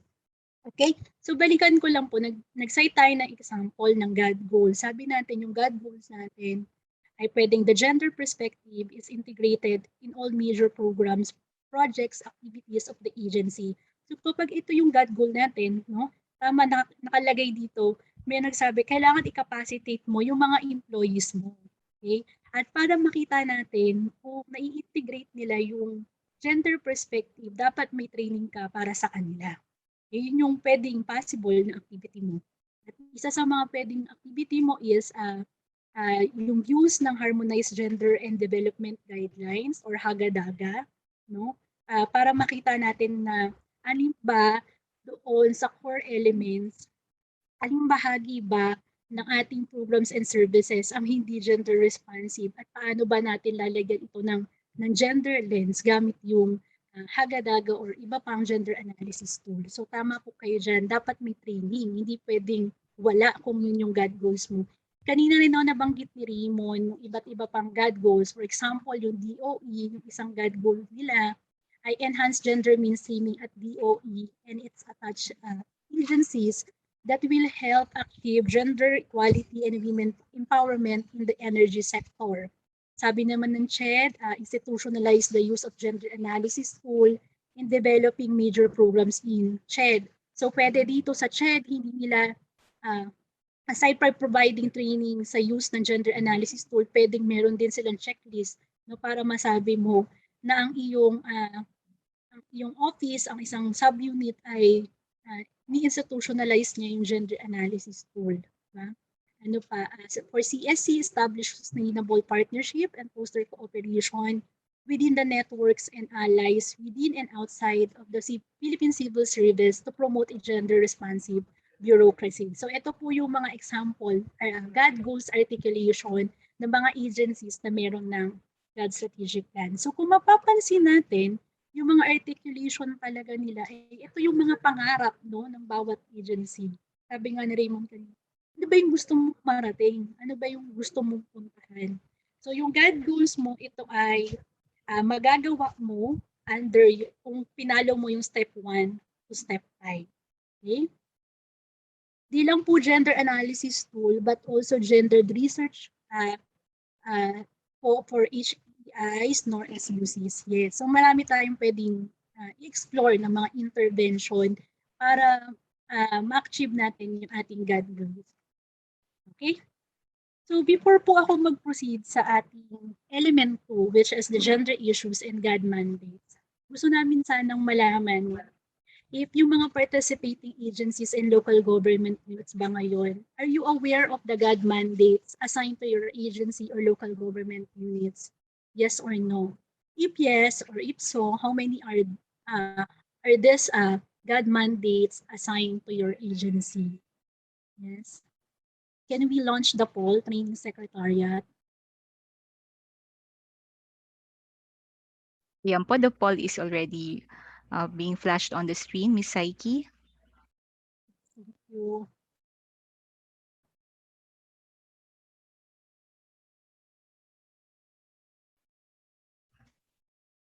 So we have two questions po, Ms. Saiki, and they're being responded to simultaneously.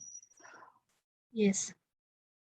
So yung question ay, are you aware of the GAD mandates assigned to your agency? Yes or no? If so, how many are they? Less than 5, 6 to 10, 11 and over, or wala po tayong idea kung ilan talaga yung GAD mandates assigned to our agencies or institution.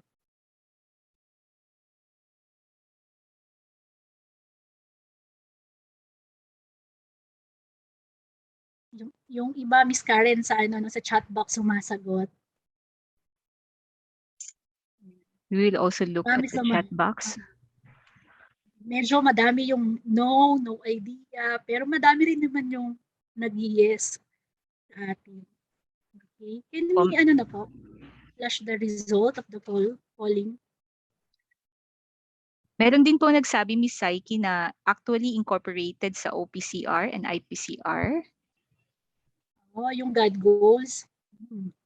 Magandang pag-aralan kung paano po nagawa ng isang agency o isang local government unit yun. Kung paano nila incorporate sa key result area and target ng isang empleyado yung gender and development.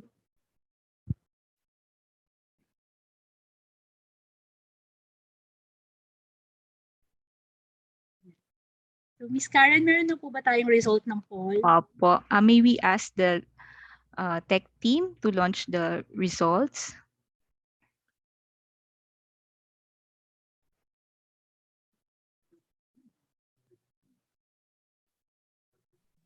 Ayan po yung results ng poll, Ms. Saiki. For question 1, are you aware of the GAD mandates assigned to your agency?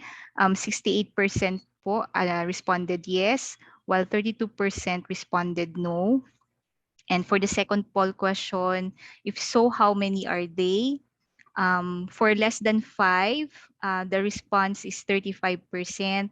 For 6 to 10, GAD mandates, the response is 20%. And for 11 and over, the response is 6% po.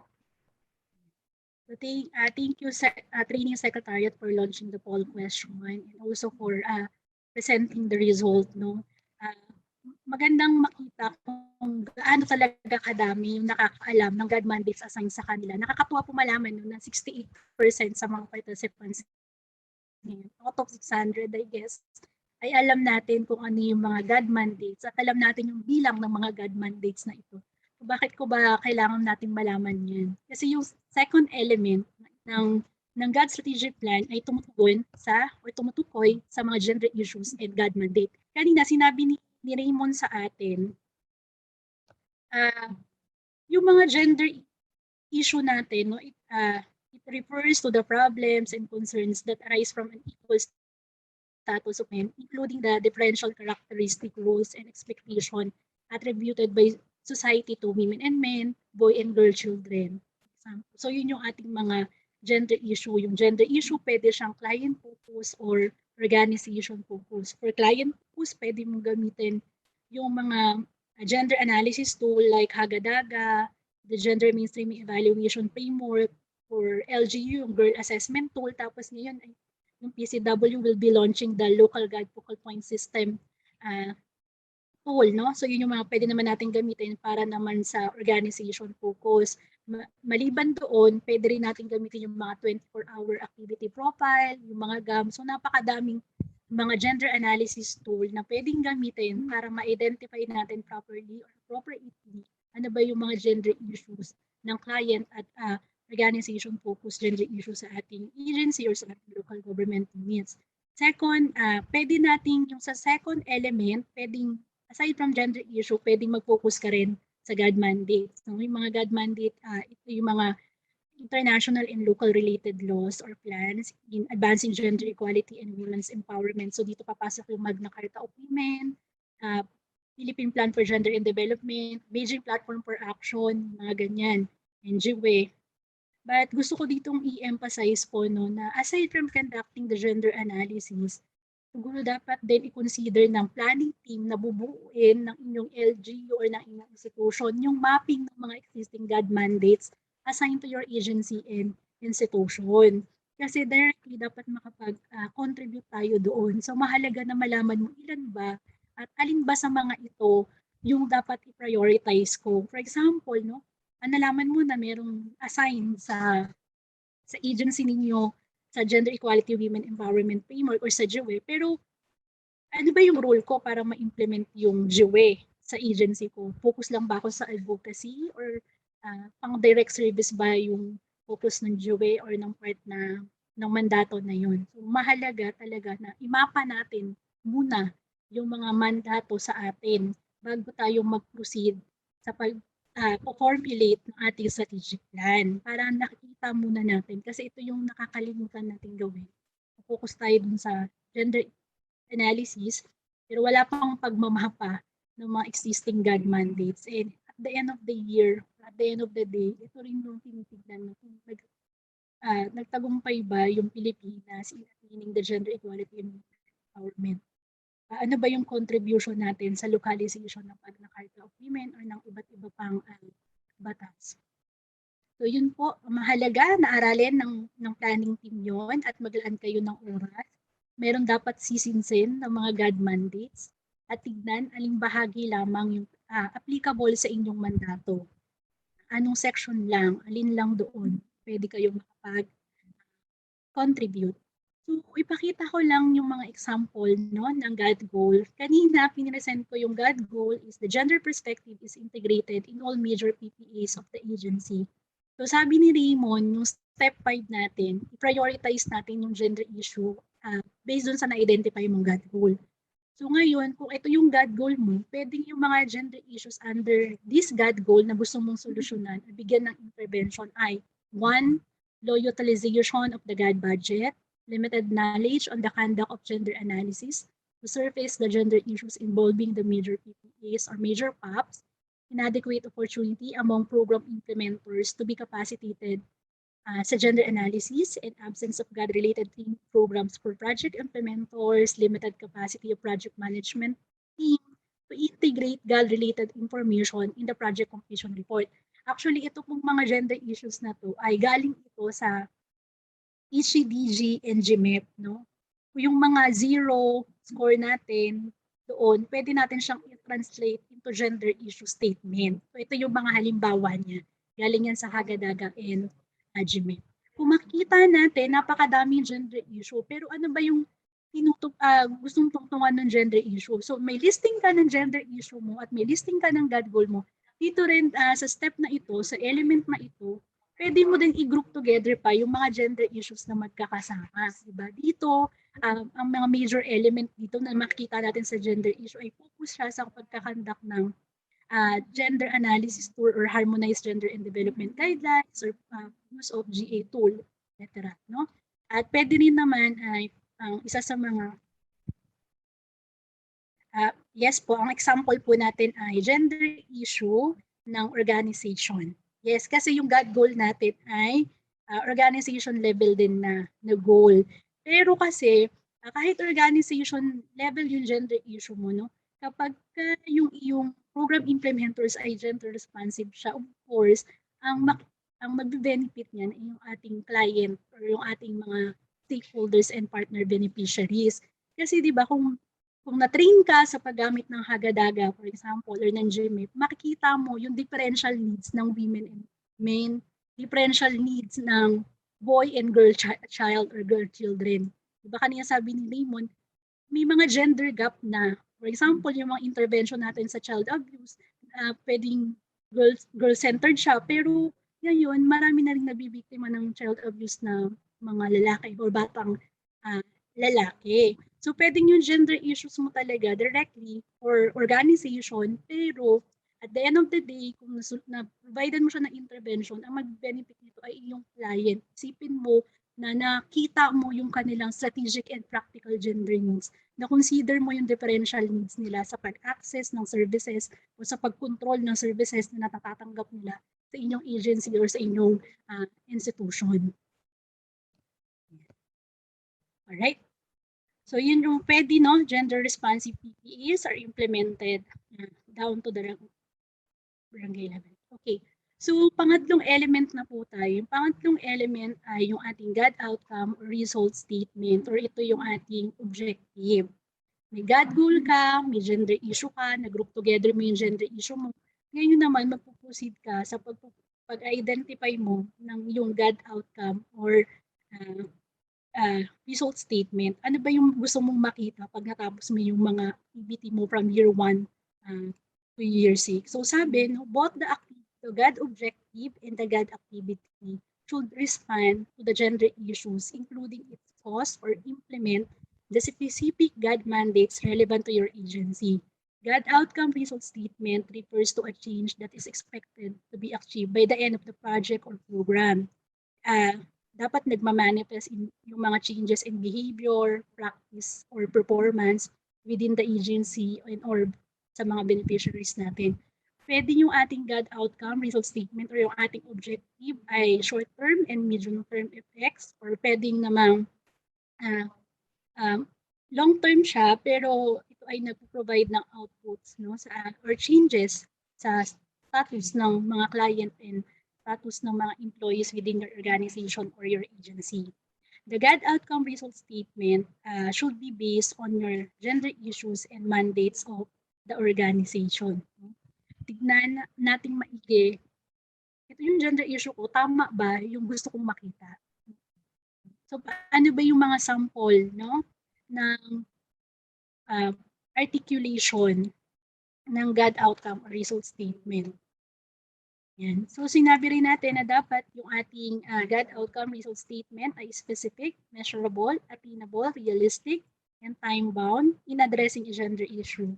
It is possible that the GAD objective could not be realized in one planning process. No?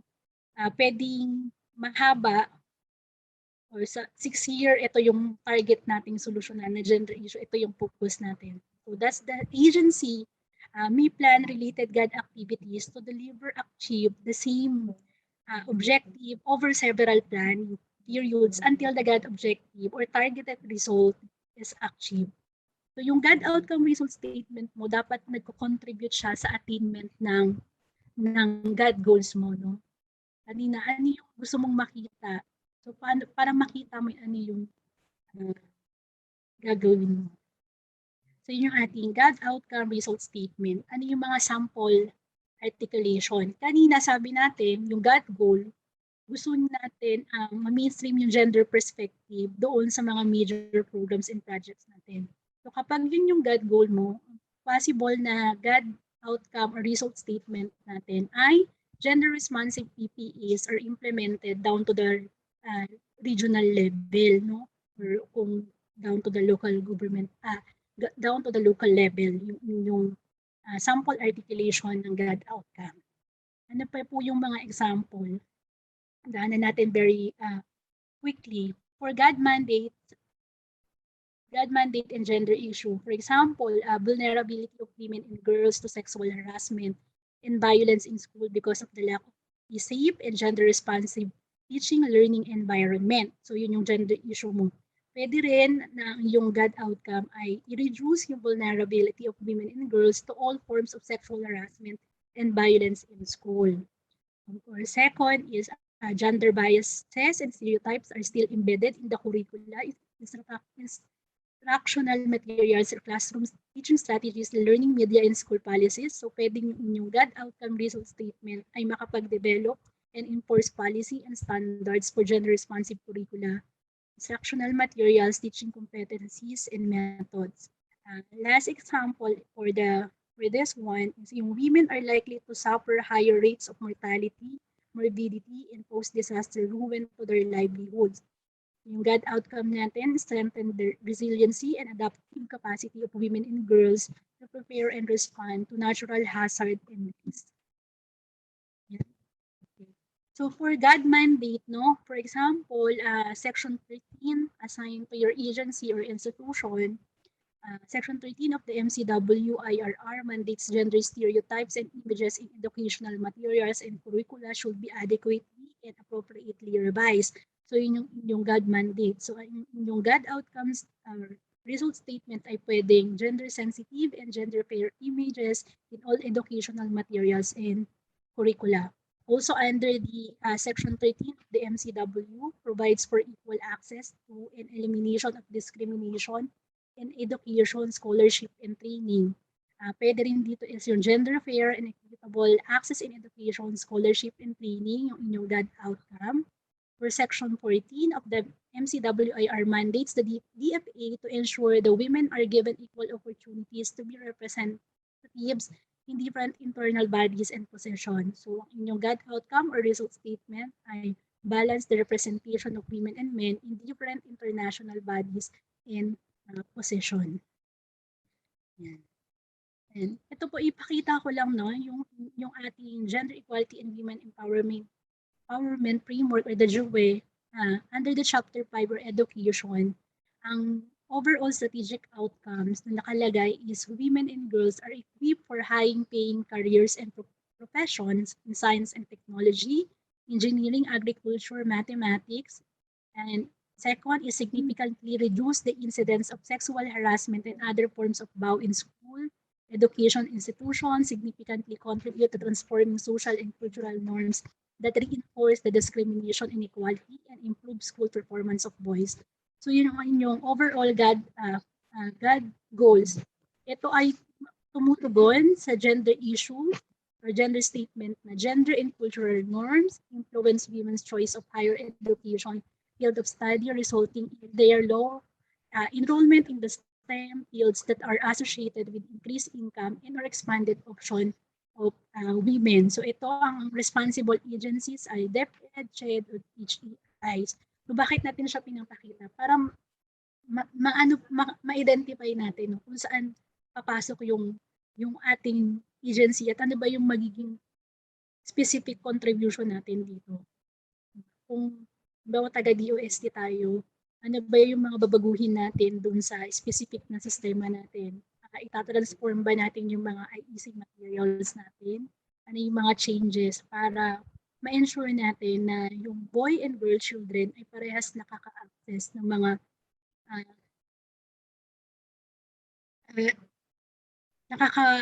ng mga services or programs or courses na related sa STEM. So yung source po ng mandate on education fees ay galing po ito sa Magna Carta of Women, yung kanina pinakita ko, yung section 13 and section 14. At ito ngayong nasa slide ay ito po yung GAD, yung chapter 5 ng education. So i-check natin yung GAD and Magna Carta of Women para makita natin specific ano ba yung mandato sa inyong agency.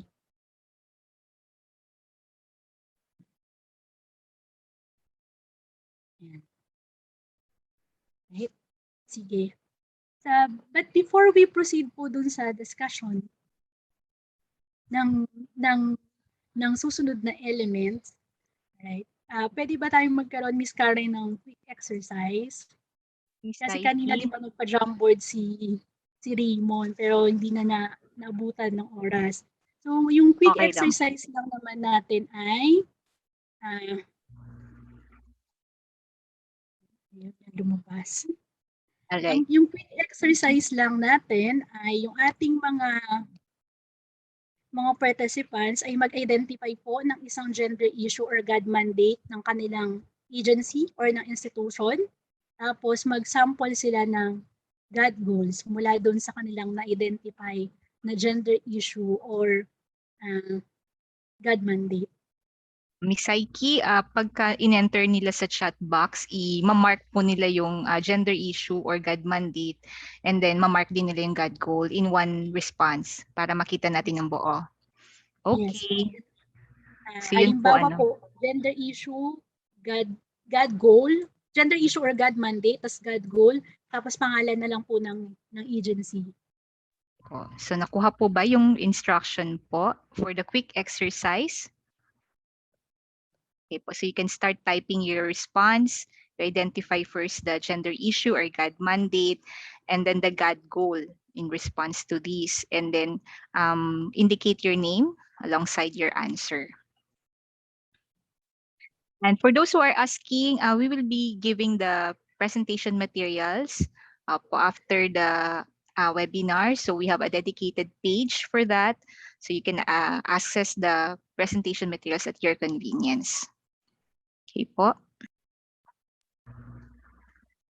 Ayan po, Ms. Psyche, we are still waiting for the participants to key in their responses. Okay po. Nag-warm up pa rin. Yes. Diba may mga sumagot naman po kanina na aware naman po sa GAD mandates. Ayan. So we have already a response po, Ms. Psyche. Ayan. From Miss yes po, Miss Psyche. Sorry. Sige po. So nakikita ka dito, Miss Karen, is from Jormicel, Mauricio. Ang GAD issue daw ay access to safe water and sanitation for public and private school. Tapos yung GAD goal ay 100% coverage for access of water and sanitation. Ano pa? From Miss Luz Ipos, no clear GAD mainstreaming of functional guidelines. So ang GAD activity or GAD goal nila ay GAD mainstreaming of functional guidelines. GAD issue, teenage pregnancy of learners, baka increasing number of teenage pregnancy. Yes. GAD mandate, rights of women to the enjoyment, use, and management of land, water, and other natural resources within the communities or ancestral domains. Ayan. So, Ms. Karen, sobrang dami nating nakikita na mga gender issues and GAD goal. Yung tandaan po natin sa pagpo-formulate ng GAD goal, ito yung mga broad statement natin na ano ba yung gusto nating makita? Ano yung gusto nating ma-achieve in the next 6 years? So, pwede siyang hindi activity statement, no? But more on ano yung outcome na gusto nating makita as we implement yung GAD strategic plan or yung ating GAD agenda. Miss Psyche, marami pa pong nag-respond. Yung mas kompleto na po. Would you like me to read them? Yes, please, Ms. Karen. Okay, so from Ms. Karina Campo, Section 16 of the IRR of RA 9710, Women's Right to Health, to provide healthcare services and programs which addresses the major causes of women's mortality and morbidity. So this came from OCD 8. Another one from Charlo Costales. GAD mandate is gender-responsive curriculum for ECCD programs. GAD goal, children in the ECCD program have access to gender-responsive and developmentally appropriate programs and services.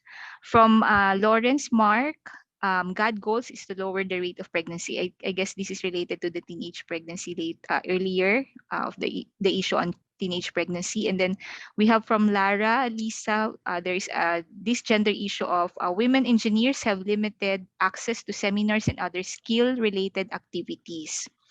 From Gemma Paglinawan, the GAD mandate or issue is RPRH law, EO number 12, lack of mechanism to coordinate the implementation of RPRH law and EO number 12. The GAD goal is organize and ensure the functionality of the provincial implementation team and the municipal implementation team to oversee smooth implementation and coordination of the RPRH law and EO 12.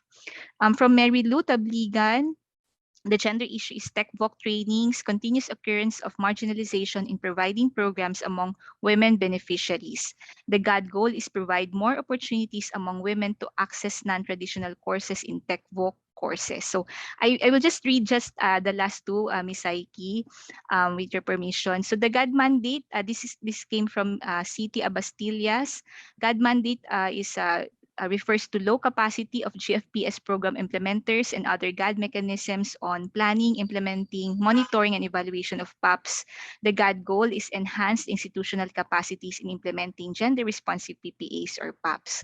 Last na po, GM, promote and implement equal employment opportunity in the civil service. This came from Director Noreen Gagasin. Ayun po. So the GAD goal is that's the one I mentioned is GAD mandate. The GAD goal is 100% agencies in government establish their EO policy or equal employment policy. Yun po, Ms. Psyche.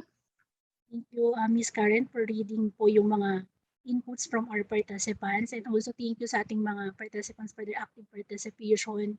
We are pleased to see that they are learning, no, in this session. Yung i-remind lang natin sila na pag nag-formulate po tayo ng gender issue or nag-articulate tayo nito, dapat nagpapakita ito ng gaps between women and men, no, or girl and boy child sa pag-access sa mga resources or programs and services natin. So ibig sabihin yung gender issue ay clear statement kung ano yung problema na na-experience ng babae at ng lalaki. Tapos yung GAD goal naman ay ito yung pangarap gusto nating matupad at matupad habang tinutugunan natin yung mga identified gender issues natin. Yeah. So thank you so much po sa inyong lahat. Yung elementary, the essential elementary of the GAD strategic plan is the GAD indicators. So ano-ano ba or what are the types of GAD indicators? Sabi natin, yung GAD indicators ay pwedeng the gender-sensitive indicator should be quantitative, qualitative for us to monitor the progress in policies, institution, programs, and projects or the organization. Yung indicator should be clear, tangible, measurable, and attainable within the plan of implementation.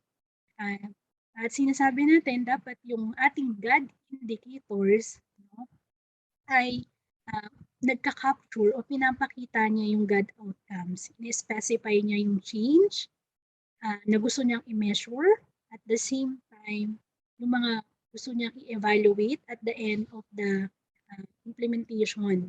At they are also used to assess yung changes in social, political, economic, and environmental behaviors. So yung ating GAD indicators ay nagmamatter because without the indicator, we cannot see if we are really winning or progressing doon sa ating strategic plan.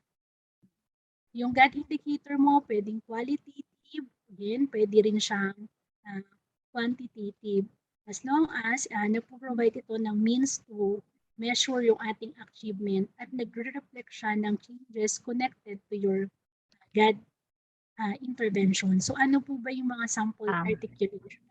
Miss Psyche, opo. Meron lang po kaming request, medyo mahina po ata yung audio doon sa, yung reception din po ng audio sa ating mga participants. So baka po pwede nating speak louder, opo, and then or lapit po sa mic. Ayan, yes, thank you. Ay, medyo lumakas na, Miss Psyche. Kailangan ko lang lakasin yung boses ko. Yes, opo. Thank you. Okay, so yung example natin dito ng GAD indicators ay yung proportion of program implementers able to integrate GAD-related information in the project completion report. Kung makikita ninyo, ito yung pwedeng GAD indicator dun sa kaninang gender issue or GAD goals na pangarap or yung gustong marating ay ma-integrate yung gender perspective dun sa overall or sa mga banner or flagship program ng isang agencies or institution. So isang example is yan nga, yung proportion of program implementers able to integrate the GAD-related information in the project completion report. So ito yung GAD indicator mo sa iyong GAD agenda. Pagdating sa GAD plan mo, pwedeng ang iyong GAD indicator ay number of gender-responsive PPAs implemented. Para mas mapakita ko po yung kung bakit ganun siya, no? Yung pagkaka-articulate, no? Yung sa GAD agenda natin, dapat yung ating GAD indicator ay outcome-based siya. Pagdating sa GAD plan and budget mo, ito dapat ay output indicator yung ating ilalagay. Ano yung mga example? One, pwede sa GAD, GPB mo, ang output indicators mo ay number of policies supporting positive, non-discriminatory, and non-derogatory portrayal of women in mass media and film issue. Pagdating sa GAD agenda mo, pwedeng yung output indicator mo sa GPB ay directly nagko-contribute naman dito sa percent of complaints received and documented on derogatory portrayal of women in media in film resolved fairly. Okay, isa pa pong example, number of university personnel who have attended the training on gender sensitivity. Tapos sa GAD Agenda, percentage of university personnel who can provide training to student on gender sensitivity. Kung makikita talaga na, kung babasahin natin sa GAD Agenda, dapat i-achieve natin yung ating GAD result statement ay outcome level po siya. No? May changes doon sa behavior or sa pwede sa pag-implement ng mga programs and services. Ayan. So, as you can see, no, compared to the GAD plan and budget, yung GPB kasi natin, ina-assess niya yung immediate result or yung output or PPAs. But pagdating sa GAD strategic plan natin, nire-requires niya yung outcome level indicators para din also ma-reflect yung mga intermediate change in the gender issue being addressed, no, sa ating na-address ng ating GAD strategic plan. Yun po yung ating mga example ng GAD indicator. Okay. Kung yung mga agency gusto pang pag-aralan at matuto kung paano gumawa ng GAD indicators and GAD goals, pwede nating gamitin as major reference yung compendium of monitoring and evaluation indicators on GWE. The specific purpose of this compendium is to provide a compilation of indicators that can be used by duty bearers to measure the result of the action they have undertaken and the investment they have made for the specific purpose of attaining the gender equality and women empowerment in their respective sectors, subsectors, or fields or areas of concern. Yung ating compendium, meron siyang a total of 205 indicators included in this compendium. So every indicator is presented in a matrix consisting of 10 sections, and these sections are indicator number, indicator statement, description, disaggregation, mode of data collection, the frequency of data collection, the data source, estimation procedure, sector, subsector field, and the notes. Yan. However, yung ito po, although magagamit natin siya as reference material, yung GWE talaga mas magagamit mo reference siya kung ang iyong element 1 or yung column 1 sa GAD strategic plan ay GAD mandate. Kasi ito ay compendium siya ng mga indicator ng mga international and mga national plan natin on gender and development, like yung mga BPFA, GWE, at yung monitoring natin sa Magna Carta of Women. Yan. So, paano siya pinipresent po dito? Yan. Yan. So, paano siya pinipresent sa compendium? Diba, sabi ko kanina merong 205 indicators at bawat indicators merong 10 elements, no? Kung makikita ninyo, nandiyan yung code at yung mga specific indicators natin. For example, proportion of the population in a given age group achieving at least a fixed level of proficiency in basic literacy skills under the SDG 4.6.1.2 core guide. So ito yung mga example na pwede natin gamitin. Basta tandaan lang natin yung pagpo-formulate natin ng indicator ay nakabase sa ating gender issues and GAD outcome result statement. Yan. Right. At this point po, pwede ba tayong mag-launch ng poll? No? Dito naman, tignan natin kung para sa inyong mga participants, ano yung statement na nagpo-provide ng correct articulation of an indicator, baseline, and target. Is it option A, option B, or option C? No, for option A, ang nilagay niyang indicator ay percentage of program officer implementors trained in the use of the Hagadaga. Yung baseline niya ay 5% ng total top complement ay nakapag-undergo na ng training on the use of Hagadaga. So, ang target at the end of December 31, 10% na yung matrain nila. In 2022, 30% of the total program implementers are trained. At pagdating sa 2023 ay 50% na ng implementer ang na-train in the use of hagadaga. Sa option B, ang nilagay na indicator ay increase in number of program officer, implementers trained in the use of hagadaga. Dito naman sa option B, wala siyang baseline, so 0. Tapos ang kanyang target ay 10%, 50%, and 70%. Under the option 3, ang nilagay na indicator ay increase in number of program officer, implementers trained in the use of hagadaga. 0, 100, 260, and 330 naman yung kanilang annual target. So, which statement is the correct articulation of an indicator, baseline, and target? Is it option E, option B, or option C?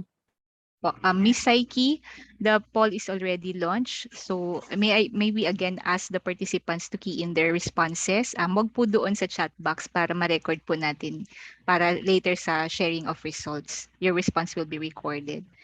Thank you po. Ibigyan po natin sila ng 30 seconds to vote. Miss Psyche.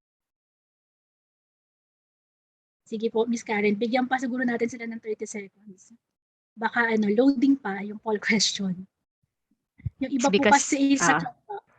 Yes po, Miss Sagi, tama po kayo kasi meron tayong mga problems din in terms of internet connectivity. So may mga lag po talaga. So those who are answering in the chat box, pakilipat po doon sa poll question, sa poll feature ng Zoom. Thank you.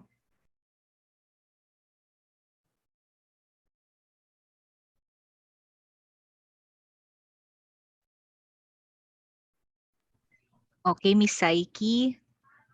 At this point in time po, meron naman po tayong 74%. Let me know lang po kung we will stop the poll. Pwede na siguro natin stop. Yes po. Okay, so 74% naman na. Okay, so the poll will be stopped na po. Meron na pong sagot, Miss Psyche. For option A, would you like me to read? Or Yes. Okay, sige. So the answers po, the responses for option A is 72% based on the poll results. For option B, we have 16%, and then for option C, we have 11%. Also in the chat box, many of our participants are typing in their response. So they answered, they chose mostly A's. Ayan po yung sagot nila. So thank you so much sa ating mga participants, Miss Karen, for joining sa ating poll. Yes, tama po sila na ang best or correct articulation ng indicator, baseline, and target ay yung option A. So bakit kaya option A yung tamang articulation na indicator, baseline, and target? Yan. Okay, so letter A kasi 'di ba nakalagay percent yung indicator niya at yung kanyang tina-target din sa 3-year ay naka-percentage din. At the same time nag-provide siya ng kanyang baseline at maayos yung kanyang targeting. Unlike sa iba na from 10% nag-jump ka into 50% and 70%. So hindi ito realistic articulation ng isang target. At the same time, paano mo ma-measure na 10% yung gusto mong increase sa year 1 mo kung wala ka namang baseline, no? So nakakatuwa po na yung ating mga participants ay majority talaga alam nila, kayang-kaya nilang i-formulate yung indicator, baseline, and target. So yun po. So isa sa mga essential elements din ng GAD Strategic Plan ay yung baseline. Kanina, kaya nyo i-provide kung paano natin ipo-formulate yung baseline. Sabi natin yung baseline nagpo-provide ng specific value for an indicator at the outset of a major of a program or project. The baseline data is collected at one point in time and is used as a point of reference against which progress on the achievement of outcomes will be measured or assessed. Kaya yung role din ng planning team dito ay mag-gather ng inyong mga existing data para makapag-provide tayo ng maayos na baseline statements sa ating GAD strategic plan. Ang ang planning team talaga ng strategic plan or ng GAD agenda formulation ay sobrang dami pong ginagawa. So saan ba natin, ano-ano ba yung mga example pa ng baseline? So 10% of the program implementers have attended training on the use of Hagadaga. Pwedeng 3 out of 100 program implementers are knowledgeable in integrating the 10 core elements of the Hagadaga in the program proposal and completion report. So kung meron kang 3 program officers na kayang gawing gender responsive ang inyong program proposal, ay malaking bagay ito, no? Isipin mo 3 out of 100 yung baseline mo. So sa year 1 mo, ilan ba yung gusto mong ma-achieve? 15 or 25 ng 25 out of 100, yung ba yung gusto nating ma-achieve na at the end of year 1, meron ka ng 25 strong program implementers na nakakapag-integrate or knowledgeable about integrating the 10 core elements sa inyong program proposal and completion report. Okay, example then is yung 3 IEC materials produced on gender fair language or version of anti-discrimination bill filed in Congress. 25% of middle managers are women. Yan po yung mga example. Ngayon naman, ayan. So ano-ano po ba yung mga sources ng baseline data? Sige nga, can you please type po sa chat box ano-ano yung mga pwedeng sources ng ating baseline data? Survey, sabi ni Ms. Mary Lou. SDD, sabi ni Ms. Genoveva Gabo from Palawan State University. Alright, PSAD, needs analysis, research studies, admin data, prior research, SDD survey, FGD, statistic, CBMS, yes, for the low units, community profiling, previous data collected from the survey, SDD, CBMS, and PSA, focus group discussion. So marami tayong pwedeng maging sources ng ating baseline. So the baseline data can be extracted from the following. No? Tama po kayo. Sa for client purpose, pwedeng sa situational analysis, PPAs or program PAPs accomplishment and or completion report. Pagdating naman sa organization focus po, pwede natin ang maging baseline ay yung result ng ating training needs analysis. No, yung profiling and capacity development report kung meron tayo, and yung result ng organizational development or OD assessment report. So madami tayong sources. Kaya nga sabi natin, as much as possible, kapag gumagawa ka ng strategic plan mo, hindi zero yung baseline mo. Diba? Kasi madami ka naman talagang sources. So paano makikita kung ikaw ay nagpo-progress talaga kung zero naman yung baseline. So dito din, no, pwede rin yung gamitin, siguro i-ano na lang natin, i-modify yung training guide on formulating the GAD strategic plan. Meron yang profiling form at GAD TNA. No? Pwede nyo i-modify yan sa inyong mga agency para magkaroon kayo ng baseline pagdating naman sa capacity needs ng inyong mga top complement or ng inyong mga staff sa inyong local government units and agency.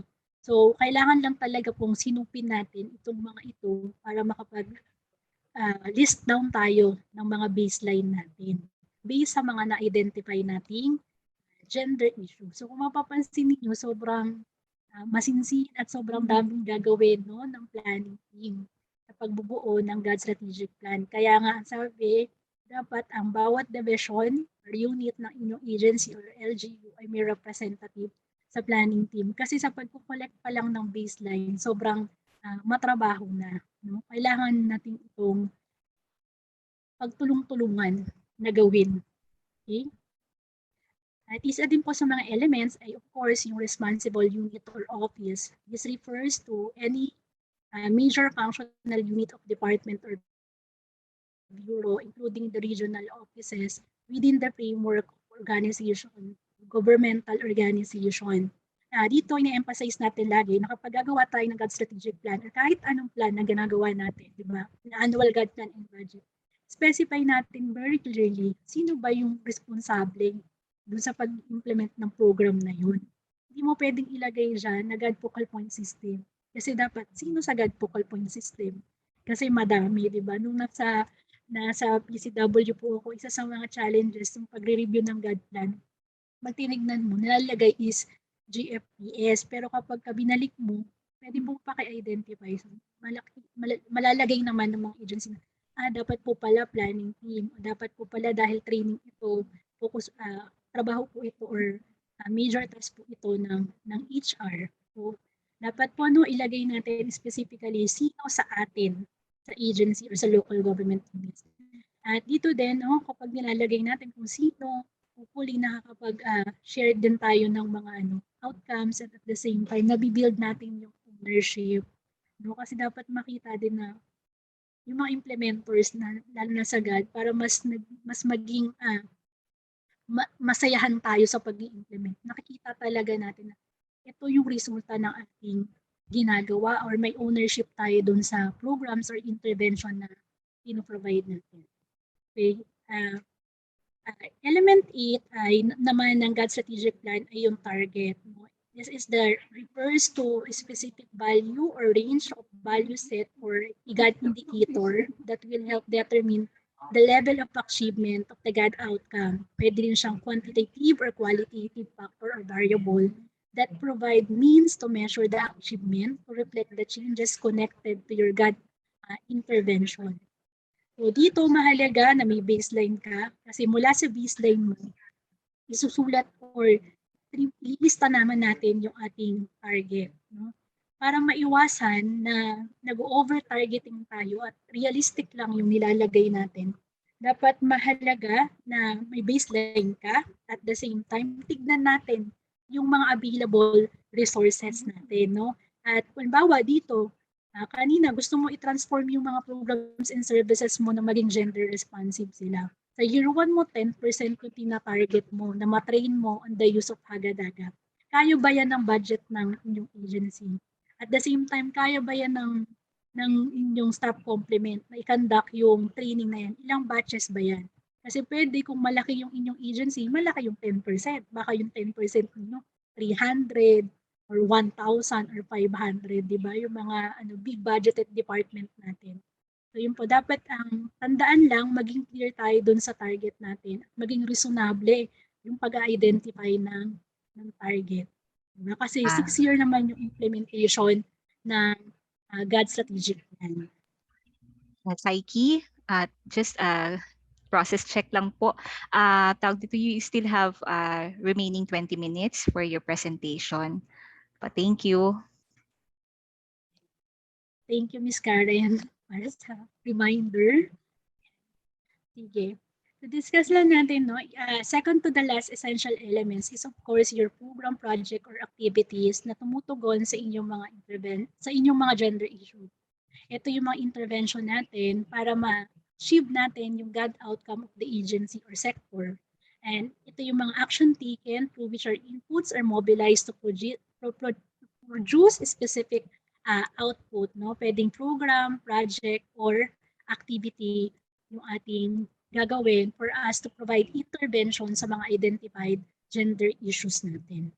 So once na-identify natin yung target natin at yung ating program, ano ba yung, for example, diba sa mga agencies, ano ba yung program ninyo? Ano ba yung expected na magawa ninyo based on your mandate? So, mula doon, ilalatag na natin itong mga to.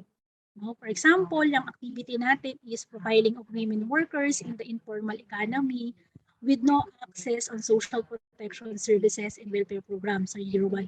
Sa year 1, kung na-profile mo na siya, sa year 2 mo, pwedeng ang activity mo ay mag-develop ka na ng data bank of women workers in the informal economy.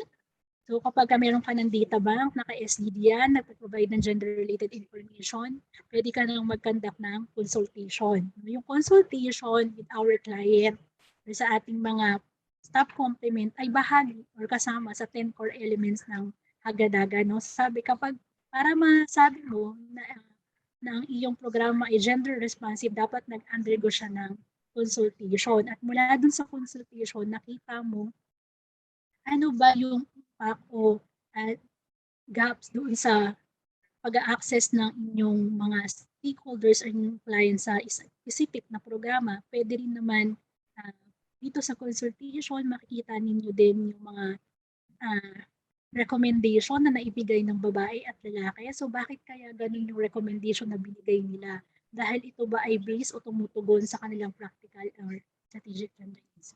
So pwede sa year 4 mo, no, dahil nakapag-consult ka na sa kanila, na-identify mo yung programs na gusto nilang i-access, pwedeng nagkanda ka na ng orientation on social protection services and welfare programs to informal women workers. At sa year 5 mo, no, in-assess mo na sila to enroll in women workers in social protection services and welfare programs. At yung last part mo is continuous pa rin na pag-a-assist in the enrollment of women workers in social protection services and welfare programs. So nakita natin dito, pag-identify ng program, projects, or activity, progressing din siya. Diba? Pero pwede rin naman yan na continuous din yung ginagawa mo from year 1 to year 6. Halimbawa, nagpo-profile ka. Sa year 1 mo, ang profile mo lang isang barangay muna. Tapos sa susunod na year mo, nag-develop ka na ng data bank, pero nag-expand ka naman ng profiling mo. So, pwedeng ganun yung ginagawa or gagawin natin sa ating GAD strategic plan. So, depende ulit ito sa ating capacity at sa mga available resources sa inyong local government units or agency. Yan. So, ito po ulit yung mga essential elements of GAD strategic plan. Yan. So, hopefully natandaan po natin kung ano-ano ang mga essential elements, no? From the GAD goals, then the issue GAD mandate, GAD outcome result statement, the GAD indicators, baseline data, responsible unit or office, the target, the program project activity, and the estimated budget po natin. Ayan. Basahin ko lang yung isa po sa mga comment. No? Sana lang po yung GAD advocate or champion din po ay head of the agency and other official kasi wala pong mga framework and plan kung walang support po ng admin. Example, sa GAD budget pala nga lang, minsan pahirapan na humingi. Ayun. So, klaruhin lang po natin na yung GAD budget ay hindi siya separate budget ng inyong agency or ng inyong local government units. Ito ay under your regular budget or nakapaloob sa inyong total GAA. Diba? Nilalagay lang natin na at least 5% yung GAD budget para matrigger yung remaining 95% ng LGU. So dapat at yung 5% niyo sa GAD plan, ini-influence niya yung remaining 95%. Hindi siya separate budget, pero ginagamit natin siya para i-facilitate gender mainstreaming sa ating local government units or sa ating agency. And I agree also po, no, dapat talaga yung mga GAD advocates or GAD champion natin ay mula din po sa ating management committee, ating mga executive directors and other official na may authority, no, to appoint, to provide resources para magawa natin yung laman ng ating GAD strategic plan.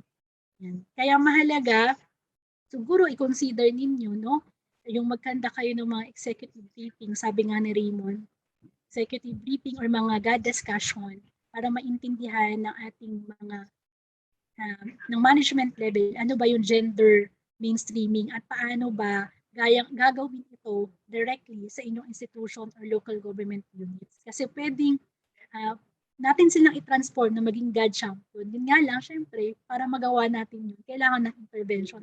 Isa sa mga intervention ay pag-provide ng orientation or capacity development sa kanila.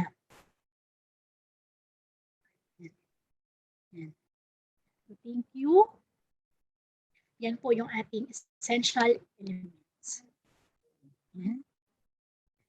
So, mag-proceed po ako doon sa last part ng aking presentation, which is monitoring monitoring ng ating evaluation ng ating GAD agenda or operationalization monitoring. So sa last part po ng presentation, i-discuss ko lang very briefly po sa inyo kung may GAD strategic plan na tayo, ano ba yung ma-implement natin ito. Yan. Sige nga, para sa may mga GAD agenda na dyan or GAD strategic plan, ano yung next step ninyo matapos nyo itong gawin? Ano yung naging intervention? Ayan, sorry, nawawala daw po yung signal ko, Miss Karen. So, balikan ko po siguro yung, Yes. yung tanong. Oo.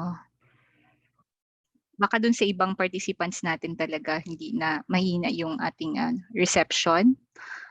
So thank you for revisiting some of the slides that were discussed earlier for the benefit of those who have a weak internet connectivity. Ayan. Take it away, Miss Psyche. Ayan.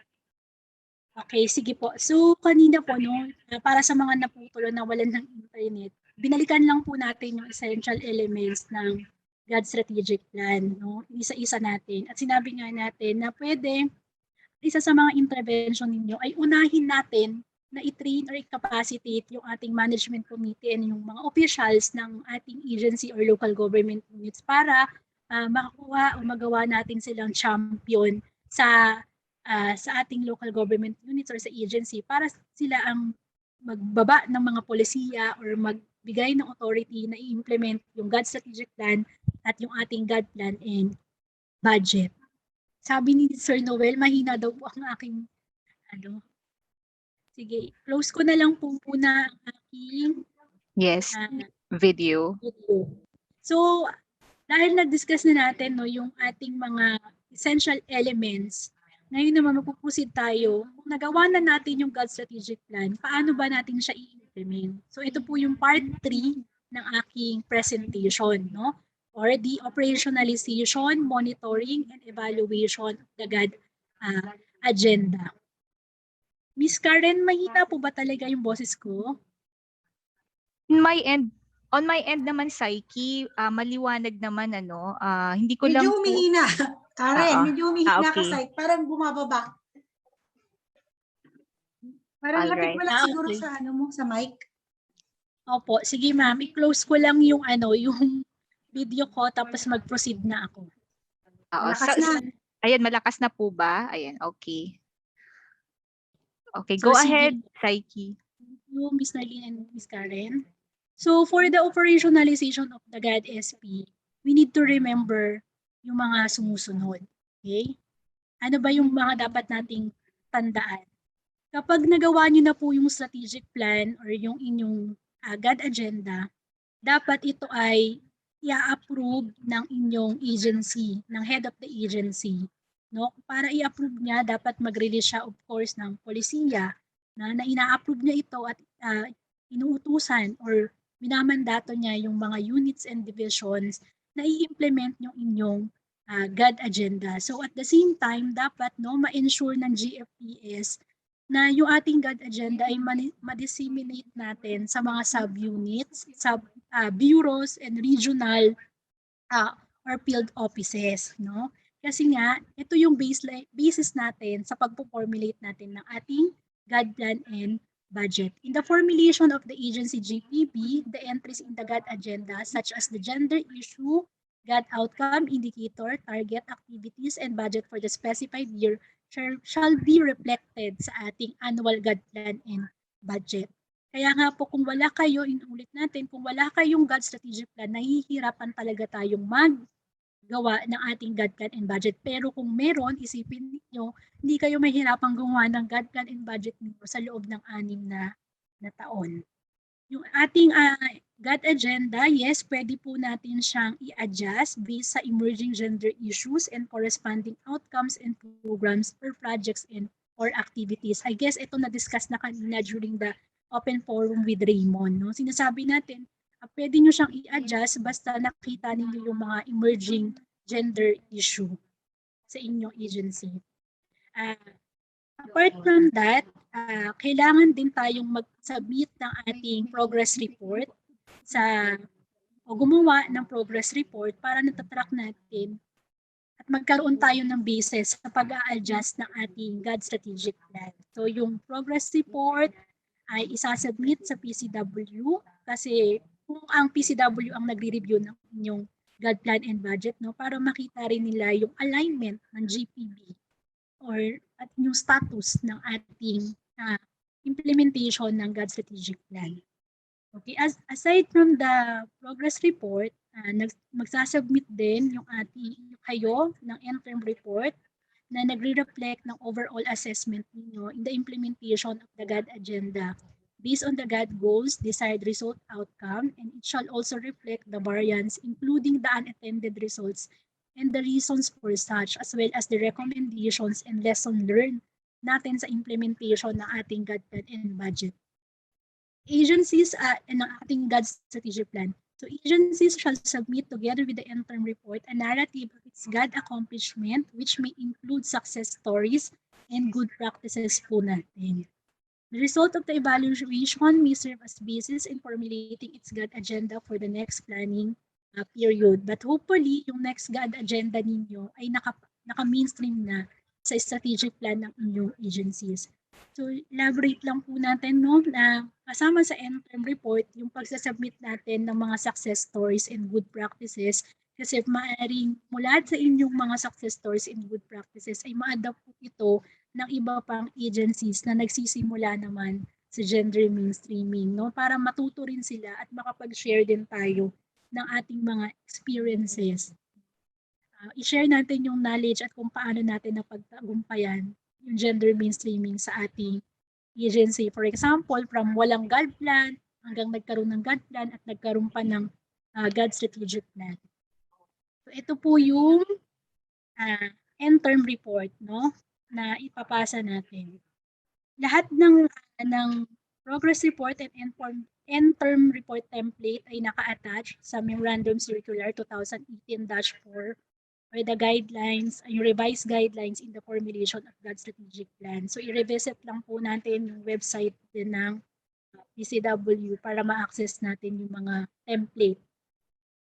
Okay, so sa interim report, pwede rin natin para mas maganda or mapabilis din yung proseso natin ng pag-formulate natin ng interim report at nakapag-monitor tayo ng maayos, pwede natin din gamitin yung part ng compendium na kung saan nagbibigay ng halimbawa or a template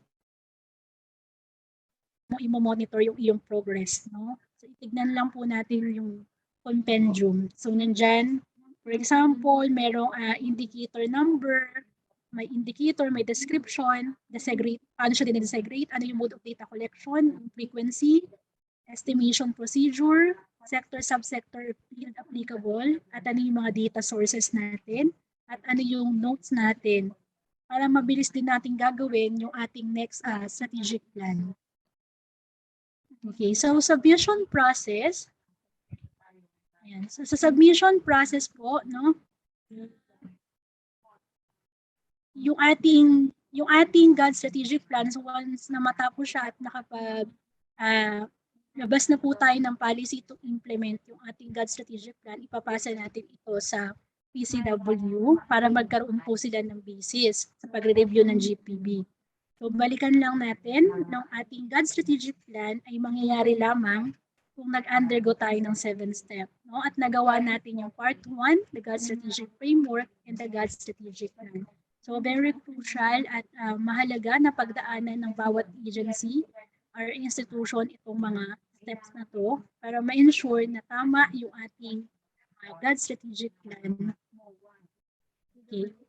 So kapag ginagawa po natin yung ating GAD strategic plan, maaaring marami dito sa mga agencies na nandito, wala pa tayong GAD agenda.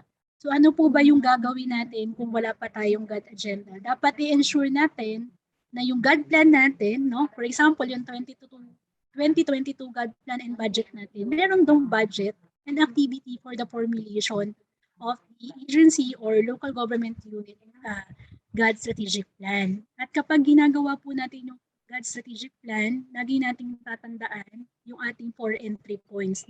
Ano ba yung 4 entry points sa mainstreaming? Ito yung ating policy, programs, projects, or activities, yung ating people, sino-sino yung gumagawa, at yung ating mga enabling mechanism like the GAD focal point system, the SDD, or your GAD database. So kung hindi mo nasusuportahan yung entry points mo, mahihirapan tayong i-put into realization or i-implement yung ating GAD strategic plan. Kaya mahalaga na lagi nating babalikan yung core entry point, no, sa gender mainstreaming. Mula doon, tatapusin natin yung implementation ng GAD plan in budget natin. So, yan. Ito na po yung huling slide ng aking presentation, and I hope natuto po kayo mula sa aming mga sharing. So once again, thank you so much, and happy National Children's Month po sa ating lahat. Okay, thank you very much, Psyche, for your substantive presentation. Ayan po, I hope marami pong nakuhang takeaway yung ating mga participants by listening to your very substantive and comprehensive discussion. So allow me to just highlight some of the points that you made this afternoon. No, I would just like to provide some very quick points that you highlighted in your presentation. So first po, no, you said that strategic planning enables organizations to determine what it wants to achieve and how they can achieve it. So it is a bridge between a strategy creation, or this is the time that you determine strategies, indicators, outcomes, and targets, and strategy execution, which refers to implementation and monitoring. Okay, so the GAD strategic plan is the document that operationalizes the GAD agenda of the agency. You also mentioned about the essential elements of the GAD strategic plan. So these are the GAD goals, the GAD mandate and gender issue, GAD outcome and GAD result statement, GAD indicators, baseline data, responsible unit and office, target, PPAs, program project activities, or the PPAs, and estimated budget. So you also differentiated each of these elements in your discussion. So in the exercise that you asked the participants to engage, the participants were able to identify gender issues and GAD mandates, as well as the corresponding GAD goals. So based on these responses, most agencies have clearly identified their gender issues and GAD mandates, and they can also clearly identify the corresponding GAD goals for each. So you also stress the importance of outcome level result statements to indicate change in behavior. And you also made a very good point on establishing the baseline information, as this will be the basis or the point of reference against which progress on the achievement of the outcomes will be measured or assessed. So you also distinguish the baseline, indicator, and target. And then you also discussed the operationalization and monitoring and evaluation of the GAD agenda, wherein the head of the agency shall approve the GAD agenda and issue a policy ensuring its implementation by the agency subunits. And you also mentioned about the reports to be prepared and submitted. So these are the 3-year progress report and end-term report. And you also mentioned some tips on the GAD strategic plan. So you also highlighted that it is crucial for us to go through the 7 steps in order to come up with the GAD strategic plan. So ayan po, maraming salamat, Psyche, for your presentation. At this juncture, we have reached our open forum. So we will be entertaining questions from the participants. Okay, so the tech team is launching the questions that have been selected to be raised in this plenary. So first of all, the first question comes from is from Rene Carbayas of the Philippine Information Agency. Okay, and then the question is, are there GAD mandates specifically assigned to particular agencies? Aren't GAD mandates in general? So Psyche, before you respond, may we also ask our PCW officers to also add to your response if ever they also need to share some input. Okay po, Psyche, this is the question. Hi, Ms. Karen. Yes po, merong mga specific or particular GAD mandates na naka-assign sa inyong mga agency. Kaya nga kanina yung process natin, sabi natin, aside from conducting the gender analysis, dapat yung strategic planning team, magkakaroon din ng mapping ng mga GAD mandates. No? Saan natin kukunin yung mga GAD mandates assigned sa ating agency? Pwede sa Magna Carta of Women, pwede sa Beijing Platform for Action, pwedeng sa GWE. Like kanina po yung example ko, no, yung chapter 5 ng Gender Equality and Women Empowerment Framework, naka-identify doon sino-sino yung mga agencies na dapat nagko-contribute in the prevention or yung tuluyang pag-ensure na yung mga school ay safe places para sa mga bata. So nandun yung DepEd, GAD, CWC. So, diba? So makikita po talaga natin siya. Kaya yung magandang gawin ng strategic planning team, bago mag-gender analysis, magmapa muna tayo ng mga GAD mandates natin. Kasi for example, kami ngayon sa experience namin, nakita namin na sa Council for the Welfare of Children, marami palang GAD mandates na pwede kaming mag-contribute, di ba? Kaya lang, yun nga, ngayon lang natin siya nakita dahil ngayon lang tayo nagka-time na mamapa ito. So yung next step ninyo, kasi wala naman siyang gastos na gagawin, no? Pwedeng mag-assign or bumuo ng core team na magmamapa ng inyong mga GAD mandates, no? Ilista natin ito at i-present natin ito sa strategic planning team. At tignan din natin, aralin natin, anong level ba yung mako-contribute natin. Kasi for example, dun sa case ng Chapter 5 Education, pwedeng yung role ng inyong agency ay more on advocacy.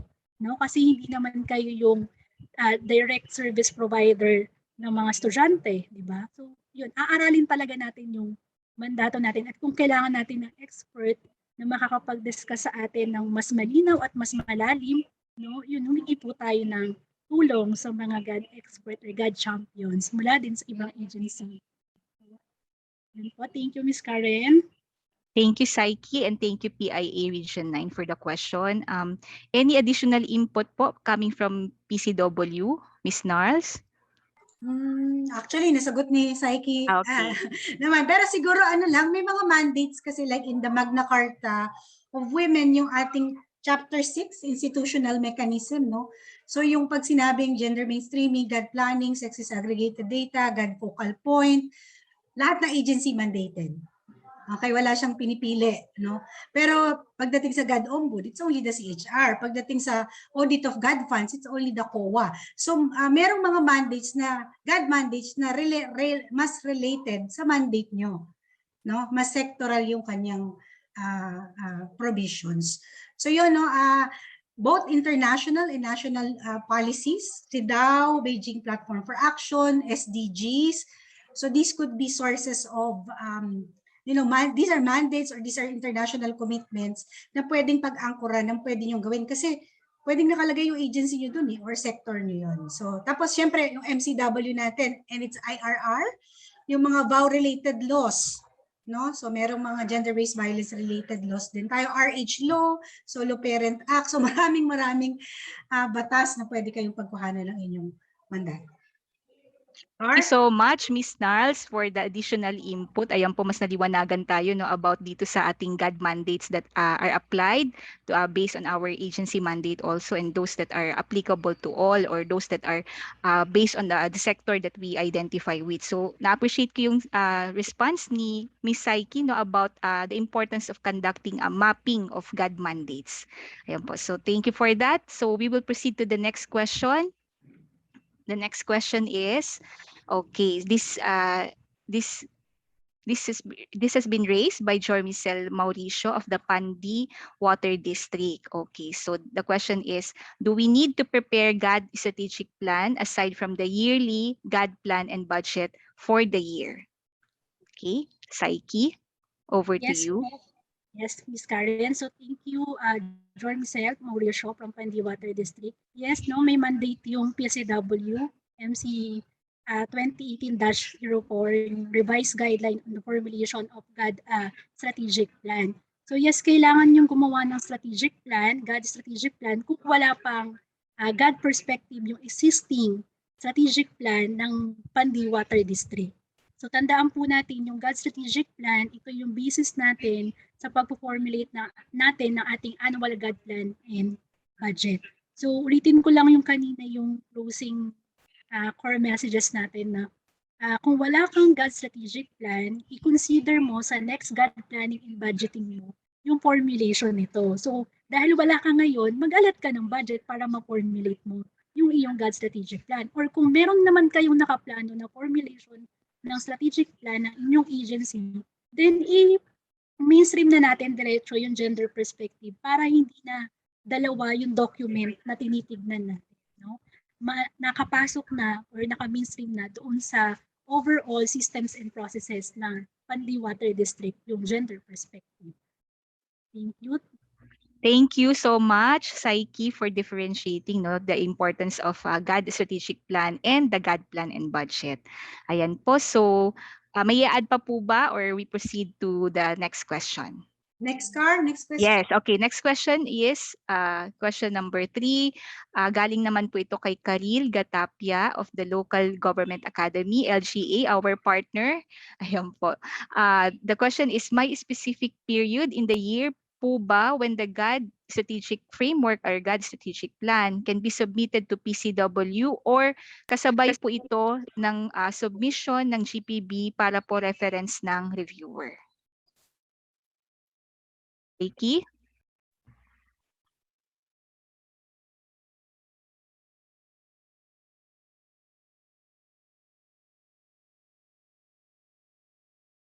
Hello? Psyche?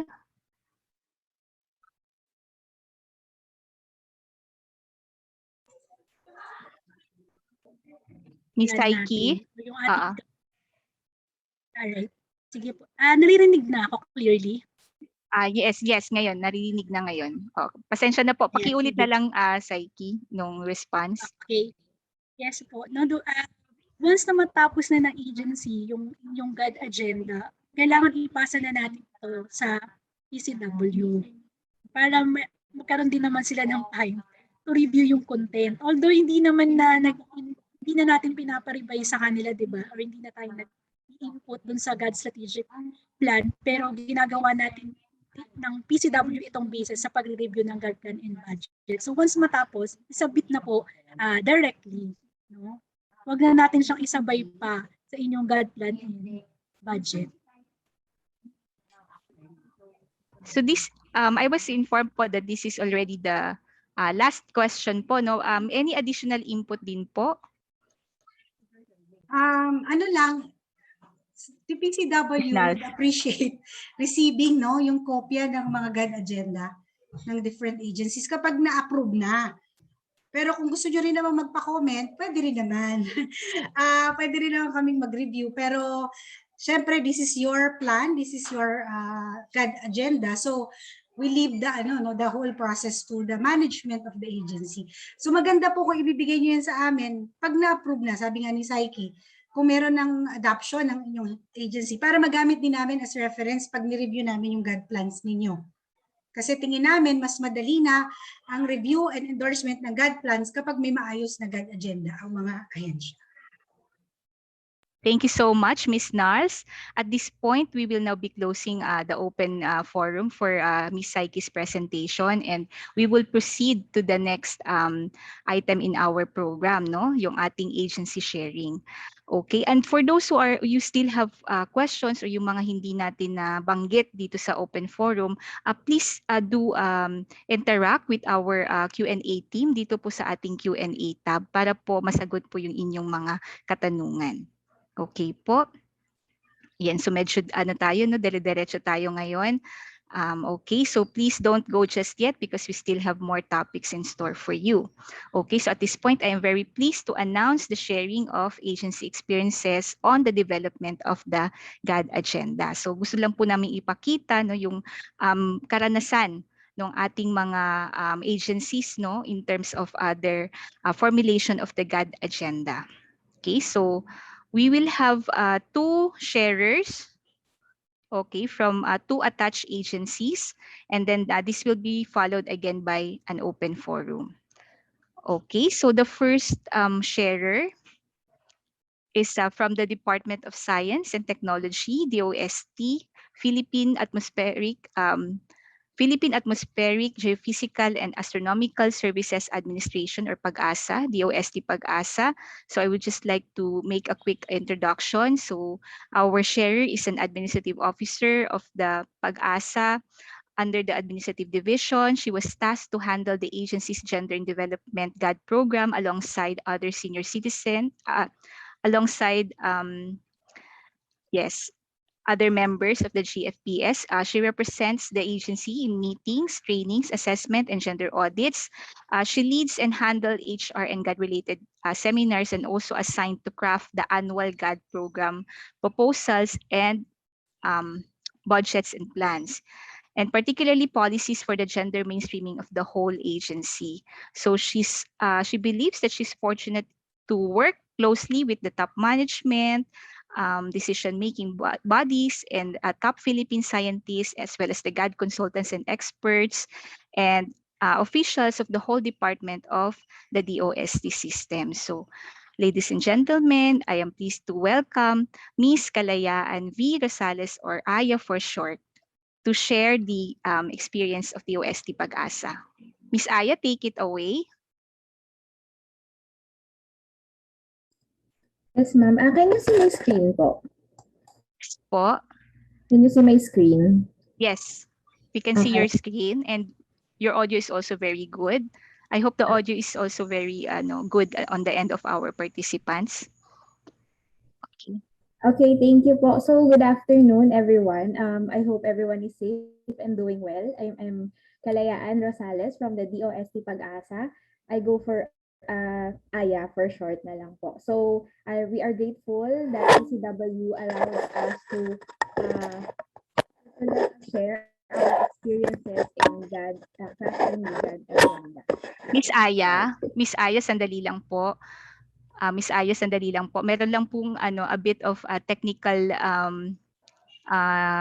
challenge po. Okay lang po bang magpa-break po muna tayo ng 5 minutes para po magkaroon din po ng health break, and then to also fix some technical issues.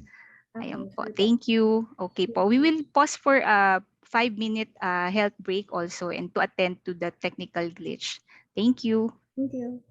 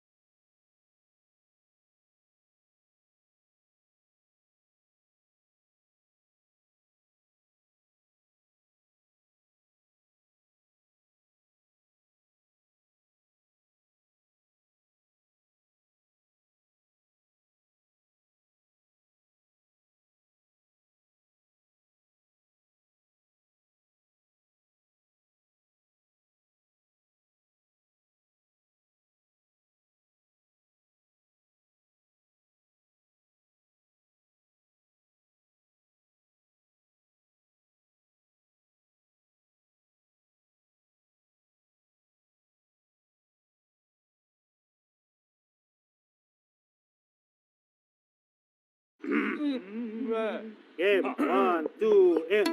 Paatuhon, balikat ulo, itapwetan, baywang at sus. Huwag mong titigan ang hindi sa'yo at maging disenteng tao. Pare, ang catcalling ay isang uri ng sexual harassment. Di biro ang sexual harassment at di nakakamacho ang pang-aabuso. Isang paalala mula sa Philippine Commission on Women.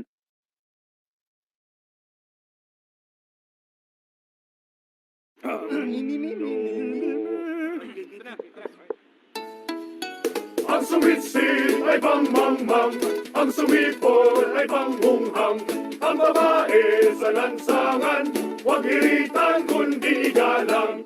Pare, ang catcalling ay isang uri ng sexual harassment. Di biro ang sexual harassment at di nakakamacho ang pang-aabuso.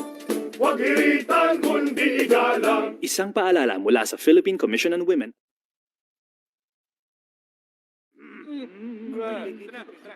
Chong chong chong chong pasipol-sipol, mga manong sa labas, magtigil at gumalang, kaya ikaw sara bibig, kundi maganda ang lalabas. Pare, ang catcalling ay isang uri ng sexual harassment. Di biro ang sexual harassment at di nakakamacho ang pang-aabuso. Kaya ikaw sara bibig, kundi maganda ang lalabas. Isang paalala mula sa Philippine Commission on Women.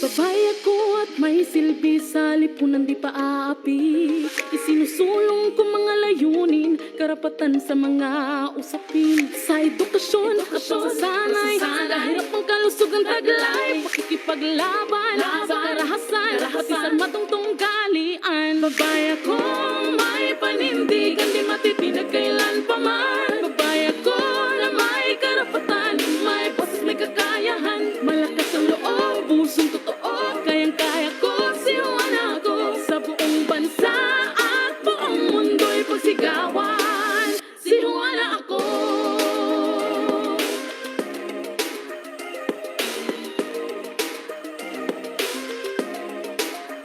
Babae ako, kayang pamunuan, magdesisyon para sa karamihan. Mekanismong dulot ay pagunlad, sa kababaihang ipatutupad. Sa usaping ekonomiya, karapatang pagtaot ng media. Sa kabataan, kalikasan, pagsunod ng buong sambayanan. Babae ako, may panindigan, di matitinag kailan pa man. Babae ako na may karapatan, may boses, may kakayahan. Malakas ang loob, pusong totoo, kayang-kaya ko, sinuwan ako. Sa buong bansa at buong mundo'y pagsigawan, sinuwan ako.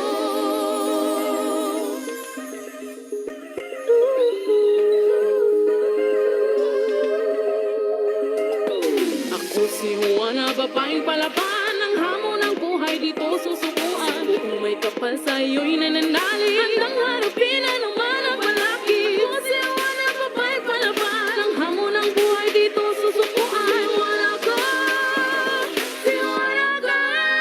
Babae ako, may panindigan, di matitinag kailan pa man. Babae ako na may karapatan, may boses, may kakayahan. Malakas ang loob, pusong totoo, kayang-kaya ko, sinuwan ako. Sa buong bansa at buong mundo'y pagsigawan, babae ako.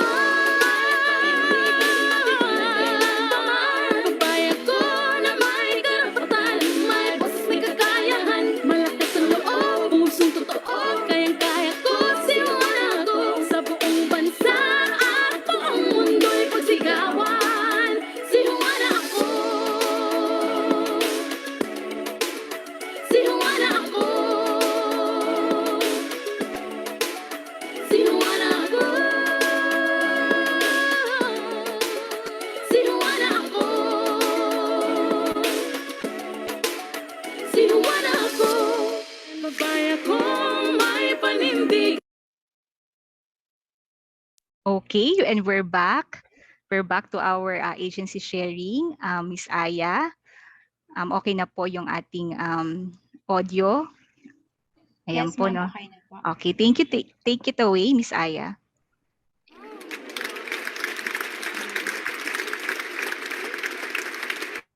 So, okay na po.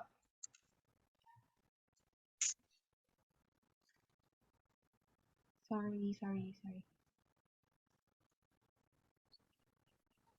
Can you see my slides po? Yes, we can see your slide. Okay, so we are from the DOST Pag-asa. We are mandated to provide adequate, up-to-date data and timely information on atmospheric, astronomical, and other weather-related phenomena using advances achieved in the realm of science to help government and the people prepare for calamities caused by typhoons, floods, landslides, storm surge, climatic events, and climate change, among others, to afford greater protection to the people. So we are also mandated to provide science and technology based assessments pertinent to decision making in relevant areas of concerns, such as in disaster risk reduction, climate change adaptation, and integrated water resources management, as well as capacity building. And lastly, we are mandated to ensure that the countries fulfill its commitments to international meteorological and climate change agreements. So, let me hayaan niyo po akong pakilala ang aming administrator. Ang aming administrator ay si Dr. Vicente B. Malano. Ang aming GAD Focal Point System Chairperson and also the Chief of the Administrative Division is si Ms. Sylvia Davis. And here's our GAD Focal Point System members and technical working group which are composed of planning officers from each division para po well represented yung ating mga divisions. Next is, here's our GAD vision and mission. So our GAD vision is also based from the agency's vision and mission po. So we aim to be the center of excellence for gender responsive and gender inclusive weather related information and services to develop disaster, climate resilient, and gender empowered nation. So the GAD mission naman po is to deliver a gender responsive, reliable, and relevant weather related information, products, and services to develop communities resilient to typhoons, floods, rain-induced landslides, storm surge, extreme climatic events, climate change, and astronomical hazards. So here is the screenshot of our GAD agenda. Our GAD agenda from 2020 to 2025 is approved po around mga later months ng 2020. So our GAD goal 1 is to increase capacity of Pag-asa management, GAD focal point system, the technical and support personnel to plan, implement, and monitor gender responsive programs. So dito po pumapasok yung mga basic GAD trainings such as gender sensitivity training, the use of GAD tools like the ECDG, Box 7A, the PME, GAD mandates, updates, GAD mainstreaming, because dito po we aim to have our GFPS members and yung mga technical personnel to be well aware of the basic GAD terminologies and the use of tools po para po dun sa in relation to GAD Goal 2 to enhance gender responsiveness of Pag-asa programs. This is where our regular programs and Pag-asa projects are subjected to HCDG tools to have our to input enough GAD perspective so we'll achieve gender responsiveness of each regular program. So in a GAD Goal 3 po, we aim to increase women's participation and benefit from weather-related products and services. Ito po yung mas sa client base, development of GAD database, inform the public about Pag-asa GAD efforts through IEC materials. We aim to increase participation of our women clients in hydromet disaster risk reduction and climate change activities po. So here's our GAD goals. Next is ito po yung formulation ng aming GAD agenda. Ginawa po siya noong April 2019 sa conference room dito sa Pag-asa Central Office, attended by our former GAD chairperson, si Dr. Fabiana Hilario, former Deputy Administrator for Engineering, Engineer Catalino Davis, our newly appointed chairperson, si Ms. Sylvia Davis, and ang amin pong resource speaker, si Ms. Reina Olivar from the PCW Resource Pool, and our technical working group po. So here are the notable facilitating factors. Of course, nilagay po namin sa number 1 is yung kailangan i-prioritize talaga ng isama ng agency na i-prioritize ang GAD mainstreaming efforts po sa para din hindi namin nakakalimutan na kailangan lahat ng regular programs ng Pag-asa is gender responsive because in connection to our GAD goal, we aim nga po na later on, after ma-implement na po namin ng maayos ang gender mainstreaming efforts, kasama na po, magiging gender responsive na po ang mga programs ng Pag-asa. Hindi lang from clients hindi lang within the agency, but sana po in-aim namin na kahit yung mga clients ng Pag-asa. Ayan po. Number 2 is, of course, you have to have supportive top management. Isa pong malaking factor sa amin yun na sinusuportahan kami ng aming top management dahil sila po yung mas sa decision making. So, yung mga activities po namin, mas madali silang ma-approve as ginagawan po nila ng time yung pag-attend sa mga GAD trainings para maging GAD champion din po sila. So, next po is the active involvement of GFPS members and technical working group. So, kaya na sinabi ko kanina, per division po, merong parang GAD officer na siya yung nag-handle ng gender and development activities po within that division para mas madali din kami makipag-coordinate as secretariat, makikipag-coordinate kami mas madali dun po sa mga kailangan from their division para mas consensus din po yung pagde-decisions. And number 4 po is knowledge on proper GAD budget allocation. So every activities, every assessments, we aim to have na yung mga budget officer po namin uma-attend para alam din po namin na tama pa rin ba yung way namin dun sa paggamit ng budget and maiwasan po yung mga COA AOMs. So number 5 is the assistance from PCW pool member po. Meron kaming ever since po magkaroon kami ng consultant si Ms. Reyna Olivar for siguro mga 2 years before ma-mainstream ang GAD dito sa agency. So malaking factor din po na nakatulong siya sa paggawa ng GAD agenda namin.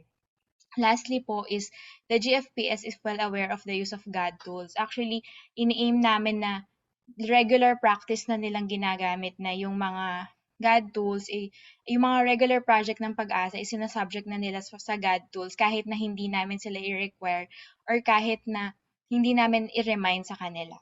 So, one constraining factor po is usually, feeling ko naman po ito, regular naman siya na constraining, hindi siya ganun kabigat, pero kasi nilagay namin siya dito kasi lalo na kapag yung merong tayong mga hindi magagandang weather, talagang busy ang aming mga technical working group kaya medyo nahihirapan po kami mag-schedule ng mga GAD activities tuwing typhoon season.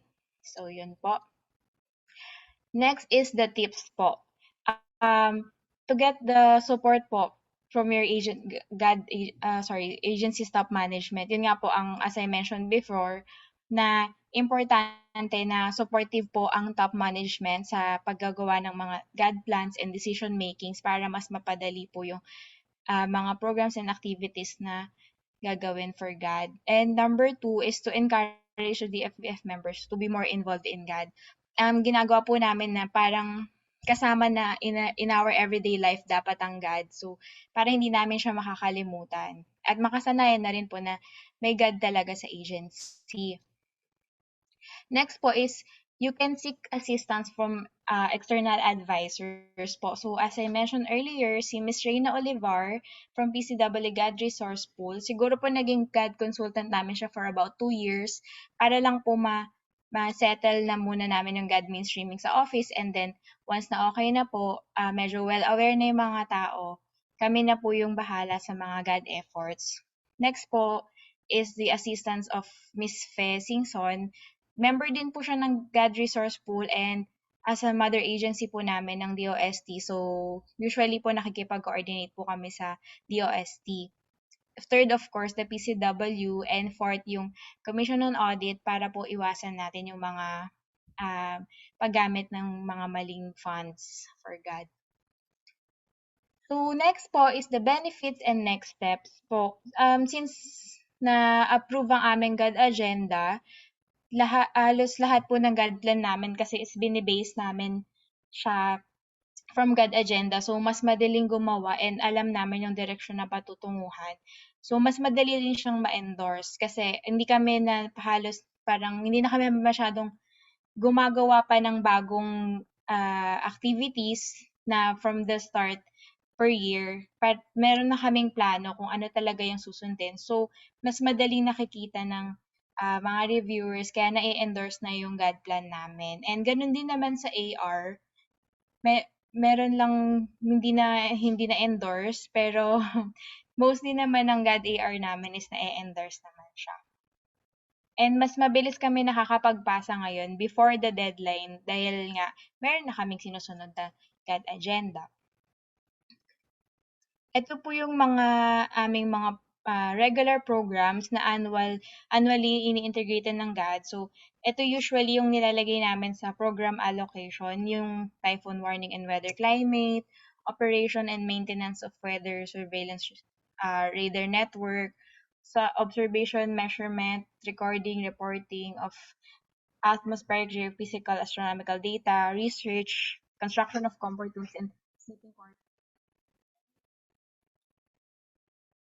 Yeah. Yung audio po. Ay, sorry po, sorry. Okay. So, yun po, enhancement of PAG-ASA's weather observing facilities, flood forecasting, and hydromet. Yan po yung mga regular programs na nilalagay namin ng ini-integrate namin sa GAD using the HCDG tools. So, I think this is the last na po, yung recognition po. So, last year, we were placed in third po sa DOST GAD Mainstreaming Awards category. Yun lang po. Okay. So, thank you so much po. Thank you so much po, Miss Aya, for your substantive sharing. Quick but very substantive. Ayan po, at talagang naging awardee pa tayo dito sa ating because of our GAD mainstreaming efforts. So after you po, we will have another sharer. And then after her presentation, we will proceed with the open forum.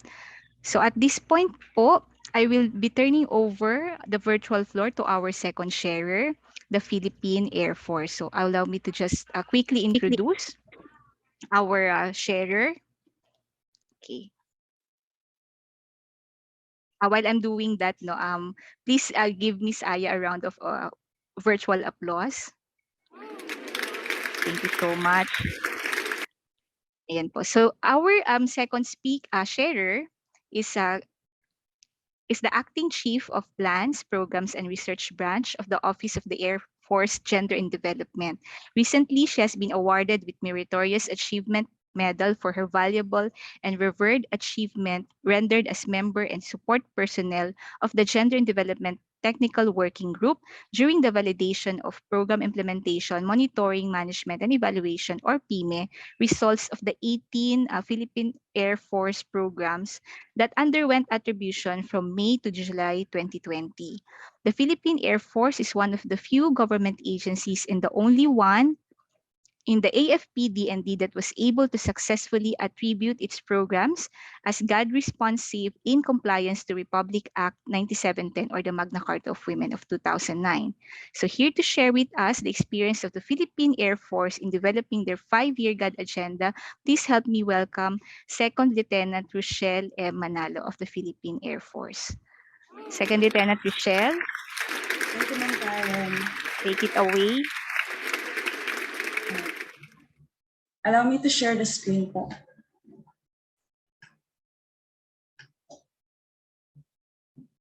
Visible na po ba siya?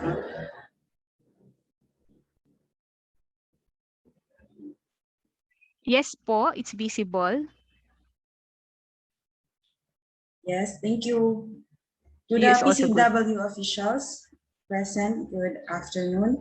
GAD focal point members and GAD advocates of different agencies, sirs and ma'ams, good afternoon po sa atin. Again, I am Second Lieutenant Rochelle M. Manalo, Philippine Air Force, from the Office of the Air Force Gender and Development. In behalf of our chairperson, GAD Focal Point System, Major General Canla Sr., the Vice Commander of the Philippine Air Force, we would like to thank the Philippine Commission on Women for this invitation to share our experiences in crafting our GAD agenda.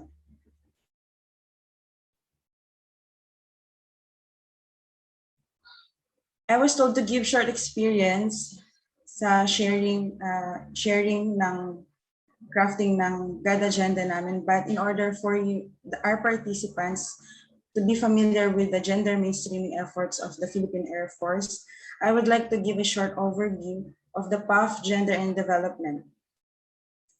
So my presentation will cover the following.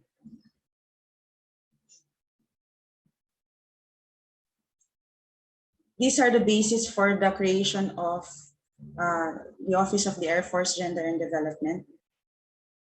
The Office of the Air Force Gender and Development was established following the HPAP Staff Memo number 2019-02 dated 11 March 2019 to support and effect the requirements of the Republic Act 9710 or the Magna Carta of Women.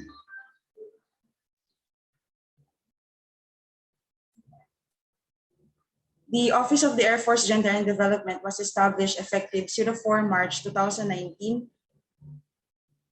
by order of then CGPAF Lieutenant General Rosano D. Brigues, Armed Forces of the Philippines, retired.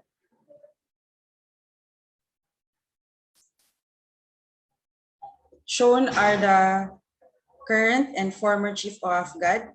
So we are headed now by Lieutenant Colonel Maria Cherry Pai M. Fernandez, Philippine Air Force General Staff Corps. Magaganda po sila. Through the guidance and leadership of the PAF GAD Focal Point System, the gender and development in the Philippine Air Force has achieved a lot despite the challenges of the pandemic. So I will be showing our significant accomplishments. Mabilis lang po. So the approval of our PAF 5-year GAD agenda on 25 February 2021. This 5-year GAD agenda was presented to the chairperson of the GAD Focal Point System through the concerted efforts po ng mga taga-OAF GAD, the GAD Focal Point System Technical Working Group, and the EXECOM. It was approved, and the agenda, this strategic plan aims to elevate yung efforts namin sa PAF to institutionalize yung gender mainstreaming. So ito na yung nagiging basis po namin ng mga programs namin na inilalagay namin sa annual GAD plan and budget. So ito po yung mga activities namin, significant accomplishments for the past months. Nagkakandak po kami ng mga training of trainers.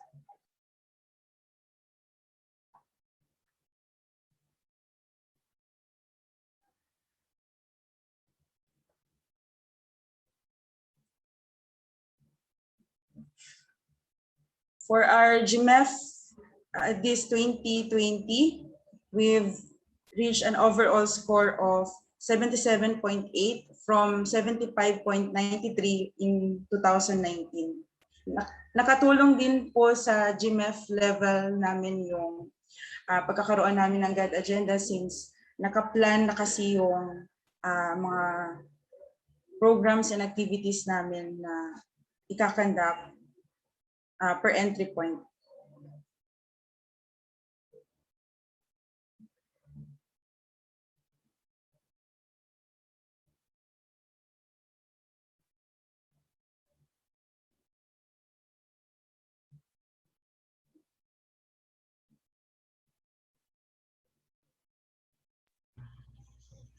Regular conduct. Okay. Go ahead, ma'am. Nawala lang po ng kaunti yung audio. Please go ahead. Hello, yeah. Okay na po ba? Apo. At saka hindi daw po ma-view yung presentation. Although it's visible from my end, some participants cannot view the presentation. But it's already shared on the screen right now. So visible, some participants cannot see the presentation, but on the other, from other participants end naman po, nakikita naman ang inyong presentation.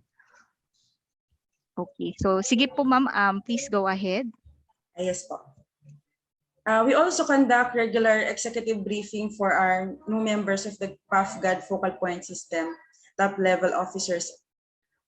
Kasi sa Armed Forces of the Philippines po, medyo mabilis yung transition ng mga officers namin. So we conduct regular executive briefing for our top level officers. We also crafted yung GAD monitoring and evaluation tool for our admin and support facilities and also for our medical treatment facilities and dental dispensaries. Ito yung ginagamit namin na checklist or monitoring tool pag nagkakandak kami ng gender audit to evaluate yung gender responsiveness ng mga facilities namin, PAF bases, sa buong bansa, to include yung medical treatment facilities and dental dispensaries.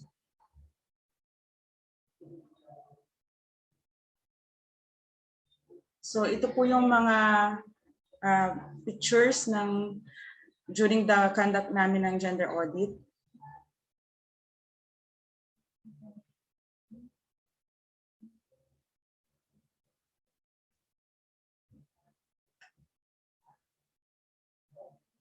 Ito po yung general assessment and observation na nakuha namin during our audit. Mostly sa mga PAF bases is nakakapasa naman siya dun sa M&E tool na ginamit namin.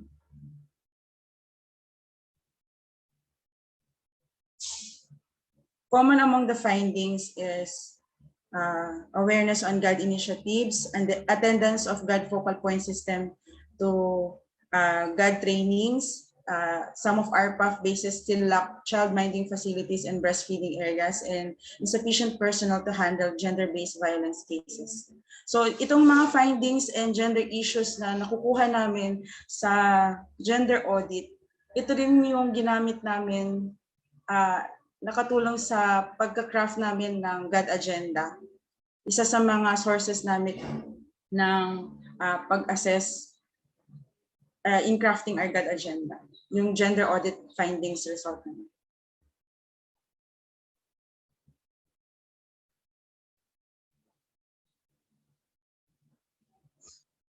Ito po yung mga attributed programs ng Philippine Air Force. So nag-undergo to ng Hagadaga and PIME, which we also use during the crafting of our GAD Agenda, yung evaluation ng mga attributed programs namin.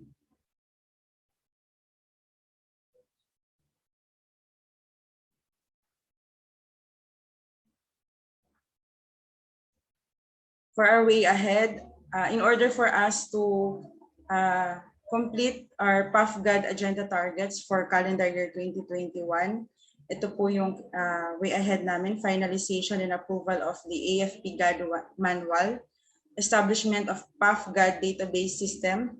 Meron na kaming nasimulan pero ongoing pa po siya ng pag-update yung SDD database system namin. Completion of our PAF gender audit and submission of our GPB and GAD AR. So for the GAD strategic plan,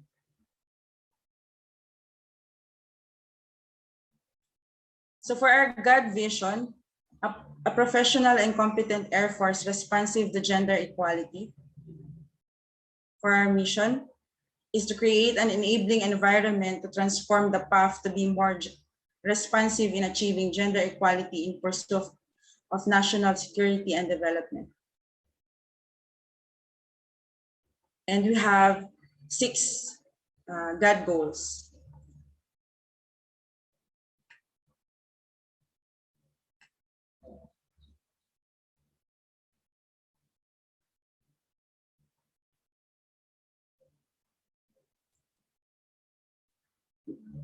Yung PAF GAD Agenda has 6 goals that will address the gender issues identified during yung crafting po namin, taking into consideration the entry points of the gender mainstreaming evaluation framework. For our goal 1, which is to establish a comprehensive plan to facilitate development of GAD responsive policies in the PAF to achieve equitable distribution of resources and opportunities. This goal will address the gender issue that some policies available in the Philippine Air Force have not yet integrated the GAD-related mandates.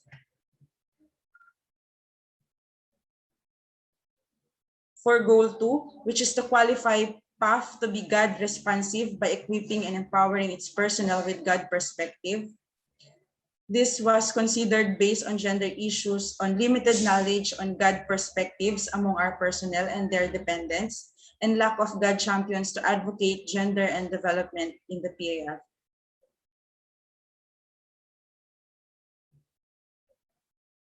For goal 3, which is to guarantee equitable allocation and utilization of GAD budget, we are mandated as per law to allocate at least 5% of the total agency budget for GAD programs.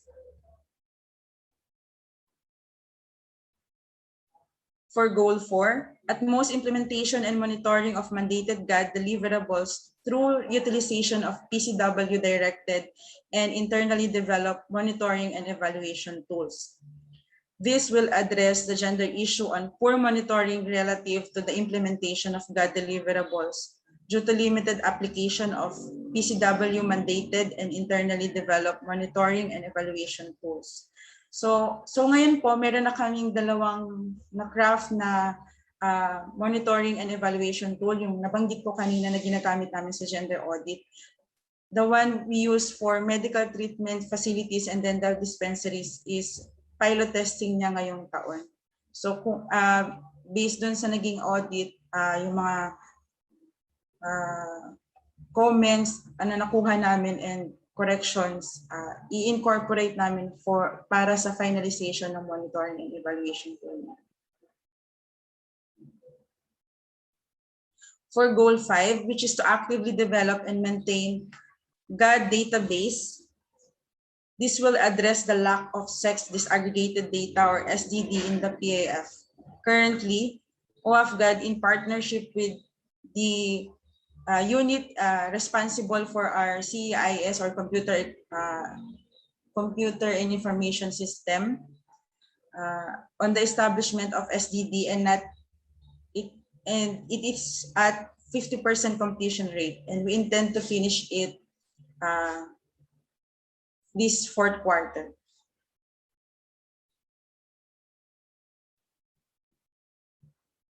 For goal 6, ensure that the PAF is leveling up in its gender mainstreaming efforts. This will be a continued effort of the gender and development, as gender mainstreaming really needs to be prioritized and institutionalized.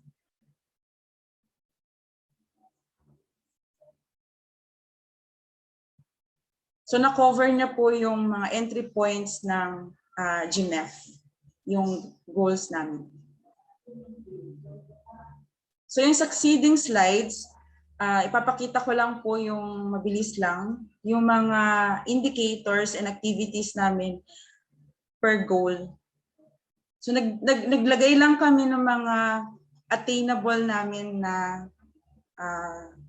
goal for indicators, for each indicators.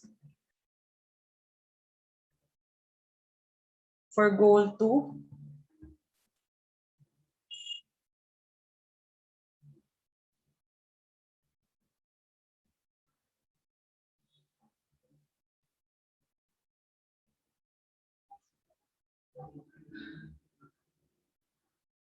so yung increase ng allocation of budget, medyo gradual na pag-increase din po kami.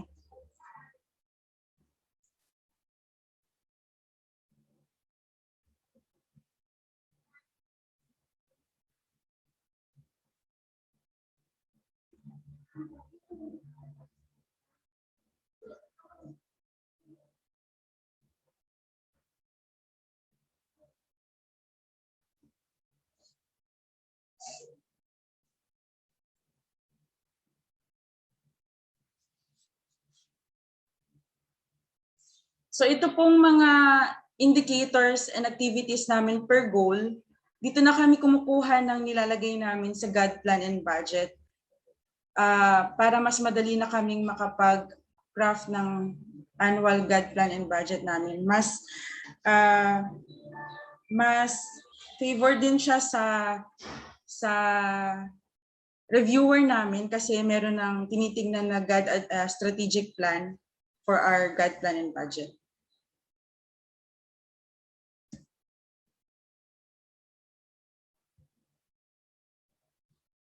The facilitating factors na nakatulong sa aming pag-craft ng GAD agenda. 1, office and personnel with a working budget dedicated to facilitate GAD concerns and compliances of the agency. So nakatulong po yung pagkakaroon namin ng dedicated or separate na GAD office sa Philippine Air Force, yung Office of the Air Force Gender and Development, with dedicated personnel. Kasi may tututok dun sa pag-craft talaga ng GAD agenda. And also, number 2 is the commitment from the chairpersons of the PAF-GAD Focal Point System, EXICOM, and Technical Working Group to ensure that GAD agenda is formulated, approved, and implemented. Yung GAD Focal Point System talaga namin sa Philippine Air Force po is involved talaga sila sa lahat ng mga GAD activities po namin. For the problems encountered, the onset of lockdown brought about challenges during formulation and approval of the GAD agenda, such as coordination problems in some of the members of the GAD Focal Point, EXICOM, and Technical Working Group, including our own personnel, were put in work from home status. So itong pandemic talaga medyo challenge siya kasi mahirap. Nagkaroon ng mga lockdown po sa mga bases and yung may mga nag-positive din na mga members. So nahirapan dun sa coordination. But naging successful pa rin naman, na-approve pa rin yung GAD agenda. Also, number 2, the agenda itself took some time and great effort to be formulated. Mahabang proseso siya. Sinimulan namin ng 2018 pa yung pagka-craft ng GAD agenda with the help of Attorney Mylene Esquivel. Kumuha kami ng consultant.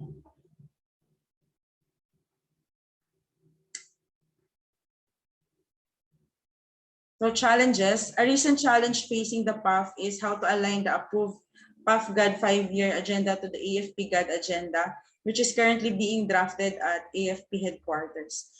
Kasi nauna po kami sa General Headquarters magkaroon ng approved GAD agenda, being one of yung major service branch ng General Headquarters.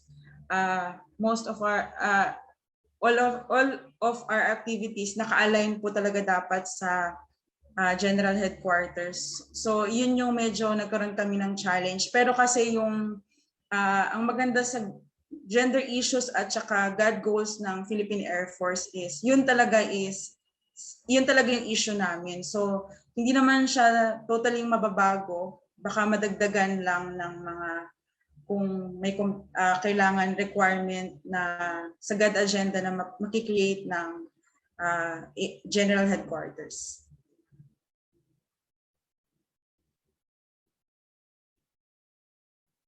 So yung tips on how to formulate GAD agenda.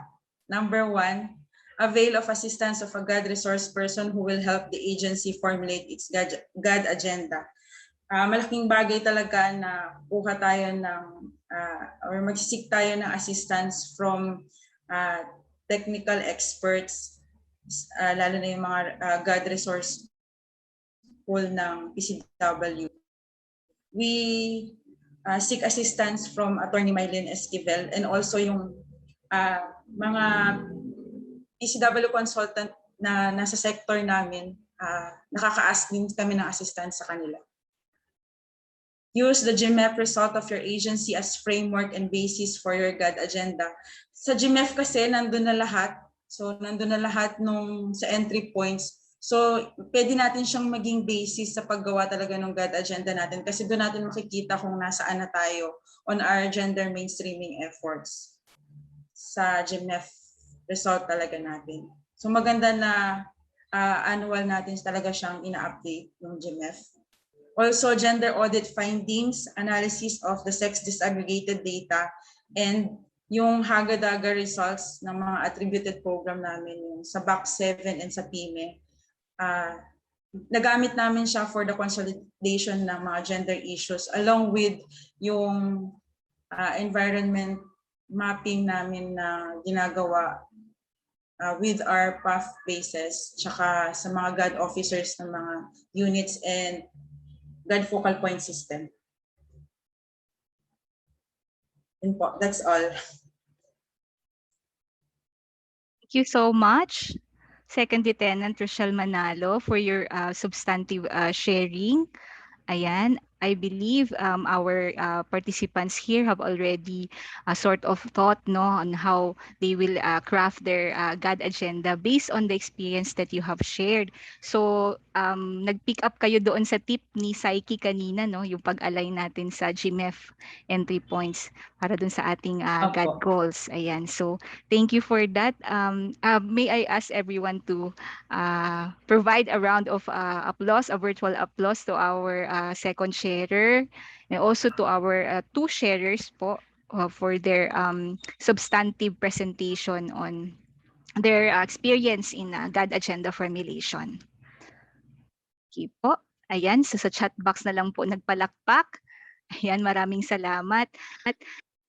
Ayan, at this point po, we will be entertaining questions po, if there are some questions relative to what they have shared po, as agencies that have formulated their GAD agenda.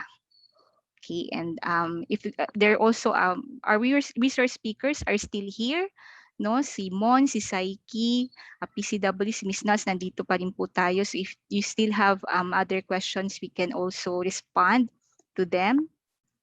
Okay, so meron po bang gustong ano po yung itatanong doon sa naging sharing ng ating mga two sharers from DOST Pag-asa and the Philippine Air Force? Ayan po.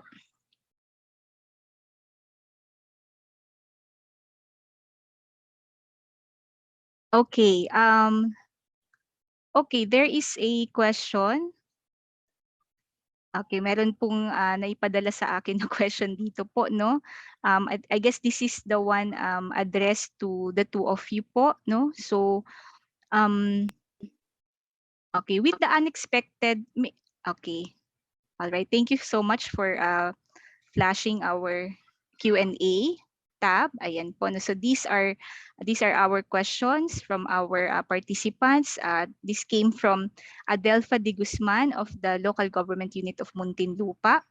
So question is, with the unexpected outbreak of pandemic, and we know that there are emerging gender issues brought about by this pandemic. Did you revisit your GAD agenda to include emerging gender issues or gender issues? So this will be answered by the two of you. So please go ahead, Ms. Aya. Hello po. Nito pong pandemic, hindi po kasi ganun kalaki yung adjustment na ginawa namin dahil yung GAD agenda namin halos umiikot pa rin po siya dun sa awareness. Parang tinitrain pa rin namin ng mga GFPS and TWG po sa basic GAD concepts and yung mga pag-asa employees. So nitong pandemic, wala po kaming gaano masyadong adjustments dahil pwede namang magkita-kita online, ganyan. So, hindi naman po, and continuous pa rin naman po kasi ang operation ng pag-asa dahil araw-araw po tayong paring merong weather reports, ganyan po. Kaya hindi po ganun kalaki ang adjustment. Thank you po. Okay. Thank you so much, Ms. Aya. Second Lieutenant Rochelle, your thoughts, please.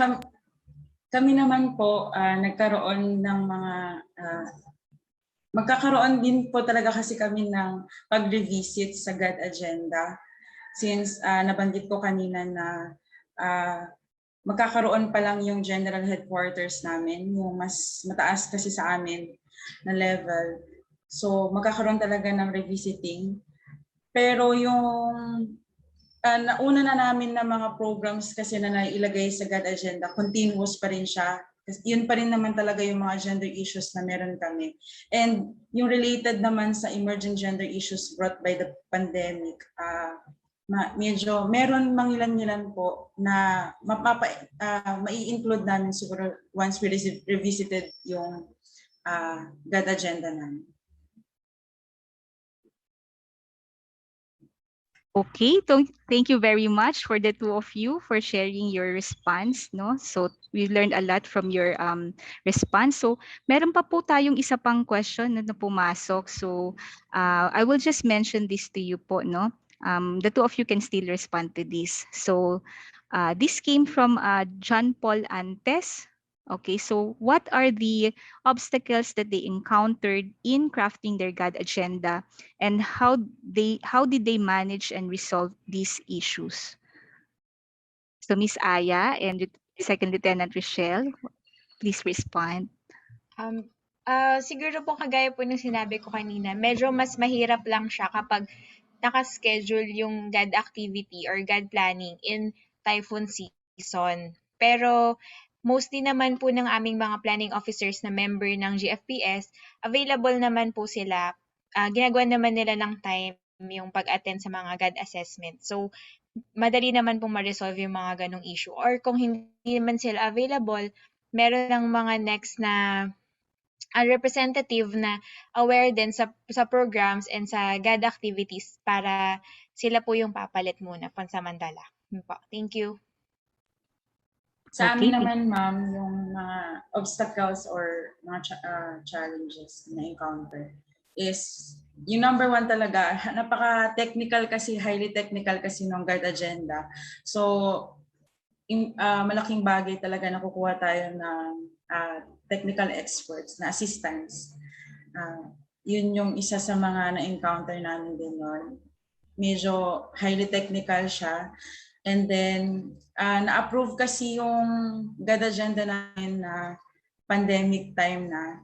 So, isa sa mga challenges is yung coordination dun sa mga different offices namin na ini-involve kasi namin yung different staff doon sa GAD focal point system namin. Mahirap during the pandemic situation, lalo na nung sobrang taas ng restriction. Marami sa amin yung nag-lockdown. So, yun yung mga na-encounter namin during the crafting. Okay, so thank you very much, John Paul Antes, for raising of the Sugar Regulatory Administration for raising that question. That ends our open forum. Thank you very much po, Miss Aya and Second Lieutenant Rochelle, for participating and for sharing your experience in crafting the GAD agenda in your agency. So at this point po, we will now be presenting our certificate of appreciation for the two of presenting DOST Pag-asa and Philippine Air Force. No, I will read the text of the certificate of appreciation for each of you po. Okay, so the certificate of appreciation. This certificate is awarded to the Department of Science and Technology, Philippine Atmospheric, Geophysical, and Astronomical Services Administration, DOST Pag-asa, for imparting their notable and praiseworthy experiences in developing their Gender and Development Agenda during the GAD Webinar 6 entitled The GAD Agenda, Formulating the GAD Strategic Framework and GAD Strategic Plan, given this 18th day of November 2021. Signed by our Executive Director, Attorney Christine E. Yuson Chavez. This certificate of appreciation is also awarded to the Philippine Air Force for imparting their notable and praiseworthy experiences in developing their Gender and Development Agenda during the GAD Webinar 6 entitled The GAD Agenda, Formulating the GAD Strategic Framework and GAD Strategic Plan, given this 18th day of November 2021, signed by the PCW Executive Director, Attorney Christine E. Yuson Chavez. A round of applause once more to our two sharers for their substantive presentation and sharing. Thank you very much. Ayan po yung mga emojis sa ating chat box. Ayan po. No, so at this point, Thank you, ma'am. Ayan, thank you so much. Oo. Oo. Maraming salamat po muli, Ma'am Aya and Second Lieutenant Rochelle, and also for our very engaging open forum, no? Ayan, and then this wraps up our whole day session on the GAD agenda. So, okay, so um, thank you again to our resource speakers, our sharers, and our panelists for the highly interactive and substantive discussion. We have truly gained a lot of takeaways from all the sessions that we've covered since this morning. No? So at this time, we will provide you a quick synthesis, no, of the highlights of our GAD Webinar 6, our final leg of the GAD Webinar series. So first, no, we have extensively discussed the GAD agenda and its components. So we discussed the GAD strategic framework and GAD strategic plan. The GAD agenda is formulated in a step-by-step process. So we covered 7 steps in the formulation of the GAD agenda. Steps 1 to 5 refer to the formulation of the GAD strategic framework, while steps 6 to 7 cover the formulation of the GAD strategic plan. So under the GAD strategic framework, we have the following steps: organizing the planning team, conducting gender analysis, setting the agency's GAD vision and mission, formulating the GAD goals, and prioritizing gender issues per GAD goal. For the GAD strategic plan, we have the following steps: outlining GAD outcomes, indicators, baseline data, and targets per GAD goal, and translating the GAD outcomes into GAD programs, projects, and/or activities. So the GAD strategic framework, GAD SF, outlines the agency's GAD vision, mission, and goals anchored on the mandate of the agency. So earlier this morning po, no, Mon shared the tips in the visioning exercise, so how to move from our current reality to the desired reality. Okay, so from the presentation of Mon, we learned that gender analysis is the meat of the formulation of the GAD agenda. So he cited the sources of gender issues and also the guiding documents from where we can pick the sectoral gender issues that our agency are also mandated to address. So I'd like to pick up some of the things that he has shared earlier, no. So yung sinasabi niya kanina about the content and the process expert. So the trainers are the process expert in terms of GAD agenda formulation, but the content expert is you, no, the agency, who is more knowledgeable of the gender issues of its clients and its personnel. So we were walked through on the steps of gender analysis. Okay, so we had a Jamboard exercise and we listed down the gender issues of our agencies in that exercise. And he also presented the gender analysis questions in key sectors such as the local economy, education, employment, and health. And he also shared sample organization-focused gender issues based on the results of the use of gender analysis tools such as the GMF and the ACDG. And meron din po tayong nakuhang mga tips on goal setting and how to prioritize gender issues based on the criteria of strategic, relevant, and urgent. Also, the GAD strategic plan, GAD SP, it has been defined as strategic interventions, indicators, and targets to be pursued to achieve GAD goals over a period of time. GAD strategic plan is the document that will operationalize the GAD agenda of an agency. So agencies shall use the GAD SP as the reference in formulating their annual GPB. So ito naman po yung diniscuss ni Psyche. The essential elements of the GAD strategic plan, we have the GAD goals, GAD mandates, gender issue, GAD outcome and result statement, GAD indicators, baseline data, responsible unit, office, target, program, project, activity, or PPA, and estimated budget. So inisa-isa po natin yan kanina. Ano? And then again, the core message is that the GAD agenda is the basis for the annual formulation of programs, activities, and projects to be included in the GPBs of agencies. And we also had a sharing of the experiences in the GAD agenda formulation from 2 attached agencies, the DOST Pag-asa and the Philippine Air Force. Both presentations have highlighted the importance of top-level support, the knowledge of GAD focal point system members, and the external GAD expertise, including working budget dedicated to facilitate GAD concerns and compliance of the agency. So these factors have facilitated the GAD agenda formulation process in their agencies. And of course, course, they have also identified the challenges, but they have also identified the actions to address these challenges. So talagang ano pa rin, na-pursue pa rin nila yung kanilang GAD agenda despite the challenges. And we have also noticed from the two presentations that there is an increased allocation for GAD PAPs as a result of attributing their agency major programs and projects to GAD using the Harmonized Gender and Development Guidelines. Again, so that ends my synthesis of the GAD Webinar 6. Ayan po. For those of us who are asking for presentations, please go to this link and to download the presentations, or you may scan the QR code on the left and you may proceed in downloading the presentations. Okay. All right, so this has been a most productive day. Our GAD Webinar 6, entitled The GAD Agenda, Formulating the GAD Strategic Framework and GAD Strategic Plan, has now come to a close. So we thank everyone for staying on, for actively listening, and interacting with our resource persons and panelists. Okay, so since this is the final leg of our webinar series for the year, this would mean that our PCW GAD webinar series for 2021 has also reached its conclusion. So gusto ko lang pong balikan yung ating mga GAD webinars. So we have successfully completed GAD webinars 1 to 6 for the year. So we had GAD webinar 1, Introduction to GAD Concepts in SOGSC, held on March 18, 2021. We also had GAD webinar 2, Fundamentals of Gender Mainstreaming, Review of Policy Imperatives. Review of Policy Imperatives on GAD and GM Concepts, held on May 12, 2021. And this was followed by GAD Webinar 3, Gender Analysis, Tools and Praxis, held on June 23, 2021.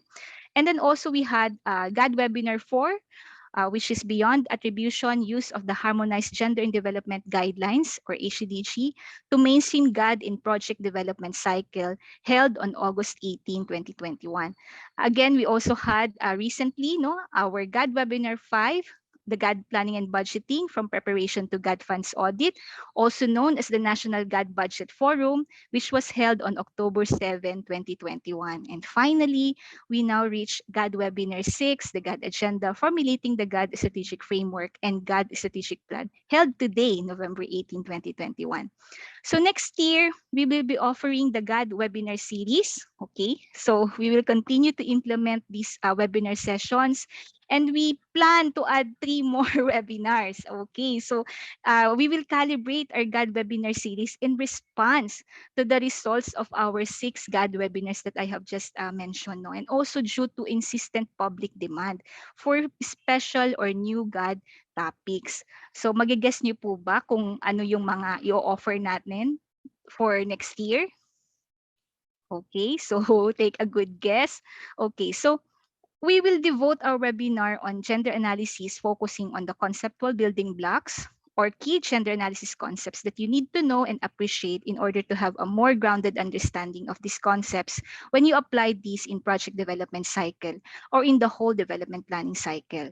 Then we will have webinars for the use of gender analysis tools such as the Gender Mainstreaming Evaluation Framework, or GMEF, and the Harmonized Gender and Development Guidelines, HGDG or Hagadaga.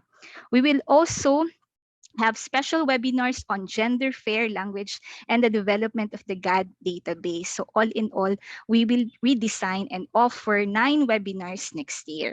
So again po, we hope for your continued support to our PCW GAD webinar series, and we hope that this have helped you in your gender mainstreaming journey, particularly in strengthening